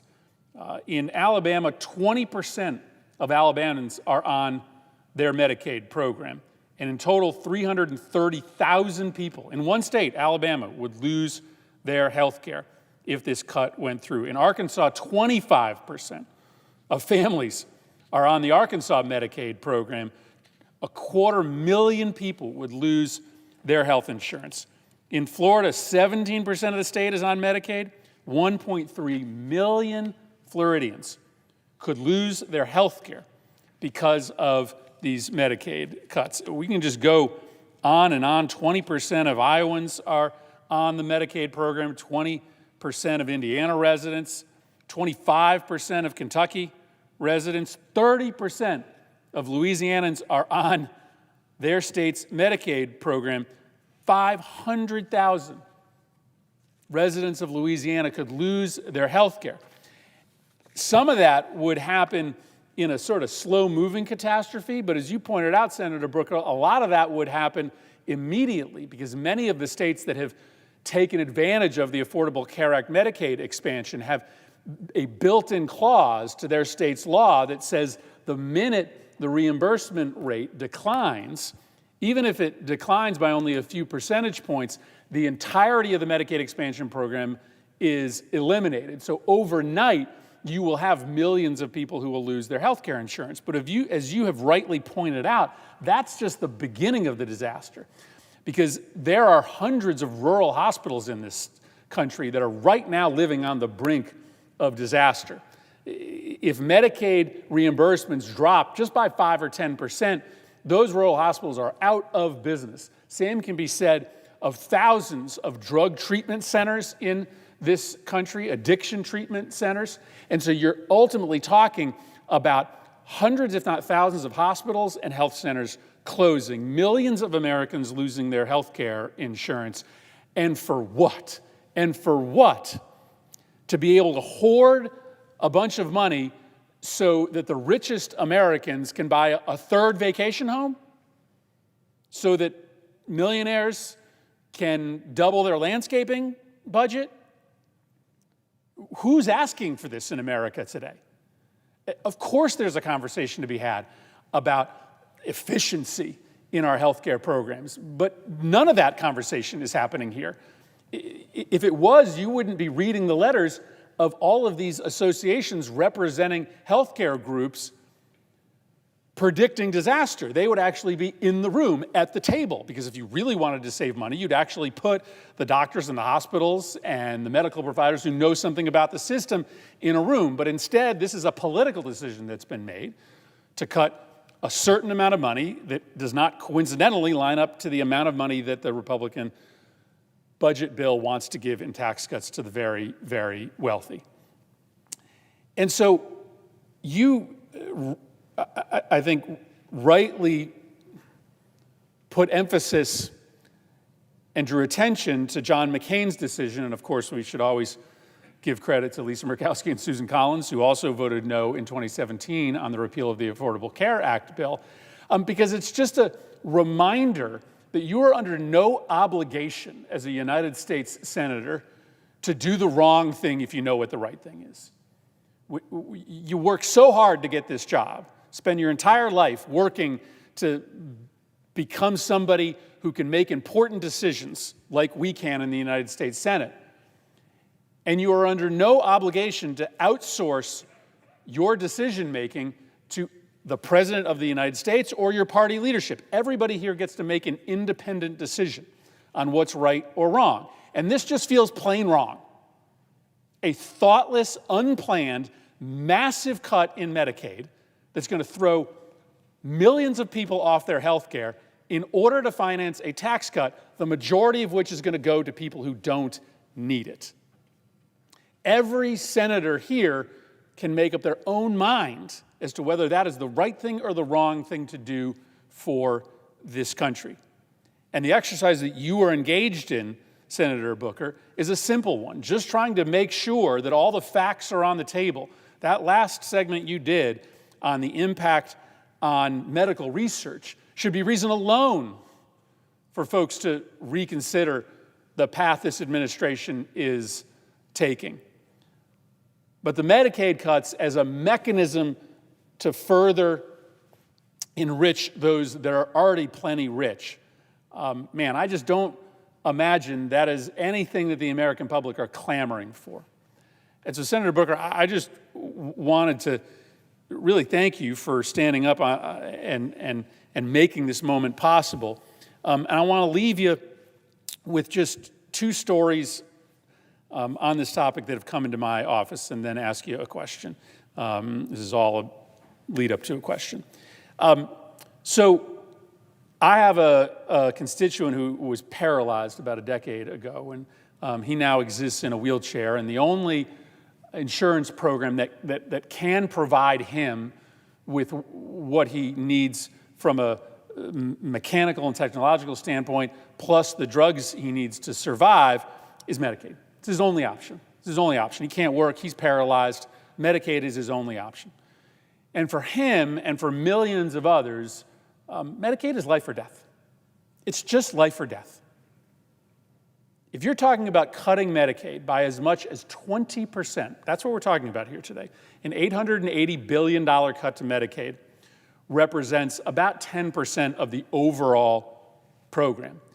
But you have to assume that states are not going to continue to match if the federal government isn't putting in their share. So that 10% cut could very quickly become something closer to a 20% cut. There's no way that you can cut the Medicaid program by 20% without it impacting people like my constituent in a wheelchair who comes to many of my events when we protest these Medicaid cuts.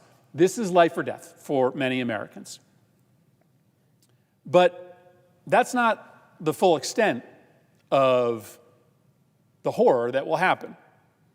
I was just reading a letter the other day from an 80-year-old constituent of mine who lives at home with his wife, but his wife is very frail, and it is Medicaid and Connecticut's Medicaid waiver that allows for her to receive in-home health care services. And he is panicked. He wants to spend the final years of his life with his wife. And he knows that if Medicaid gets cut, even on the margins, that Medicaid waiver likely is gone. And either his wife will pass or she will have to be in an institution. Query whether that institution will be able to even give her a place, because 2/3 of nursing home beds in this country are paid for by Medicaid. And so one way or the other, he is staring separation from his wife in the eye. She either doesn't make it without the Medicaid reimbursement that gives her the services at home, or she is forced to go to an institution and they live separately for their final days. This is the reality facing people who rely on Medicaid, whether you are disabled or elderly. This is the reality that will be imposed on millions of Americans in order to finance a tax cut for the wealthy. The scope of this is just enormous, Senator Booker. And so I guess this is the question I wanted to ask you.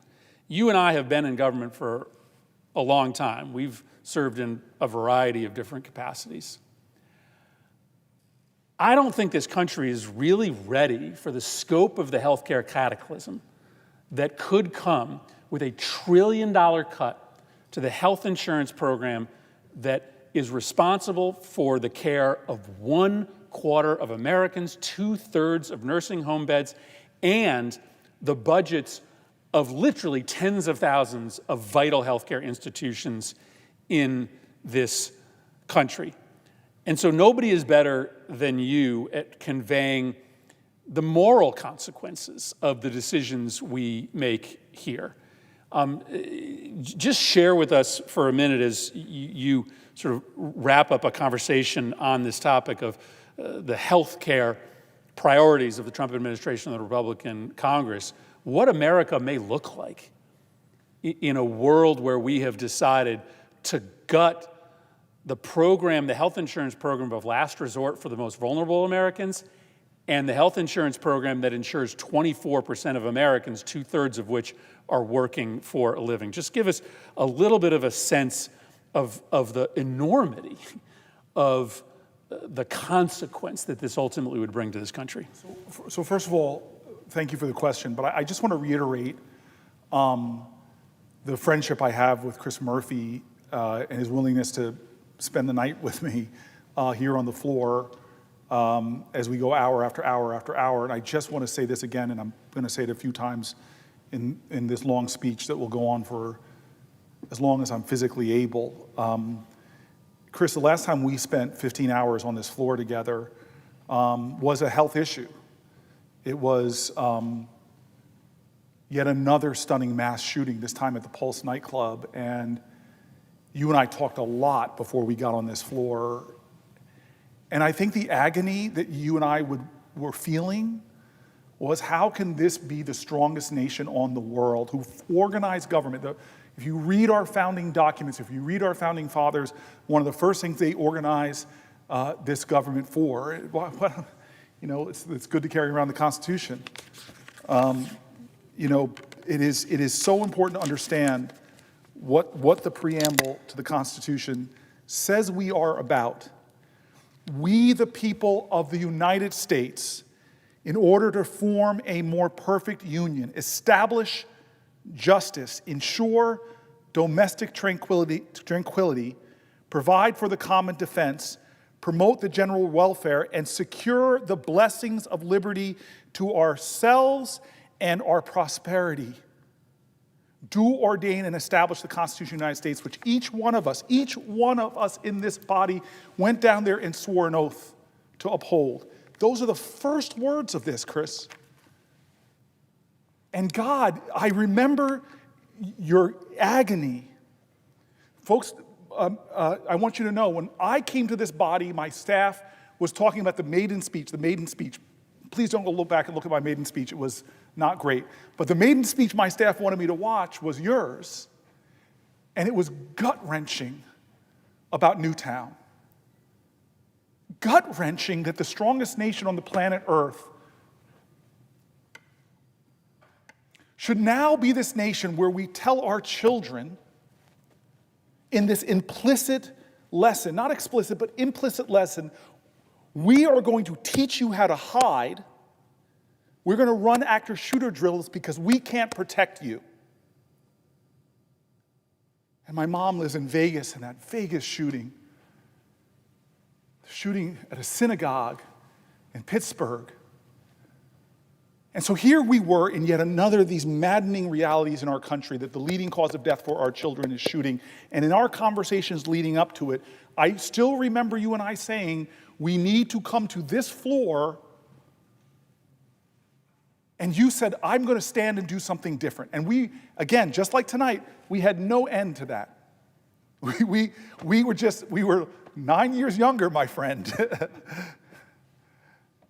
And we said we were going to stand down here and try to get this body to do something different, to try to get this body to recognize the gravity of what was going on in the strongest nation on the earth that was having child after child after child, American after American, dying to gun violence. And the response we were getting from this body, the world's most deliberative body, was nothing's going to change. We can't do anything. I mean, I'm going to give you respect. Years later, you were part of the first gun legislation to pass out of this body in 30-something years. And now,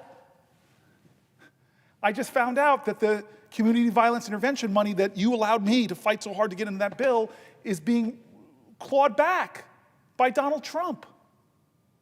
Our bipartisan bill, our bipartisan approved finances, money, and I think a taking away of our power in this body from the bill that you were one of the main architects of, with Republican colleagues, God bless them, people like Cornyn and others.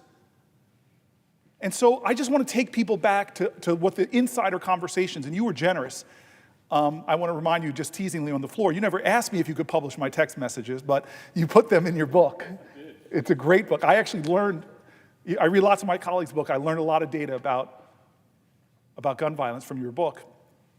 And we were talking about this belief that these words, this belief in our country that these words, why this government was formed, is so important. America, this is who we are, these imperfect geniuses.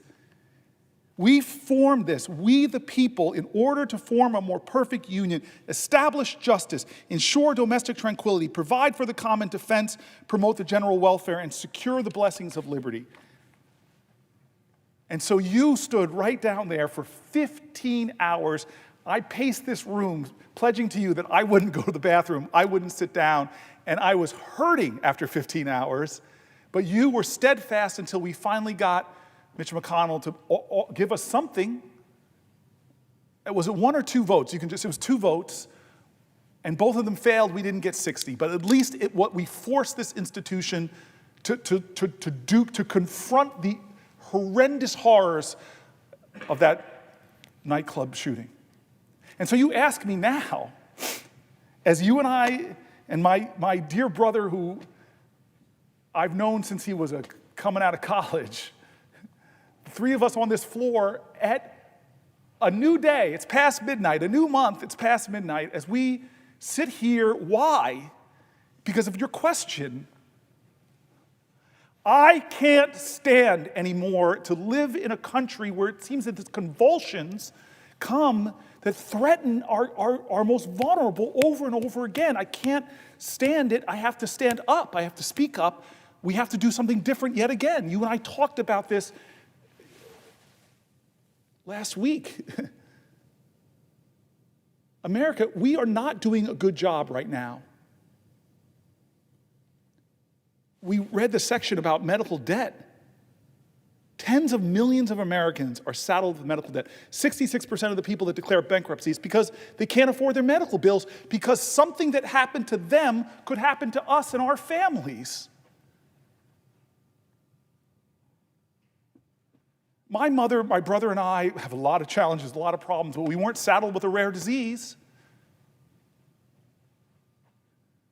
We didn't have tumors springing up all over our bodies. I don't know what that would have done to my family. The gentleman yields. Yes.